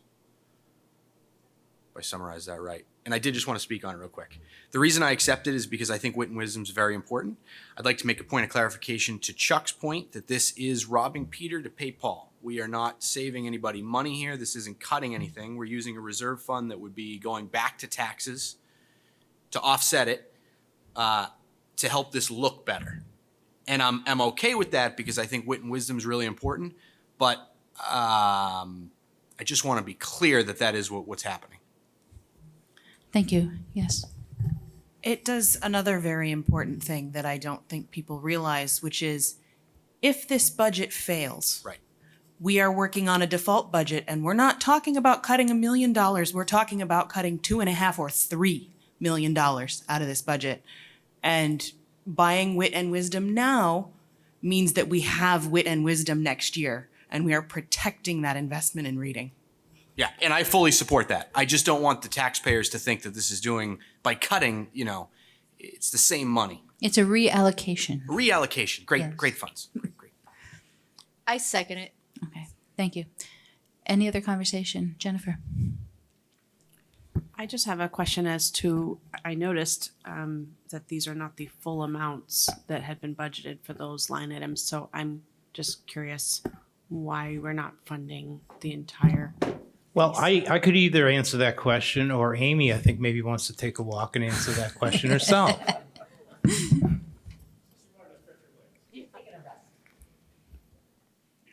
We did keep the professional development for the implementation in next year's budget because that's really the most appropriate place for it to be. So that's the difference that you'll notice in the amounts. Yeah. Thank you. So just to clarify, because I was on the committee that met with the elementary schools, so the number that they gave us, that's a combined number for curriculum items and professional development, or? Are you talking about the so initially the cut that we talked about at the board meeting was the cumulative amount. And then this morning, because Chairperson Schoenfeld wanted to go by unit, Matt and I worked together to put it in each individual building. And your So- time is appreciated. Yeah. So that, So when you look at what the remaining balance is in all those accounts and you add them together, JMU's, what's left, and all the, that's the professional development accounts needed. This Okay, was, the I'm- sum of this was $237,000. I'm purely looking at these items for these 3 schools. Okay, even though you're talking to each other, it needs to be on record, so lean towards that mic. Jennifer, yeah, it has to be on mic, even if you're talking to each other. Oh. So the numbers that we were given for the purchase of these curriculum items, based on the spreadsheet that we went over with the elementary schools, there were specific dollar amounts for each of the schools. And I think that they corresponded to what was in each school's portion of this book, but they do not match what's on here. So are you saying what's on there in terms of the sum or the difference? Because that's the cut, not the total. so the numbers that she is looking at, so, when you go to purchase $240,000, you end up going back and forth with the sales associate quite a bit. So, during the time, this was the original number. And then since then, we have purchased some sample materials. And Whitney is our rep. She's just been able to give us a little bit better pricing. So you'll notice the amounts that you had are actually higher than the ones that we have here. And that's really just, they want us to purchase the materials. So, every time it would come back, you would say, is there anything else that you can you improve this for us? And then we did retain the professional development, separately as a district line, and that's going to run probably around $22,000 to $28,000. I don't think we can. I mean, we have secured the dates, tentatively, but haven't paid for any of that. And I'm okay with the professional development being carved out separately. You've answered my question about the dollar amount. Thank you. Very nice noticing on the dollar amount difference. I don't believe I saw that at all. Heather. I just had a follow-up on that. So to the point that Naomi Halter made about this being a way to protect the investment, because I agree that Wit and Wisdom is a really important program for the success of the students in our district. Let's just say the budget failed and we were forced to go with the default, and we no longer have the funding for the professional development for this program. I guess what happens, like now we've bought a curriculum, but we maybe don't have the funds to train Well, them? remember, the default budget is just a number. The board has the ability to transfer line So items, just funds all over the place. juggling so- to make sure we can Correct, still train yeah. too. Okay. And we also Thank you. have a separate bucket of money from the federal government, Title II, that if we wanted to, we can use that. That wouldn't be my first choice, just because we have so many other priorities that would be competing for that allocation, but we could. Okay, that makes sense. Thank you. Thank you. Thank you. So my own opinion briefly, and then if nobody else wants to speak, a vote. Personally, this is not my favorite way of accounting, utilizing reserve funds in this way. However, the conversations we've had tonight, some have gone the direction of the school board, some have gone different directions, and this is one I'm more than willing to compromise on in order to have it happen in that direction. Any other thoughts? Okay, so the motion before us is to, which direction did it go? Accept the school boards. Okay, excellent. We got it seconded. We're going to a vote now. All those in favor of moving forward the school boards? All those opposed? Any abstentions? Thank you very much. Do we want to address the mentors? Or can we just move to accept the rest of the changes? Yes. Yes. Unless people want to challenge, not challenge is the wrong term, but is there anything else that individuals would like that would be different from the school board request? Yes, but I'm trying to find out what we've got left to talk about. Yeah, I have my original, not all Amy's fun. Okay, great. So we're ready for it. Mike, did we make an actual motion? Do we need to do that, or are we just going to discuss? We need the motion, but would you move first on that one? Sure. I guess Amy came up and it made a lot of sense to me why you needed all these developmental line items. I know you were asking the team for money, which is great, but clearly we're pulling money out of everywhere. Aren't these needed for development? So those three lines don't exist right now. Right. So as we were going through the direction to cut the money, that was one of the things that we talked about, is that these were new requests, and Matt talked a little bit about at a previous meeting how those are things have been funded in the past, and I have every confidence that if I need something above and beyond what ends up in those lines, Matt, we would work together to decide what we can fund, what we can't fund, and then we'd look at other buckets of money, as I've talked about, whether it's a federal grant or just waiting to do things, for previous years. And I'm hesitant on some of them, because I think you do need money to do things. There's no way around that. But I think for this year, if we, not that you're asking us to choose between this and a person, but it does seem like I don't have a lot of evidence to say this is what I've spent in the past, or this is how we've used that allocation, because we have never had it before. So I think for this year, I'm okay with it, but I would expect that next year coming back, to be able to say, this is how much we spent, this is how much I continue to use out of Title II, this is what I wasn't able to buy, but I can't, sit here and say, I've spent $50,000 before and now I need 75.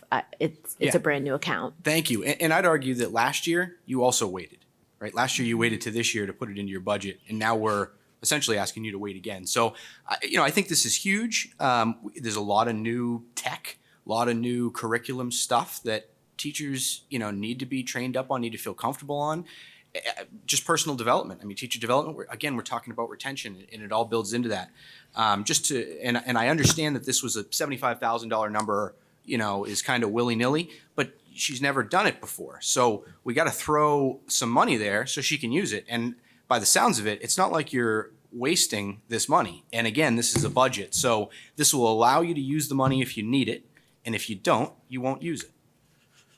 I think it's huge. Aren't we leaving money there, though? There is some money Yeah. remaining in Okay. all the lines. So I'm Yes. going The to- lines are being created and money's being left there, it's just being reduced. From 75,000 to 25,000. Okay, so let me She doesn't know what she clarify. needs. We don't currently have a motion. This conversation is allowing us to determine if we need to do another vote or if we can move past this, so this is fine with me. But let's pinpoint it. Sure. Yes, okay, so we have 3 lines that are under casual discussion, informal discussion. They relate to mentorship, curriculum instruction assessment, and professional development. Each of those are new lines. They initial funding was requested at a certain level and justifications made for it being at that level. At the request of the school board to find cuts of a certain number, these are 3 items that were put forward to potentially be part of that. We're currently hearing that it sounds sustainable from what is being expressed. I will add my own opinion piece again to that, and that is that while I entirely understand, respect, and take what we're being told by administration, at this point in time, they have committed to supporting the cuts, and therefore we'll hear one thing now. It's natural that we'd hear one thing now and one thing earlier. That's just part of the discussion. Does that make sense? Okay. Do we want to make a motion of this one? I'll make a motion. Go for it. I'll make a motion to accept those 3 lines. Mentors, curriculum, instruction, assessment, and professional development. So 811100, 824200, 824300, as is recommended by the school board. Second. Okay, I see a second, and I think we'll make it Jennifer on this one. Any further discussion? Shoot, I lost my train of thought. I'm usually in bed like 2 hours ago. There's been a lot of talk tonight about experimentation. Experimentation by taking things away. And putting these line items forward is also experimentation. It was an experiment that we decided on. We were like, I'm rephrasing. It was an experiment that administration asked for. They're like, this is what we think we might need, but we don't really know because it's new. And when we brought the concerns we'd been hearing to the community, to the administration, and asked where they could find some money, they said, okay, maybe we can find it here. And it's a place we can compromise. The school board supports Amy and her work absolutely. And if she needs things and we have money for them, she will get them. That's not even in question. So I feel like I'm probably not making sense anymore. It makes sense. You're supporting the effort. Yeah, and so I guess I'm just asking that, you've rejected our efforts to experiment the other way. I would appreciate it if you would support our efforts in experimentation this way. So I have a quick thought on this one.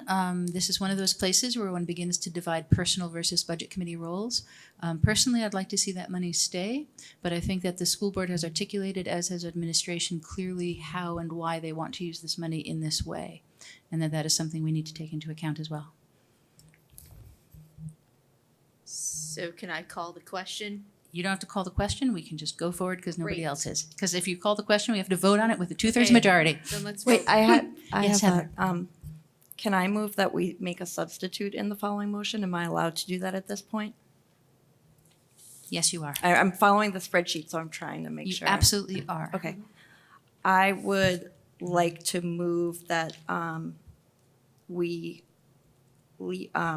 leave in the mentor line, the 811.00, and continue with the school board's recommendation for not retaining the amount for the instruction, assessment, and professional development, but retain that 20,000 for the mentor. Okay, thank Was you. that Is clear? there a second? I see Lee. Okay, let me make sure I'm doing this one right. Can I talk to that for a minute, Naomi? Absolutely, but let me make sure I've got my process before we go forward. absolutely. Thank you. Okay, so for those who are trying to figure out, we have the motion, we have the second. We discuss it and vote on it. If we vote in the positive, the amended becomes the main motion. Let us speak to it first, unless it's procedural. Is it procedural? It's a little bit because It's a little bit because I can't really vote on that one because it's got I would have to vote two conflicting ways. So can instead we like, That's why we're amending it. This is an amendment. or is she pulling it out completely? So we're only gonna vote on vote No. on mentors separately and we're gonna vote on the other two lines separately? Can we make them separate so I can vote one way on one and one way on the other So way? it is a complex motion, but it is a valid motion. If we want to separate them, we can choose to do that with another motion. Okay. However, the thing to do if you would like it to be different than it is to vote this one down and then move something different. Does that make sense to all? So if you vote no on this because you have a different idea, that's different than voting no because you don't want to do it. There are differences between those things. Yes, Heather? Can I just have a moment to speak to why We're getting there. Okay. Any other procedural? We're on to talking about it. Go for it. Okay, thank you. Trying to follow along too. Absolutely. I certainly trust the school board backs Amy in her work and for professional development. I don't question that. But what specifically comes to my mind is with the mentor program, Ken, who was here at the beginning of the budget meeting process, talked to us about how hard it is as a new teacher and how those first 5 to 7 years are a struggle and how much of a difference it can make to have a mentor, to have that support. And if our goal is to really create that culture based on collaboration and trust and respect and to provide the appropriate needs for our students and staff, we need to support our new teachers in order to retain them. So that is why I would support the bulk of what the school board had motioned, but retain the money for the mentors. And if we change the motion to something else, that's fine, but. Thank you. I'm going to do one more procedural clarification. Have to do it on this one. We're going to vote on whether to make it the main motion, not on whether you want it or not. Do you hear the difference? Yes. Okay, so what we're talking about now is whether we want this to become the main motion or if we want to stay with our first motion. Does anybody want to discuss that as opposed to whether they like one or, yeah? Can we restate what the motion was? I will restate it informally. I have it written down, and I think we will also have it on the recording. Informally, the idea is to leave the mentor line at the levels that are in the initial budget without the change requested by the school board, retain the changes requested in the other two professional development related lines. And the reason I'm requesting we do them separately is because I will feel obligated to vote no, and I don't want to vote no on all of it. But we can. So you vote no for this. We can vote no for the amendment and then just go whatever. That's what I'm asking for. Yeah. And Yes.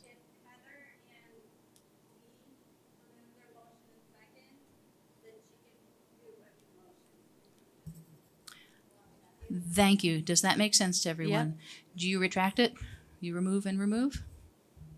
If that makes it easier for us to discuss and vote, yes, I will remove it. Wonderful. Okay, so here's what I'm going to suggest. Since we don't have to vote on continuing, because we're going to bring all the school board ones forward for everything else, all we actually have to have in our motion is that we leave the mentor line. Does that make sense? Would you care to move? I would like to make a motion. Oh, where did that But don't I spreadsheet have go? the original motion and I Yes. can amend that, right? If you'd like So to, I'd be I happy can to stop. amend. Right. Yes. So I can amend my motion to accept 824200, 824300 as is and remove mentors from my motion. I would flip it the other way. Okay, however you want to do that, that's how I'll do it. And then Okay. you can make your motion. Perfect. So it is, I will restate it. That'd be perfect. Great. Okay, so the motion that is before us is to move forward the funding stated in the initial budget proposal for the line with the title mentors. I second that. Yes. Okay, discussion. I just want to clarify, this is a stipend, not a salary. So there are approximately 60 mentors, and that would leave $60,000 to give those 60 mentors an incentive when additional incentives come from different lines as well. So you're not completely robbing them. Thank you. Others? Lee? I wanted to say thank you to Amy for the compromise in this budget proposal. I came in here looking for ways to try and reduce our budget just a little bit. And this is one of those areas where I was kind of eyeing maybe to see if we couldn't compromise, and to see that you guys have come to this compromise already speaks volumes to you guys' character and ability to work together. So thank you to all for kind of putting it together as easily and quickly for us. And I would put my support behind exactly the motion as it is. Thank you. Other comments? Rachel? Thank you. We're just talking about mentors right now? Correct. Okay, thank you. Just a question. The original amount proposed was 80,000. We're talking about a reduction of 20,000 for a total of 60.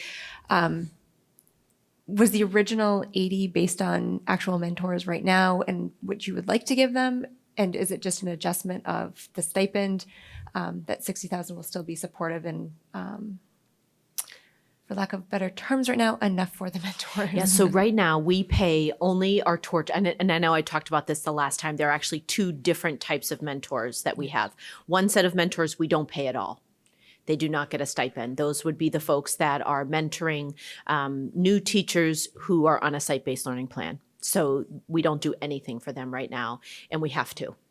The second set of mentors, their stipend comes out of a different line that is also in your packet, that is it's a contractual line that we call Service Learning Projects, or SLP, and that stipend has varied depending on the number of projects. So this money was going to pull that into pull that out and into a more transparent line, and then stabilizing the amount of the stipend that they get. And I was thinking that $100 a month, seemed like a reasonable amount for the amount of work that you're doing, because they do mentor that person from the moment they are hired through the entire school year. So it is technically a July to June position if folks get hired later.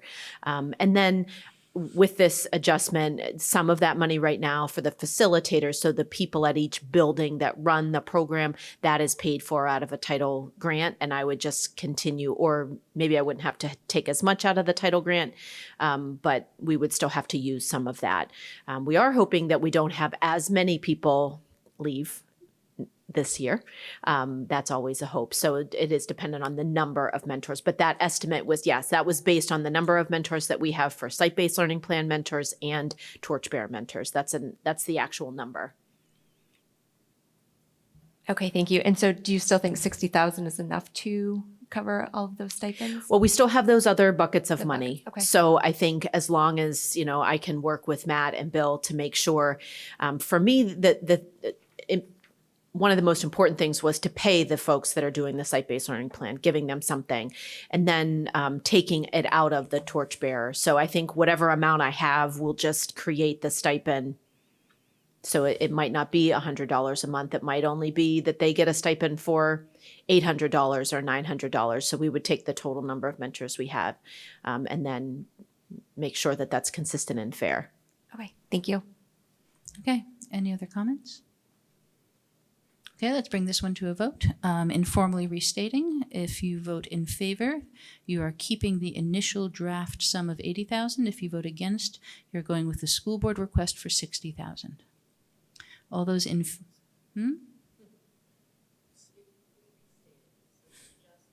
Just the mentor. Yes. That's what's taken off. Yeah, thank you. I'm giving the total sums. Yes, that was confusing. Okay, so all those in favor of the motion, please indicate by saying aye or raising your hand. All those opposed? Any abstentions? Great. What are our numbers?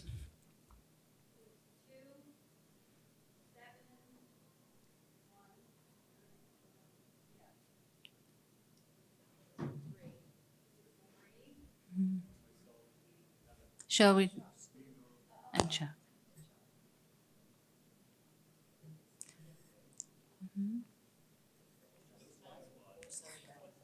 Yeah, 471. Okay, the motion fails.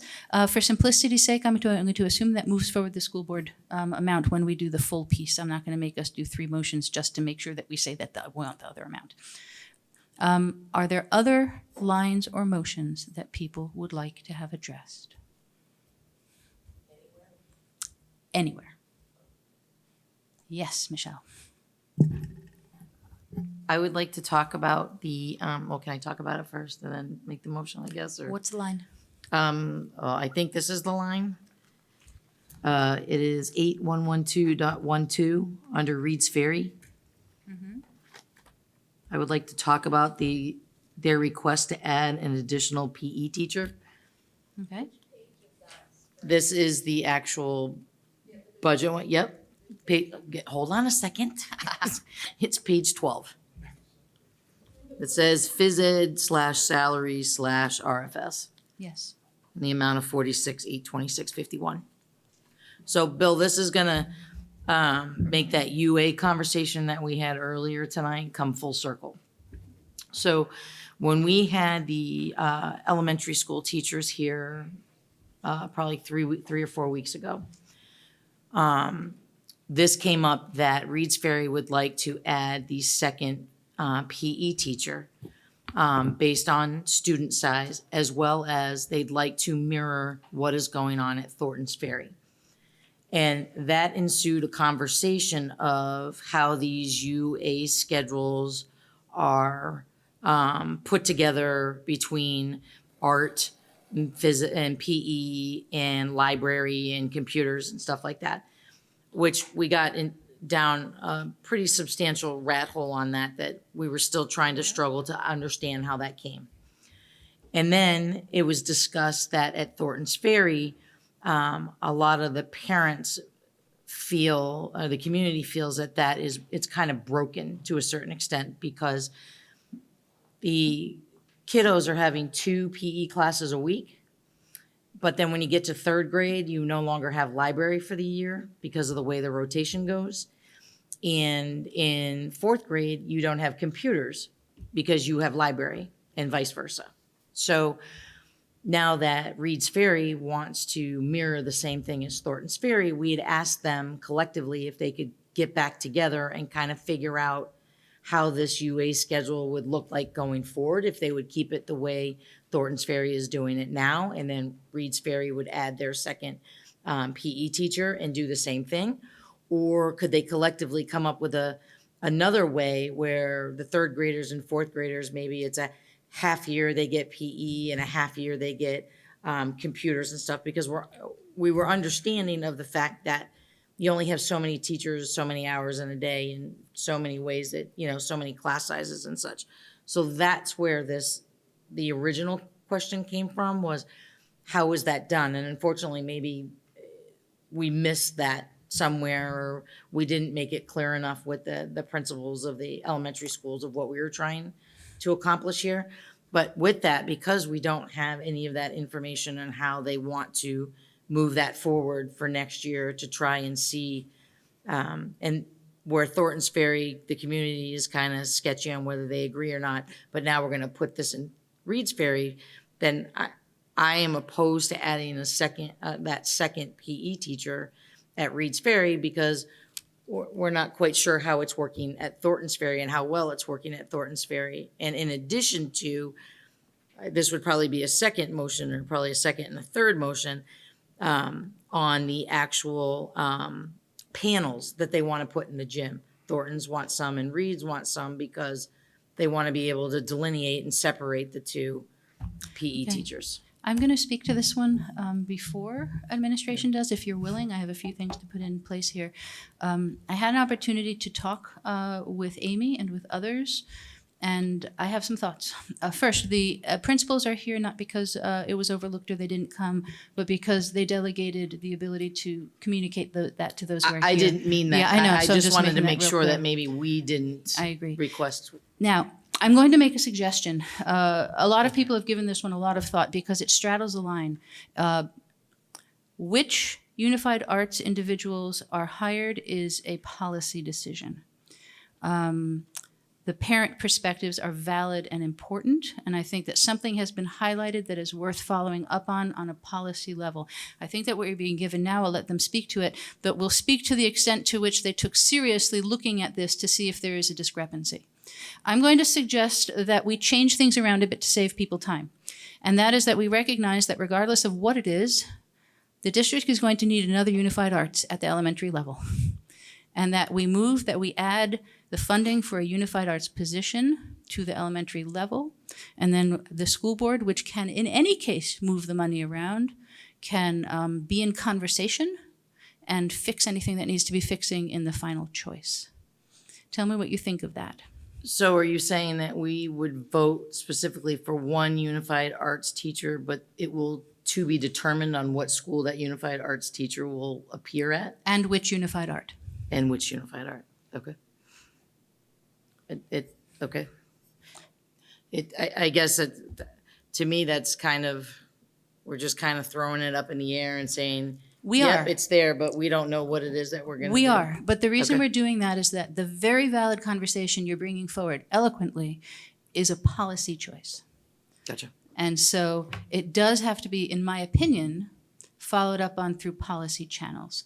The only thing that we know that is certain is that we need another teacher in unified arts. That's the thing we know in terms of appropriations from this committee. And that is where my thinking took me when I was trying to figure this out and talk through this piece. But before I'm not going to move to that directly. I'd like people to have opportunity to address whether they think that's an appropriate thing. And if you think it is, I can craft a motion to that regard. Did you want to speak? I just wanted to speak to, this is my attempt to probably over-explain a lot of things, which, because you don't live in a school or know the ins and outs, some of you have, after talking with Bill and Matt, and as well as Naomi and just others, just trying to frame, the process. And then on the last page, I tried to give you an overview of the unified arts offerings at each of the lower elementaries, and then by grade level, and then what happens at each grade level. And then when you talk about UAs, I just want to make sure we're talking about physical education, art, music. Those are the primary three. And then depending on the grade level, you'll see that Reeds Ferry, as you know, we had a significant influx in students there. We have 7 classrooms. And as Bill already talked about, the number of unified arts is driven by the number of students, the number of classes per grade level, and we have a core value that we want those teachers to be able to have common plan time. And because as you're looking at, talking about students, looking at data, you have to have all of the people at the table.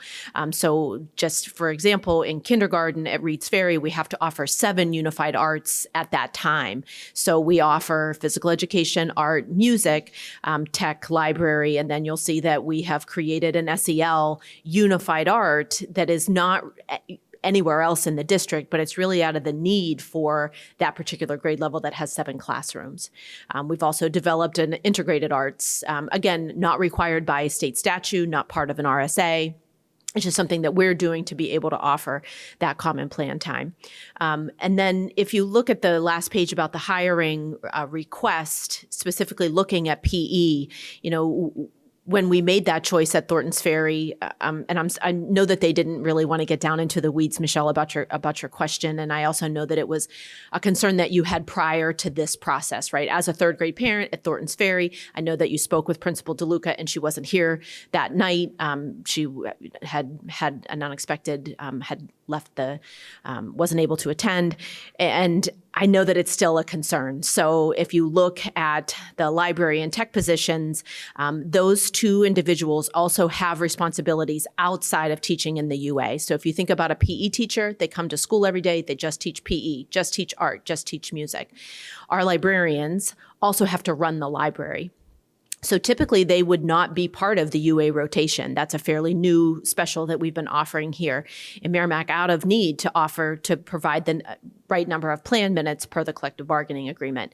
But the librarians need a block of time. So right now they teach, if you think of it as a 5-period block, right? So 5 out, roughly, just to talk in terms that you might understand, that you would have 5 instructional blocks, a block where you would have planning, and then a block where you would have lunch. That's typically what happens, and do what we refer to as a duty. That might be bus duty, it might be lunch duty, it might be recess duty.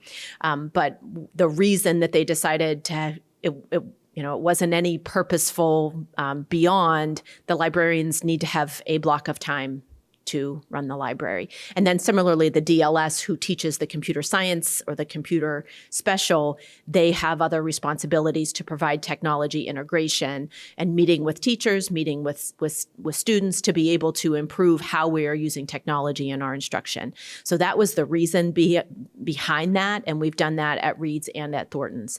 MES, I tried to put some context about the number of students.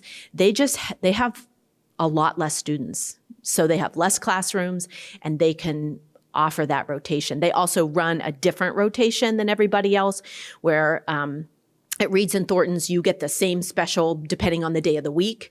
And at MES, it rotates. So you might have PE one week and then you have PE another day the next week. It's not like Monday is PE day. I don't know if that was like that when you were in elementary school. You had to remember to bring your sneakers on Tuesday because you had to go to the gym. It's not like that at MES. So I hope this is helpful. If you have other questions, I'm happy to answer them. But the request for a PE teacher was purposeful. It was not like, oh, let's do that. We also have space. Reed's and Thornton's, there is not another art room, nor is there a room that we could have another art teacher. There's also not another music room. So there's actually no classroom space at all. I mean, you've seen the other maps, they're all filled. So we know that the gym is a space that we could separate and safely have 2 classrooms full of students. Yeah, and I have no doubt that asking for a PE teacher at Reed's was purposeful. No doubt, knowing the 3 schools and being no doubt on any of the principals or assistant principals that there wasn't a method to that. So right? is your question really around how can we offer library to 3rd grade? Well, I think it was more of if we've got some of the people in the community on the Thornton side that still are unsure that the system is working properly there, regardless of how we do it. Again, perception is reality that it's not working. Are we going to do the same thing? Are we going to try and do the same thing at Reed's when Reed's is specifically stated we'd like to mirror what's going on at Thornton's? And this is why we're asking now because A, we have the student population to do it, and B, we like what they're doing over there. So And again, are you talking specifically about library and tech, or are you talking about the PE component? all of the above. Okay, so the PE component, I think and I don't want to speak for Bonnie and she's not here, but as Bill said, I've spent a lot of time since the request, just making sure that I had the information in case you wanted or needed it. What they're really looking at is when you hire a full-time PE teacher, which is what we're requesting, you can put them fully into the rotation. If we were trying to ensure that every student at Thornton's and Reed's has library, so to speak, you're going to be looking for a 1/5 person. So you would need to find a library media, someone who's licensed in library media specialists to come in and teach 1 period a day. That would, again, be almost virtually impossible. And we would be doing the same thing for a DLS. We also talked about, could you hire 1 person that would go between 2 buildings? That theoretically could work. But again, you're looking at having a person teach 1 class at Reed's and then get in their car and drive over and teach 1 class at Thornton's. Could you do that? You might be able to find someone. We have teachers that do that now, right? We have teachers that go by day, and then we have some that do, like our ESOL teachers. Typically, they're at 1 building 1 whole day. Gotcha. Absolutely, there are times when they have to scoot to their other building, for a meeting or, to pick up a student that's unexpected. But we do try to have them be in one place all day. Okay. So there are other combinations. I will say that I did hear from 2 Thornton's parents. And then if you look at Reed's, what they also have created is this rotation on Fridays where everyone is in the UA. It's the tech library. And so maybe that's why Reed's, it hasn't popped up.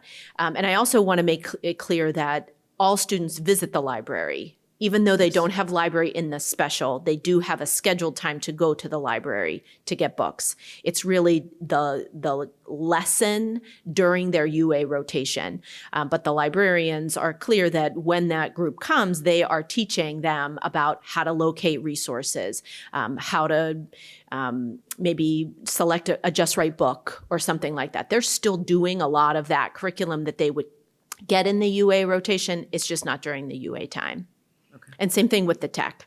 They're not doing, the tech UA, but when they're going into their classroom, they're doing those same standards. One more thing to say about PE, the other reason that we chose PE is that there are actually 2 sets of standards that are taught in physical education. You have the physical education standards and the health standards. So in New Hampshire, we have a K-12 set of standards as well as the national standards that are also called the SHAPE standards, and they are separate for PE and health.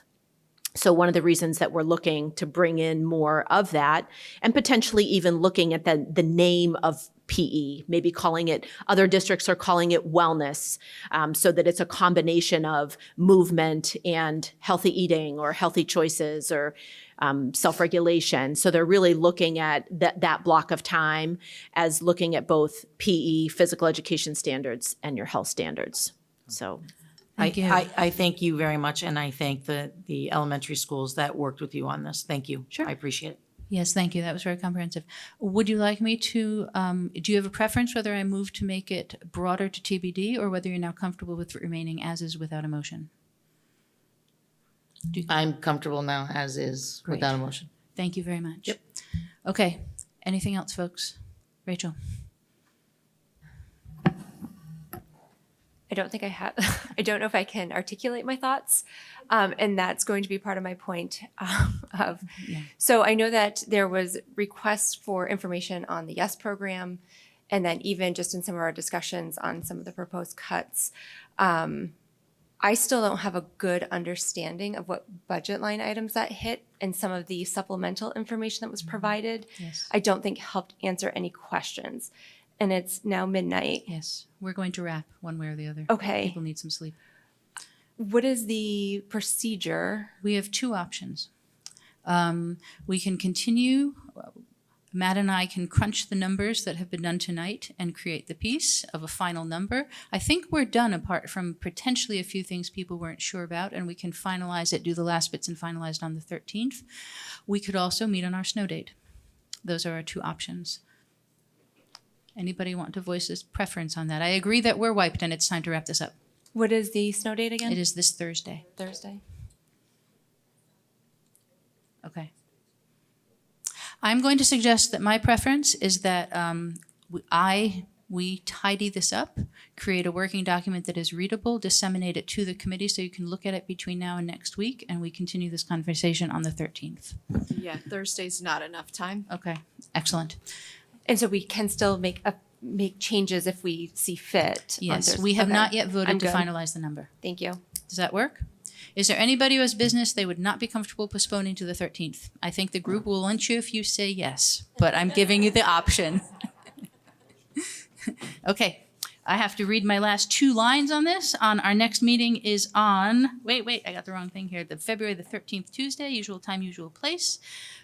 We do have public participation to open and promptly close again. I have to ask, folks, committee comments? I want Valentine's next week, just so you all know. Excellent. I'm really sorry. I was half asleep and I missed it. Did we finish with all of these? Did we put the rest forward, or is that still a work in progress? So we're not necessarily looking at it as a whole list. People are bringing forward the ones they want to talk about. Anything we don't will be put forward as is. Okay, so, but we're not doing that yet because people haven't had a chance to address other lines in the budget? Or are you providing us with like a where we stand now? The second one, however, we may not talk about each item on there separately. Some of them Yeah. will roll forward. No, I'm just, people are gonna ask me which ones are being kept and which ones aren't, and I'm trying to figure out what to tell them because some Sure. of them we haven't talked about yet. So I will put on the record for that it is now in my court to provide a summary, at which time you will have the information. Thank you. Yes. Okay, let us have a motion to adjourn. I'm in. Ellen, everybody Second. seconding it. Let's call it Naomi Halter for the record. Thank you very much, folks. Well done. Have a great night.